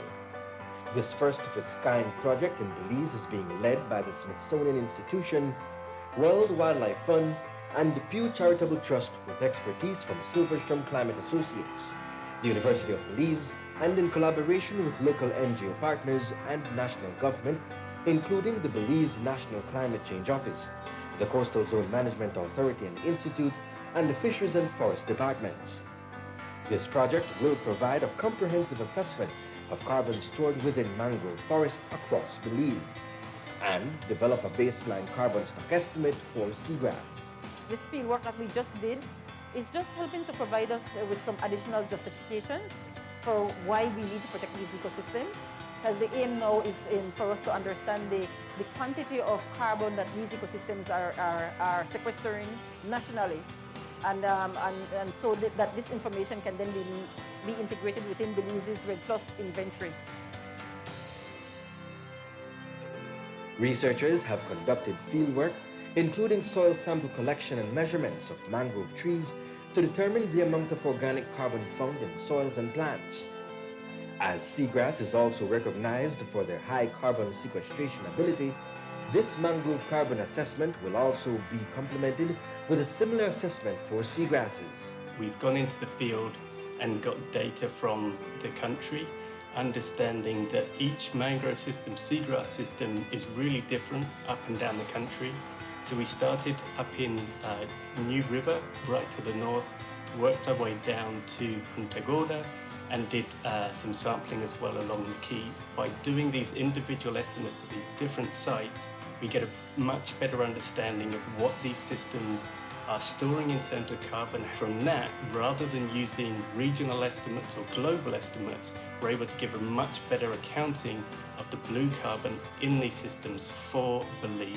The resulting data will provide a more precise and quantitative valuation of the carbon storage benefits of mangroves and, to a lesser extent, seagrass, to aid in the implementation of Belize's NDC.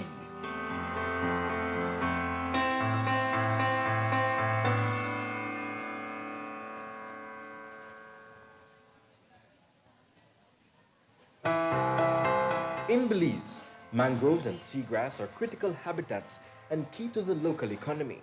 It is estimated that mangroves alone contribute over $14 million in fisheries value, $176 million in tourism recreation, and $167 million in coastal protection per year. Mangroves and seagrasses are natural carbon sinks, meaning they take in carbon dioxide, a greenhouse gas that is rapidly increasing due to human activities, and lock this carbon away, incorporating it in their tissues, roots, and soil. Coastal ecosystems take carbon from the atmosphere through photosynthesis and CO2, and then they convert it into plant material, some of which gets stored into the ground.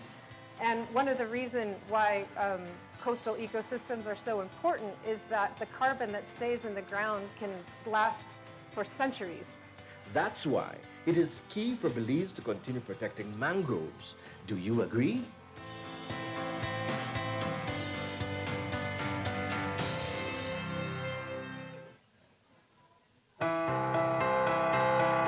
According to the Paris Agreement, every 5 years, each signatory country is expected to submit an updated National Climate Action Plan known as Nationally Determined Contribution, or NDC.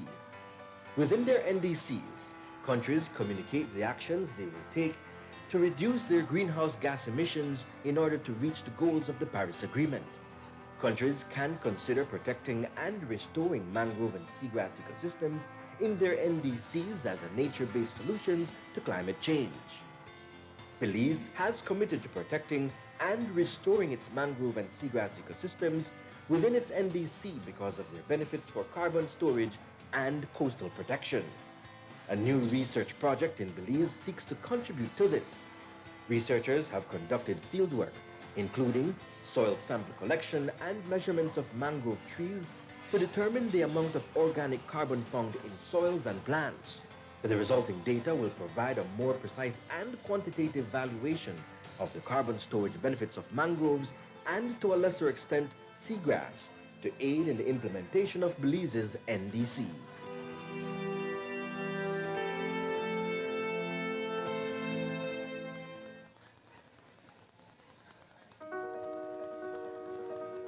Belize is home to spectacular biodiversity on land and at sea.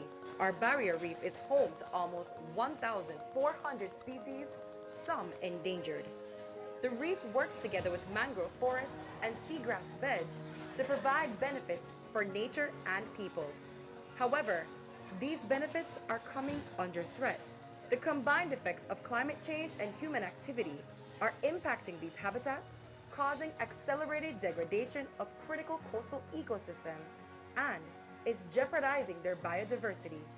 The degradation of these habitats not only endangers the species who call it home, but threatens the security of hundreds of thousands of Belizeans.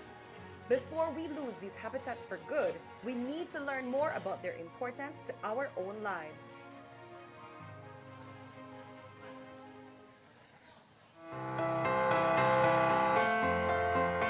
Mangroves and seagrasses, two of Belize's natural ecosystems, can be found in many places along Belize's coast. Globally, coastal zones with these ecosystems are considered some of the most productive places. They are important habitats, feeding grounds, and nurseries for numerous species. Turtles, manatees, birds, crabs, and various species of fish, from sharks to groupers, use these areas to feed, shelter, and reproduce. These ecosystems also provide nations with physical protection from storms and floods. In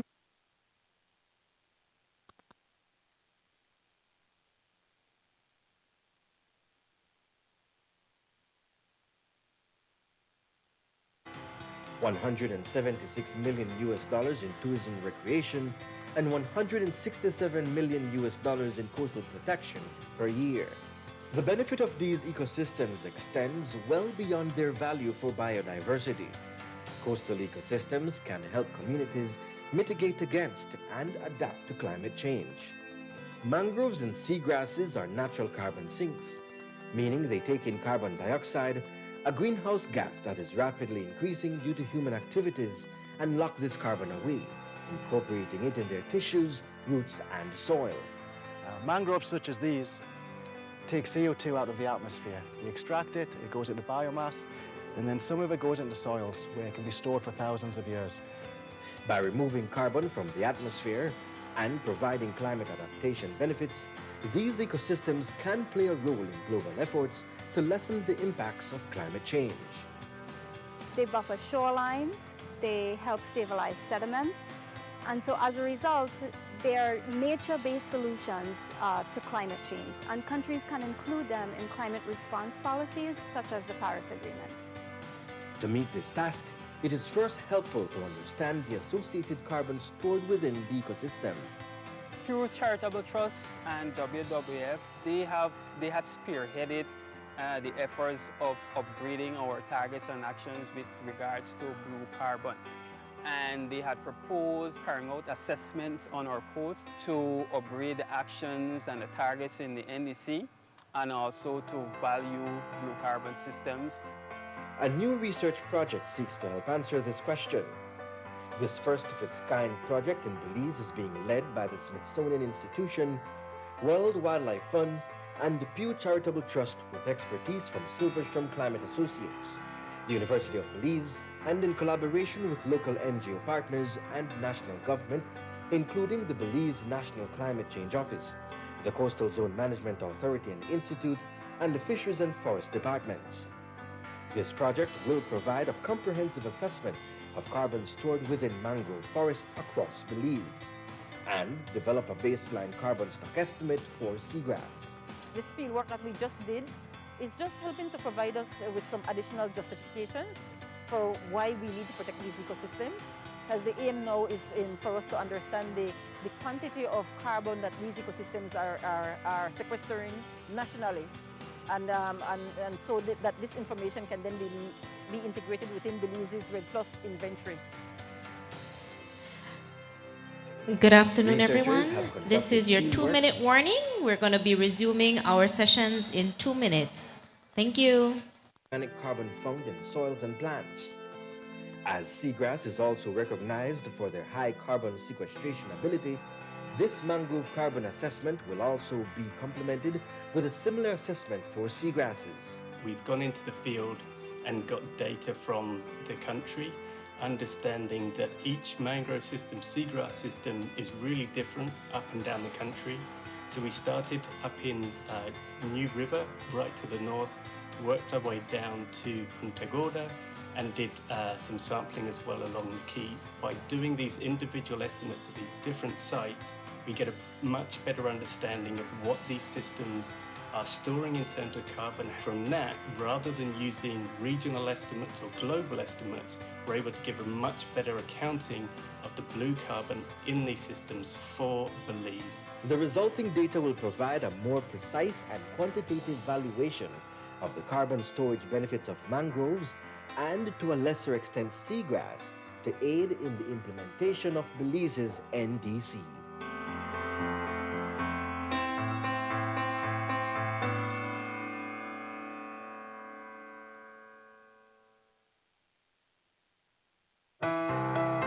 In Belize, mangroves and seagrass are critical habitats and key to the local economy. It is estimated that mangroves alone contribute over $14 million in fisheries value, $176 million in tourism recreation, and $167 million in coastal protection per year.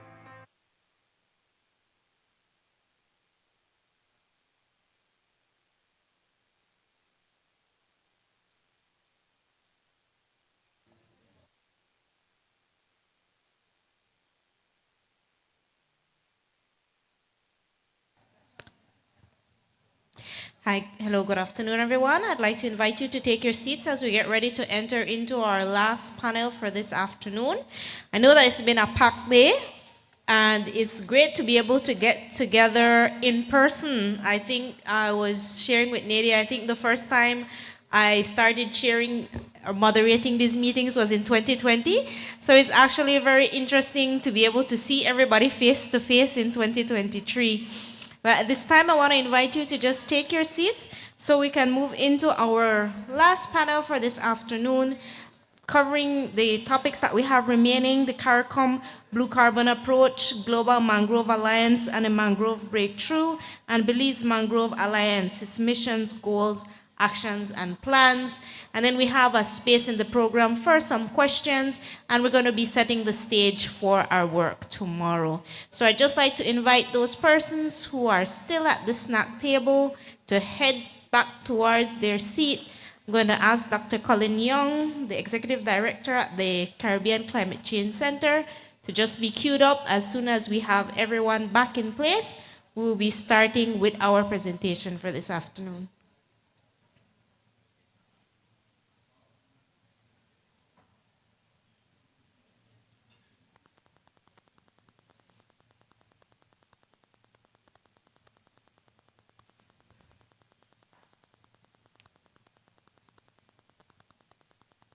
Once again, I'd like to ask participants to please take their seats so we can resume our program for this afternoon.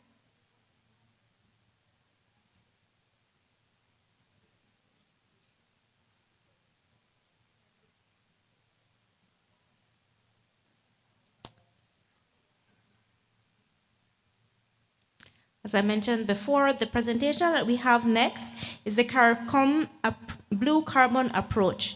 And that presentation will be brought to us by Dr. Colin Young, who is the Executive Director at the Caribbean Climate Change Center. Dr. Young?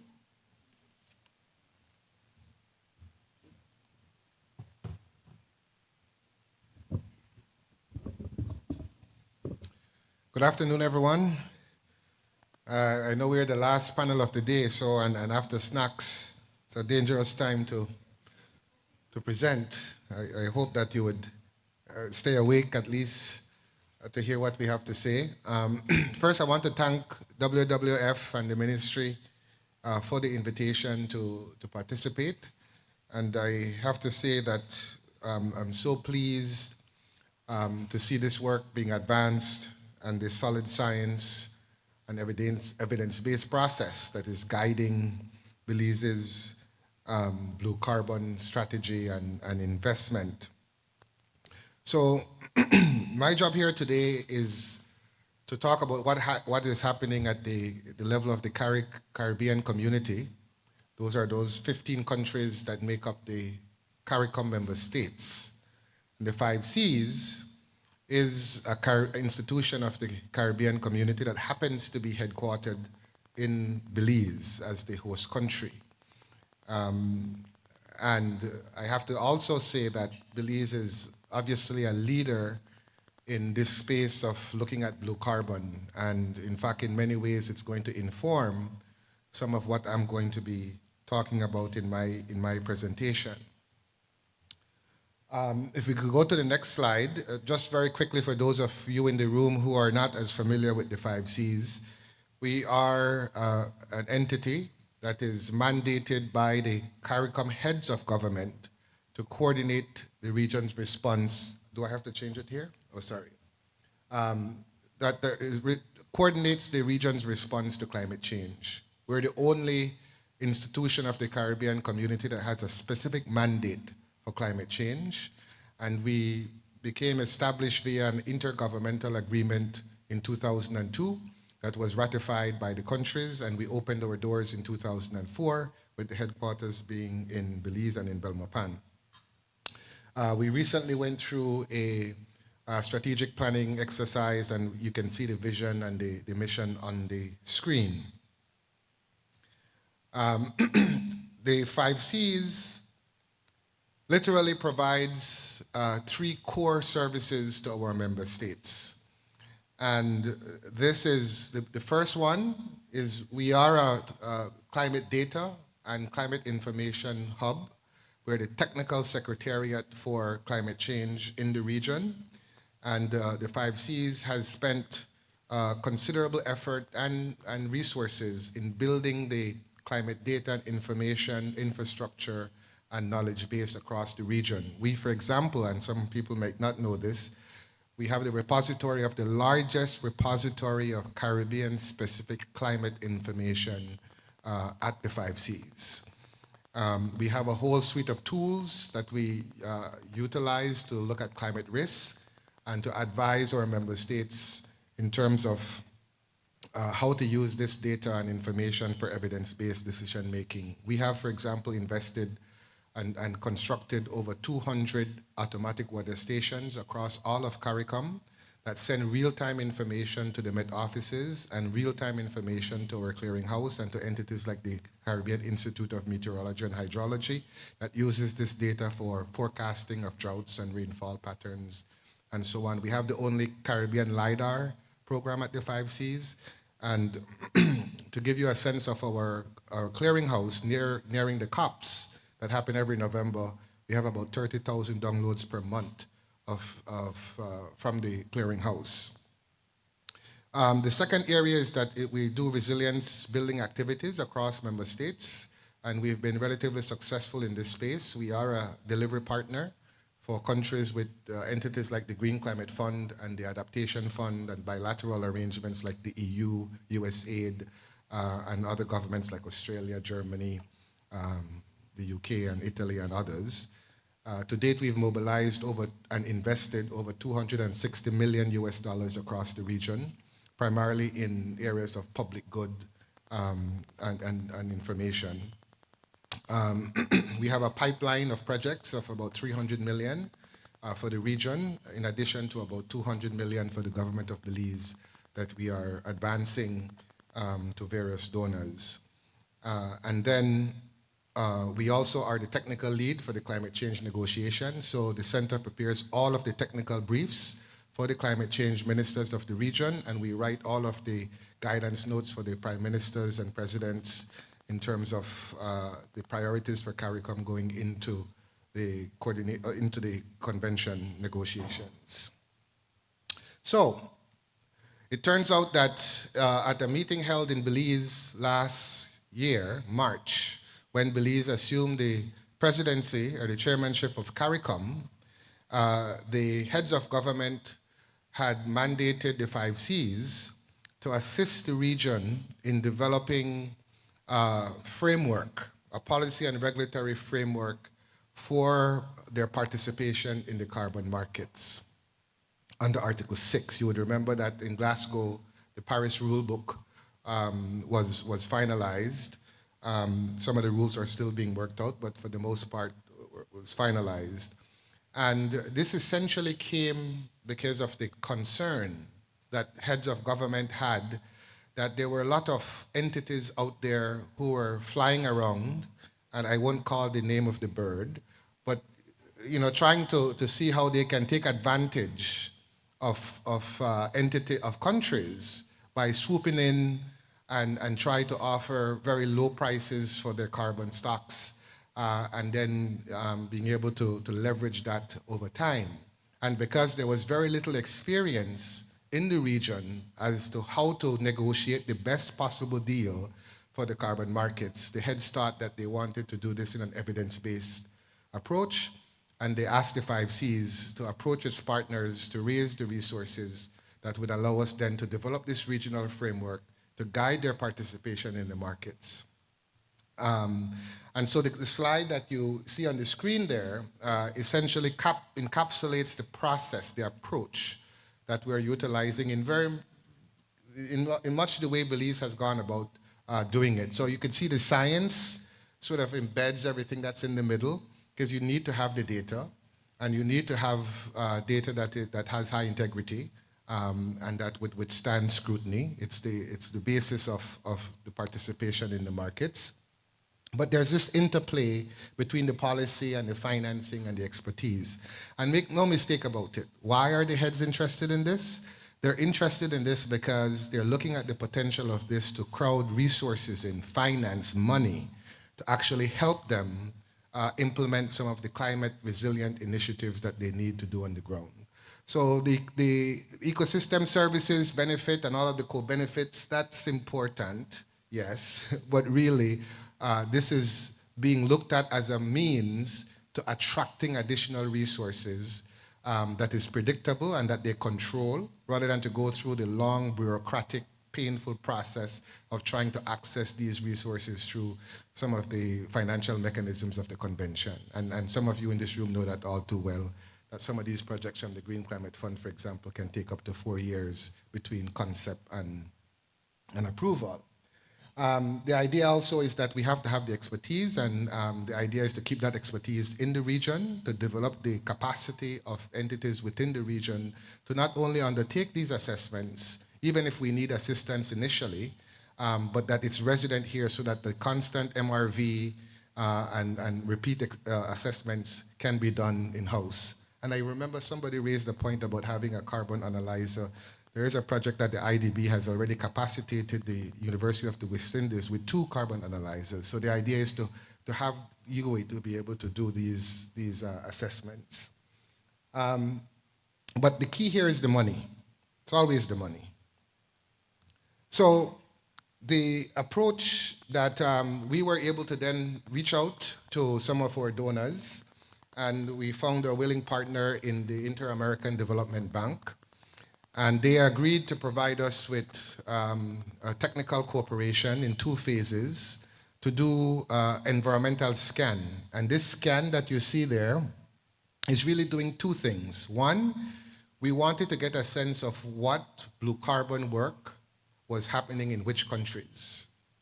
Who is doing what, and have they done it, or are they planning to do it, and how they're doing it. And then the second part of the scan was to look at what are the policy and regulatory environment that these countries have to govern this blue carbon work. Do they have acts already in place? Are they planning to put up a bill to the cabinet for approval?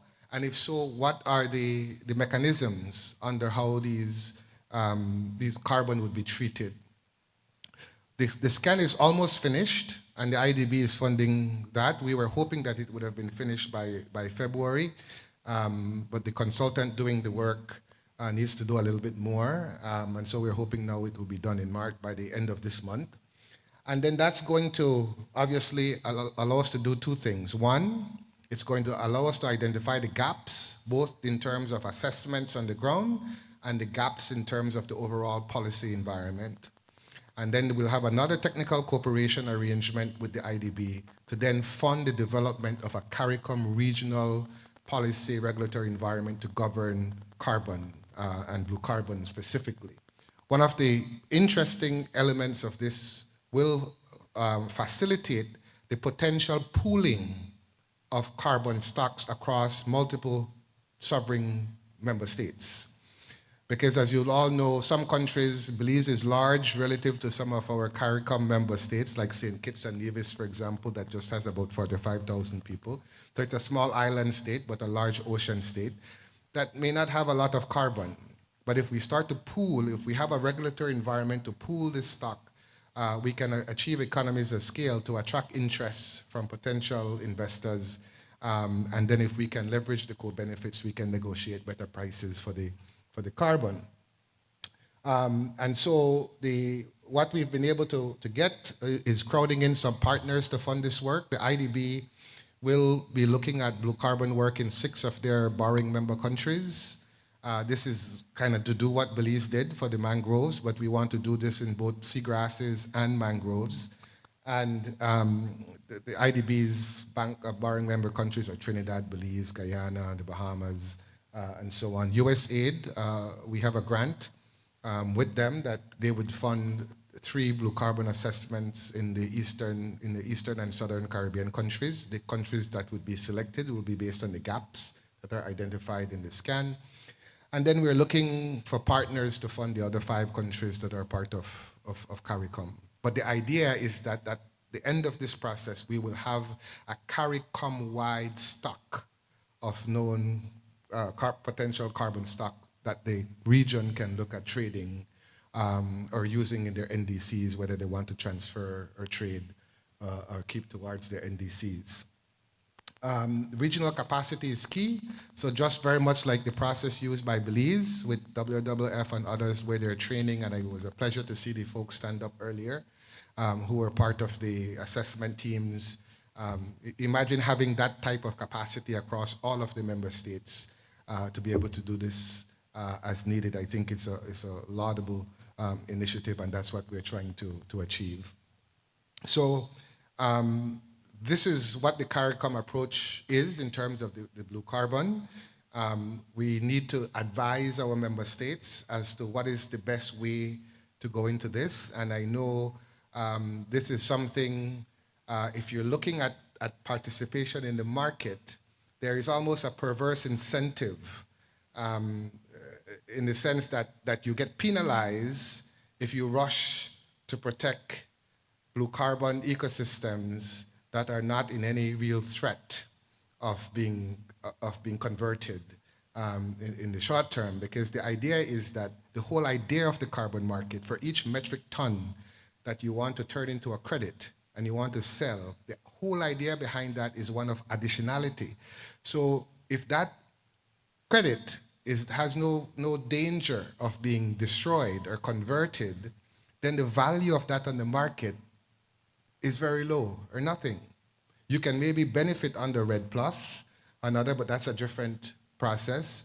And so if you, in a sense, if you rush early to lock up, for the lack of a better word, areas that are not under any dire threat of being converted today, then essentially what you're doing, you're foregoing some of the leveraging you can do from a carbon market point of view.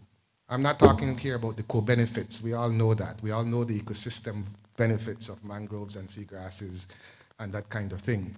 So this is part of what the 5Cs is trying to do with our partners, is to assist these member states to give them the information so that they can participate in this with both eyes open, so that they can get the best possible deal in terms of crowding in the climate finance that is needed. Just very quickly to wrap up, in terms of the next steps, the scan is being completed, and then we want to select the member states that we will be doing the blue carbon assessments in, seagrasses and mangroves, and so we are waiting with much anticipation to see how the seagrass assessment in Belize is going to turn out. And then we move to the next promise technical assistance from the CDB to hire a firm, so then to be able to look at developing this regional policy and regulatory framework to guide CARICOM's participation in the markets. And we're hoping to have this done by COP28 so that we can have an announcement, at least in draft form, and hopefully have some initial assessments indicative in terms of the work that is being done.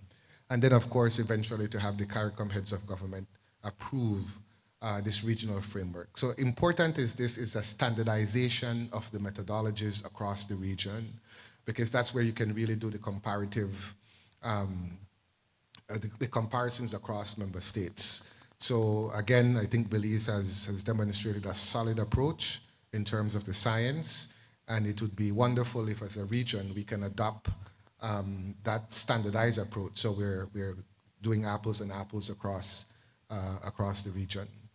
I will stop there and be happy to take any questions from the floor. Thank you very much.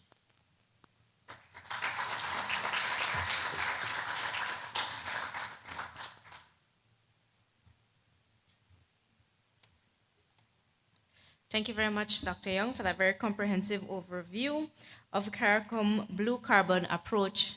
At this time, we're going to move into our next presenter for this afternoon, Dr. Steve Canty, research scientist with the Smithsonian Environmental Research Center and lead of the Marine Conservation Lab. And he will be talking to us about Global Mangrove Alliance and the Mangrove Breakthrough. Hi, everybody. Mainly, thank you, Nadia, for the invitation to be here. And I'm presenting on behalf of the Global Mangrove Alliance, convened by Conservation International, IUCN, Nature Conservancy, Wetlands, and WWF. But, we'll just skip that one. There's a lot of members. There's over 40 member organizations right now, and there's another 30 or so in the pipeline. And they are from across the world. They are NGOs, academic centers, government investigation centers. Everybody and anybody is welcome as an organization to join this to help meet these goals of halting any natural losses or halting unnatural losses, so development, etc., to mangroves, which would save by 2030 over 16,000 hectares of mangrove. How can we also restore half of the mangroves that are lost? So that's about 4,000 kilometers squared, sorry for the change of unit, of mangrove by 2030 as well. Big effort is required there. And then also, how do we change and get more of our mangroves under conservation and management protections, so going from 40% to 80%. And that's not just about getting things locked away, it's about sustainable use and working with communities, but also making sure that it's not just on paper again, that it is these pieces that are truly managed. And where's our friend Samir from Coastal Zone, who went through all of those pieces where it was about what do we have, where do we have it, what are the threats, how are the people using it, how do people want to be engaged. That's a huge part of what this is all about, but at the global scale. So our strategy to do this is mainly around collaboration, enabling, because at these organizational levels, there's not always things at getting your boots dirty, and if you're in the mangroves, your boots get very dirty. So it's enabling those dirty boots to be getting around and doing the hard work. And this is why there's this institutional framework at this global level, so that we can help strategize and make plans happen from the ground up and also feeding back down. And that's sort of what we're doing with mobilizing. So enabling and mobilizing, how do we get innovative finance together so that this is working? So it's not just about governments digging in their pockets, it's about the private sector coming in. How do we do that? It's not all about blue carbon. I'll probably be the one that speaks the least about that. Blue carbon is one way. There are many other ways that we can do this. Also, through private sectors, there's things where people can join in and do mentorship. Mentorship for sustainable livelihoods. How do you put business plans together? How do you do innovative finance at these local scales? These are the kinds of things that the private sector can do, which isn't always an investment of money, but can unlock more finance to help with the management and conservation of these resources. So we're getting to the impacts again. Climate adaptation is key, right? That's actually what Belize's NDC is mainly about, and more or less all NDCs are more about the adaptation than the mitigation, because that's the important piece for local communities. And I think that is one of the pieces that we really have to focus on. What are we doing at these local levels, helping communities, building that resilience and making sure that they're in charge of their own resources. Then we've got our biodiversity, food security, and human well-being. So once again, it's actually really about local communities, empowering them and getting that protection and management for these systems. So more broadly, I think that the pieces that will mainly attract people in this room to sort of reach out to the Global Mangrove Alliance is the tool development. There's the Global Mangrove Watch, which looks at mangrove cover change over time, and that's a free resource online that people can go in and check in. Remembering, though, that all of these resources are done at the global scale, so sometimes our maps have different values to what's done where it's been locally ground truth, but this is a really good resource, especially if you don't have too much information. Belize is always information strong, but it's a nice way as well to be able to compare how you're doing to other countries. Then there's restoration potential maps. I think this is key. There's maps that show high, medium, low potential for restoration based on the number of threats.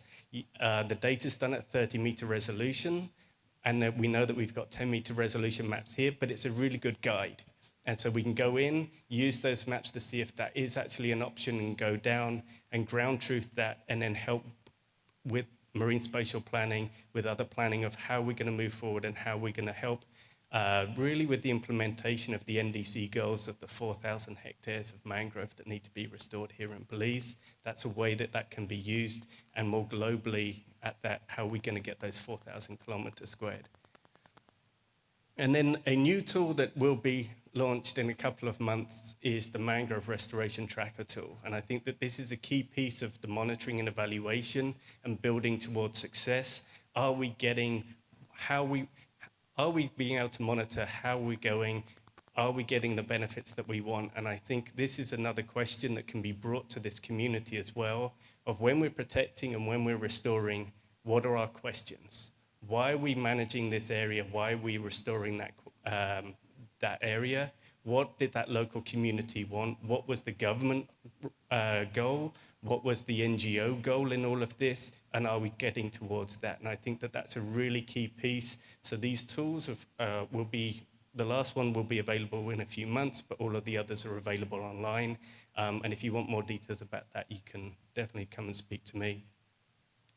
And then there's these national chapters which are popping up everywhere, because these are the people that really do the main bit of the work. And I will not steal Juliet's thunder by talking about the Belize chapter, but this is really the coalitions of these national chapters that bringing all of the local organizations, including governments, private sector together to really move that forward, working together, national objectives, looking at global objectives too. And how do those merge? And how do you then get resources, knowing that you're doing both of these objectives? Knowledge shares, this is another great thing about these national chapters. There's chapters in Mexico, there's chapters in Colombia, there's chapters coming up in Fiji, in the Philippines. And having groups that are able to talk to each other about what went well somewhere, what went badly somewhere, what were their experiences, is generally a lot better than coming from someone like me. Although this 2 days has been really useful, I've learned a lot. So there's always different levels to do that at. But I think that this, for getting some of these local actions together, is a really nice way to move that forward. And then really it's about implementation. How are we going to get this loss stopped of our mangroves? How are we going to double the protection? And how are we going to do that restoration? And now I'm going to skip a little bit and go back to global again, having just gone back down, and present a little bit about the Mangrove Breakthrough. This was an initiative that was launched at COP27 and is basically priced out. How do we restore? How do we manage? And how do we get to all of these goals that we need? And it's going to cost in excess of $4 billion by 2030. I think all of us in this room know that conservation isn't $1 million problem, it's $1 billion problem. So actually pricing this out in a way is really useful to actually get our brains thinking a bit more. There's been a lot of values that have come up today, and it's all been millions here, millions here, millions here. And when you add it up, we're getting closer and closer to this big value. So it's not that it's that unrealistic. And this is basically a community of action. I mean, a big piece of this is getting governments and the private sectors to come together, and basically NGOs as a catalyst sometimes in helping convene some of those conversations. So weirdly, they've got very similar goals to the Global Mangrove Alliance, but they've got this additional one as well of this sustainable financing. Restoration and protection are long-term goals, right? Restoration minimum is 20, 30 years until you're really seeing success of some of those ecosystem services coming back, and protection should be forever. So sustainable financing is key. So what we're really trying to do with the UNFCCC Climate Champions, different governments, and the Mangrove Alliance for Climate Change, along with the Global Mangrove Alliance, and basically we're trying to bring more and more groups together, especially from the private sectors. This includes actors such as the World Economic Forum, is to have a real community of action so that we're collaborating at these different levels. And how do we as this group create and find $4 billion? But with that $4 billion, we honestly believe that you'll unleash about $400 billion worth of return on investment through countries such as Belize. Mangroves give you one of the highest flood protections in the world for your GDP. Like that, being able to put these protections in, there's huge benefits to local communities and therefore huge benefits to governments, because not getting houses flooded, not having to have this disaster risk sort of action forces coming in, is a real saver of monies and a saver of lives. So investing $4 billion to get $400 billion is a pretty good return on investment. And then basically of all of the work we're doing, we're trying to act on 6 key principles, and that is safeguarding nature, making sure that we do no harm, employ the best information, and we've got a host of information here for Belize today. So how do we get all of that information? And I think that was what Ms. Wade was talking about earlier. We've got all of this information. How do we build the strategy to put it in place to get to where we need to go? Empower local people and then align to the broader context. Both of these are very similar. Getting this local information into systems, into these strategies, respecting Indigenous peoples, respecting traditional knowledge. Lots of people know how important that is already to bring that in, but just coming out and making sure that that's not only respected, but included. Designing for sustainability, as I said earlier, none of this is a short-term process. So designing for sustainability is, we've got to be thinking 20, 30, 50 years into the future. And then lastly, the mobilizing high integrity capital. This is the key piece where making sure the people that invest in mangroves and other ecosystems are abiding by these other principles and making sure that communities are respected, making sure that governments are getting the value of things as they're supposed to when these blue carbon credits or whatever else comes in, that nobody is being ripped off. And so making sure that investors are really there for not just obviously to get a return on their investment, but actually doing things for the right reason. So we're always plugging for more people and more governments and more entities to endorse the breakthrough. And so, you know, a lot of what we've talked to today is about this climate change mitigation, about disaster risk reduction, and then also the global commitments. By managing our by managing our mangroves, we also are helping with our commitments to the Paris Agreement, to the biodiversity framework, to the 30 by 30, and all of these other targets, and none of these should be thought of in isolation. So how do we bring mangroves under all of these umbrellas and making sure that we can report up and down will be really key to making this a success. So thank you very much for the time.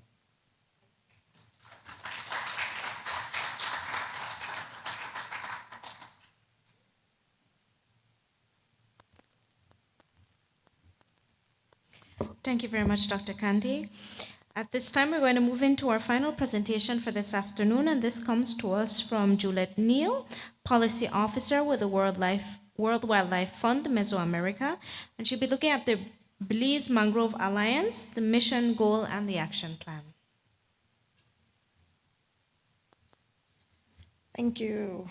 I think all of the presenters today really made my presentation very easy because you've touched on a lot of points already, including a presentation just made by Dr. Kanti. Thank you. So the Belize Mangrove Alliance. We had started this in 2021 as a national chapter of the Global Mangrove Alliance, and it's a collaboration which basically seeks to bring together everybody in Belize who's working on mangroves, who has interest in mangroves, to ensure that we work towards a common goal of increasing the global area of mangrove habitat through conservation, restoration, and equitable management. So to that end, our membership consists of over 40 different entities, which include various government agencies, NGOs, CBOs, different civil society groups, private sector, academia, national and international funding agencies, and even local committees and individual citizens. It has several core functions, which include coordination, promotion of best practices, leveraging funding, technical support, knowledge sharing, building capacity, and aligning synergies between the different entities. This includes coordinating agenda setting and national strategy development, and various presenters had touched on that today during the presentations, aligning partners' interests in terms of their individual project portfolios, activities, and opportunities to identify synergies and avoid duplication of work. Again, several presenters, both today and tomorrow, you'll see where those have been presented. They're already in the pipeline and they acknowledge where their complementarities. Build capacity through the enhanced exchange of knowledge, experience, and skills. Dr. Kanti just presented on tools that can also be used to help enhance the data collection aspect and the management aspect of that. establish and manage a shared knowledge base. Again, there are different tools that we can use, and that is something that can be developed for Belize, and it is a part of the action plan for the Belize Mangrove Alliance. Leverage funding through joint program development, donor outreach, and fundraising. The Belize Fund for a Sustainable Future presented one mechanism, and there are others that are available. But again, instead of duplicating duties or efforts, our members can work together to pool funds, which would enable them to maximize the efforts and activities that they're doing throughout the country. There's also a coordination of public outreach and policy dialogue with government and corporate partners. From today's conversation, it's obvious that no one entity can do it alone. The struggle is real and ongoing and constant. So in order to achieve our objectives, it's very important that we continue to work together to maximize those partnerships and to bring others to the table. And it's not just about the NGOs and the communities and about private sector, but all of them working together and to use the science behind it to ensure that the objectives are met. We also need to promote best practices in relating to mangrove restoration guidelines, protected area design and implementation and restoration guidelines for associated ecosystems, for example, seagrass and coral. So today we've mentioned about the need for the seagrass policy and work that will be done in that area. And again, this complements the work that's already being done with mangroves. And last but not least, to provide technical support through sharing of tools, scientific research, and policies and plans. So thank you to all the partners and agencies who work to make this workshop a success. Obviously, it's needed and it will continue. So this is one element in which we're able to capitalize. So the Belize Mangrove Alliance set up a website, which is belizemangrovealliance.org. And some of the documents which were presented today can be accessed at our Knowledge Hub. Also, in terms of our partners and their different initiatives, we've also been able to upload those. So it's an area where all entities can come to find out what different agencies are doing throughout Belize, that they have this place where they can go to access that. So over time, as we gain more members, we will continue to update the website. It also includes what our partners are doing and what areas they're working in. So if you're curious about working with someone in a particular area of Belize, you can go to that area and identify what they are doing and whether that's something that you can work on them with. We also have a Facebook page. So for those of you who like social media, Nadia mentioned Twitter. I'm not on Twitter, so apologies, Nadia, for not including a Twitter. But we are on Facebook. So even for those community groups, like anyone who is a part of the group can post what they're doing. So whether it's an activity in the community, whether it's a cleanup campaign, whether they just want to post information, studies, and so forth, this is a good place to get information active and going to a wider audience that's not specific to Belize. So the mangrove, the BMA action plan is a 5-year action plan that was done through a very collaborative process with all of its members last year. And so coming out of that, we ended up with a total of 36 prioritized strategies, which were identified, and those were spread across these 5 thematic areas: government policy and legislation, strengthening enforcement, outreach and awareness, mangrove restoration, and contamination in the watersheds.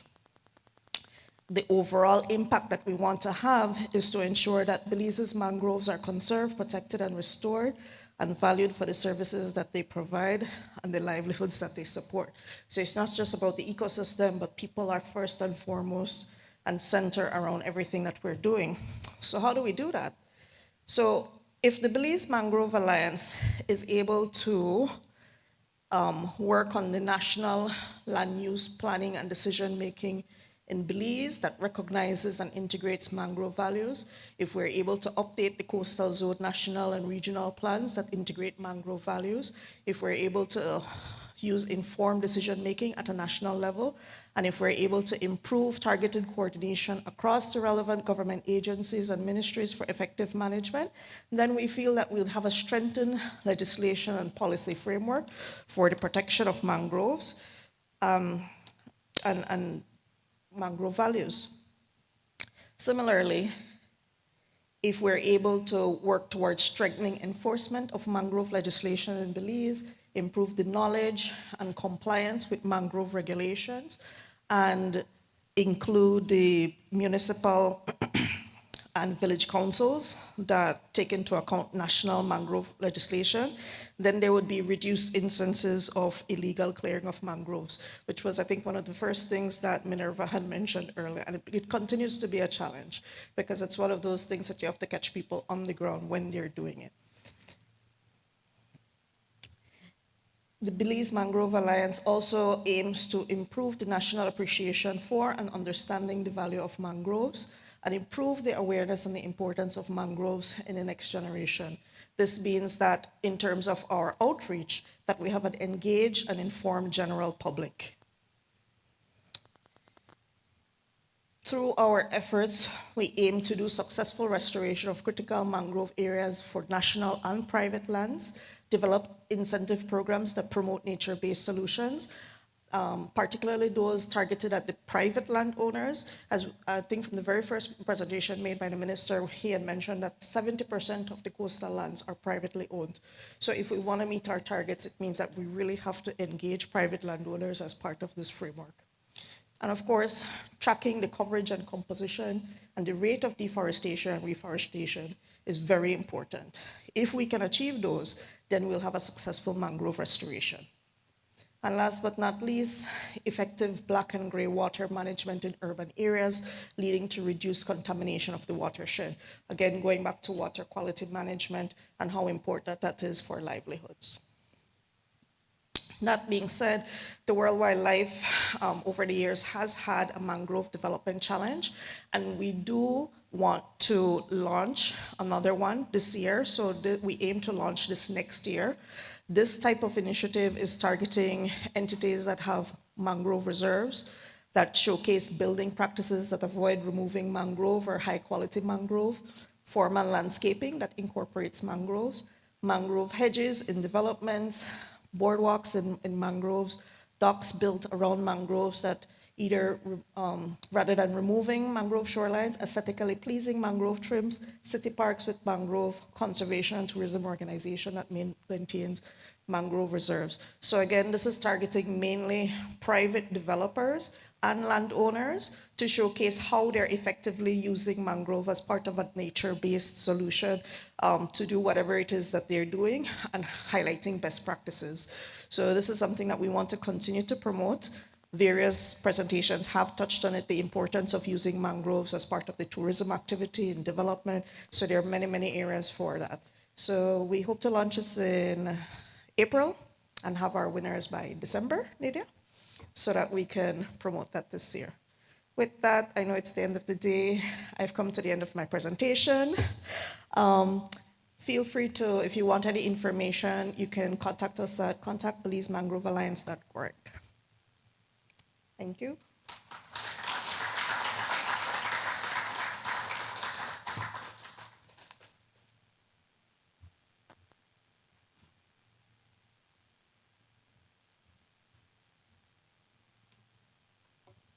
Thank you very much, Ms. Neal. At this time, we can open the floor for questions on the final set of presentations that we had this afternoon. The CARICOM Blue Carbon Approach, Global Mangrove Alliance and Mangrove Breakthrough, and Belize Mangrove Alliance, Mission, Goal, and Action Plan. If we have any questions, comments, or observations, this is the time as we get ready to wrap up for today.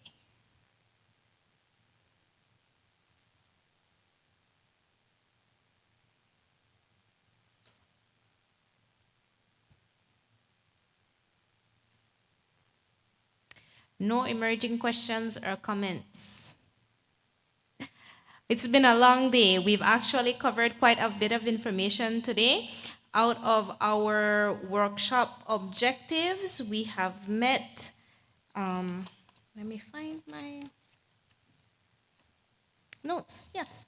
We've been able to cover from 1 to 4 actually, to share and engage on Belize's mangrove and blue carbon assessment efforts and findings. 2, to discuss Belize's approach, capacity needs, and progress towards implementing protection and restoration targets for blue carbon habitats in Belize's 2021 NDC update.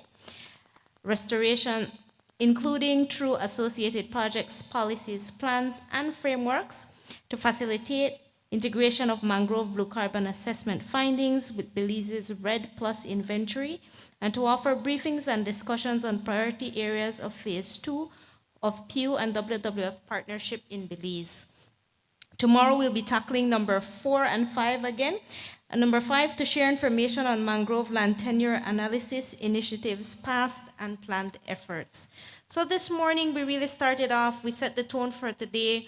We were looking at presentation on Belize's nationally determined contributions, an overview of Pew Coastal Wetlands Program, and a recap of Pew WWF collaboration Phase 1, and an overview of Phase 2. We then moved to in-depth discussion on Belize mangroves and blue carbon assessments, looking at research and project findings, methodology for measuring AGB of mangroves for emission factors development. We looked at the work being done towards the conservation and restoration of mangroves. We were sensitized on the coastal zone management approach through an institutional overview. And this afternoon, we moved towards looking at the work being done with seagrass. We learned about structures and mandates of the Blue Bond and Finance Permanence Unit, the Belize Fund for a Sustainable Future, and the Belize Sustainable Ocean Plan. And our final panel looked at, first, a regional approach to blue carbon and key areas for continued work and collaboration. And then the ongoing work with the mangrove conservation efforts were highlighted through, first, the work for the Global Mangrove Alliance, and then a comprehensive overview of the Belize Mangrove Alliance. And that rounds us out for today. Tomorrow we will be starting at 8:30 with registration. We want to invite you to join us for another dynamic day. It is only a half day tomorrow for most of our participants, and then the afternoon workshop with the Forestry Department. On behalf of our organizations hosting this event, the Ministry of Sustainable Development, Climate Change and Disaster Risk Management, the National Climate Change Office, Belize Forest Department, Ministry of Blue Economy, and the Coastal Zone Management Authority and Institute, and in collaboration with the World Wildlife Fund, Pew Charitable Trust, the Smithsonian Institute, and Sylvestrum Climate Associates, we really want to thank you for the time you have taken to be with us today, the participation in discussions. Ms. Nadia, you still have a full house at the end of the day, so something must be going really right. We want to wish you a good evening, safe travels for those of you who are traveling, and we look forward to seeing you tomorrow morning. Thank you.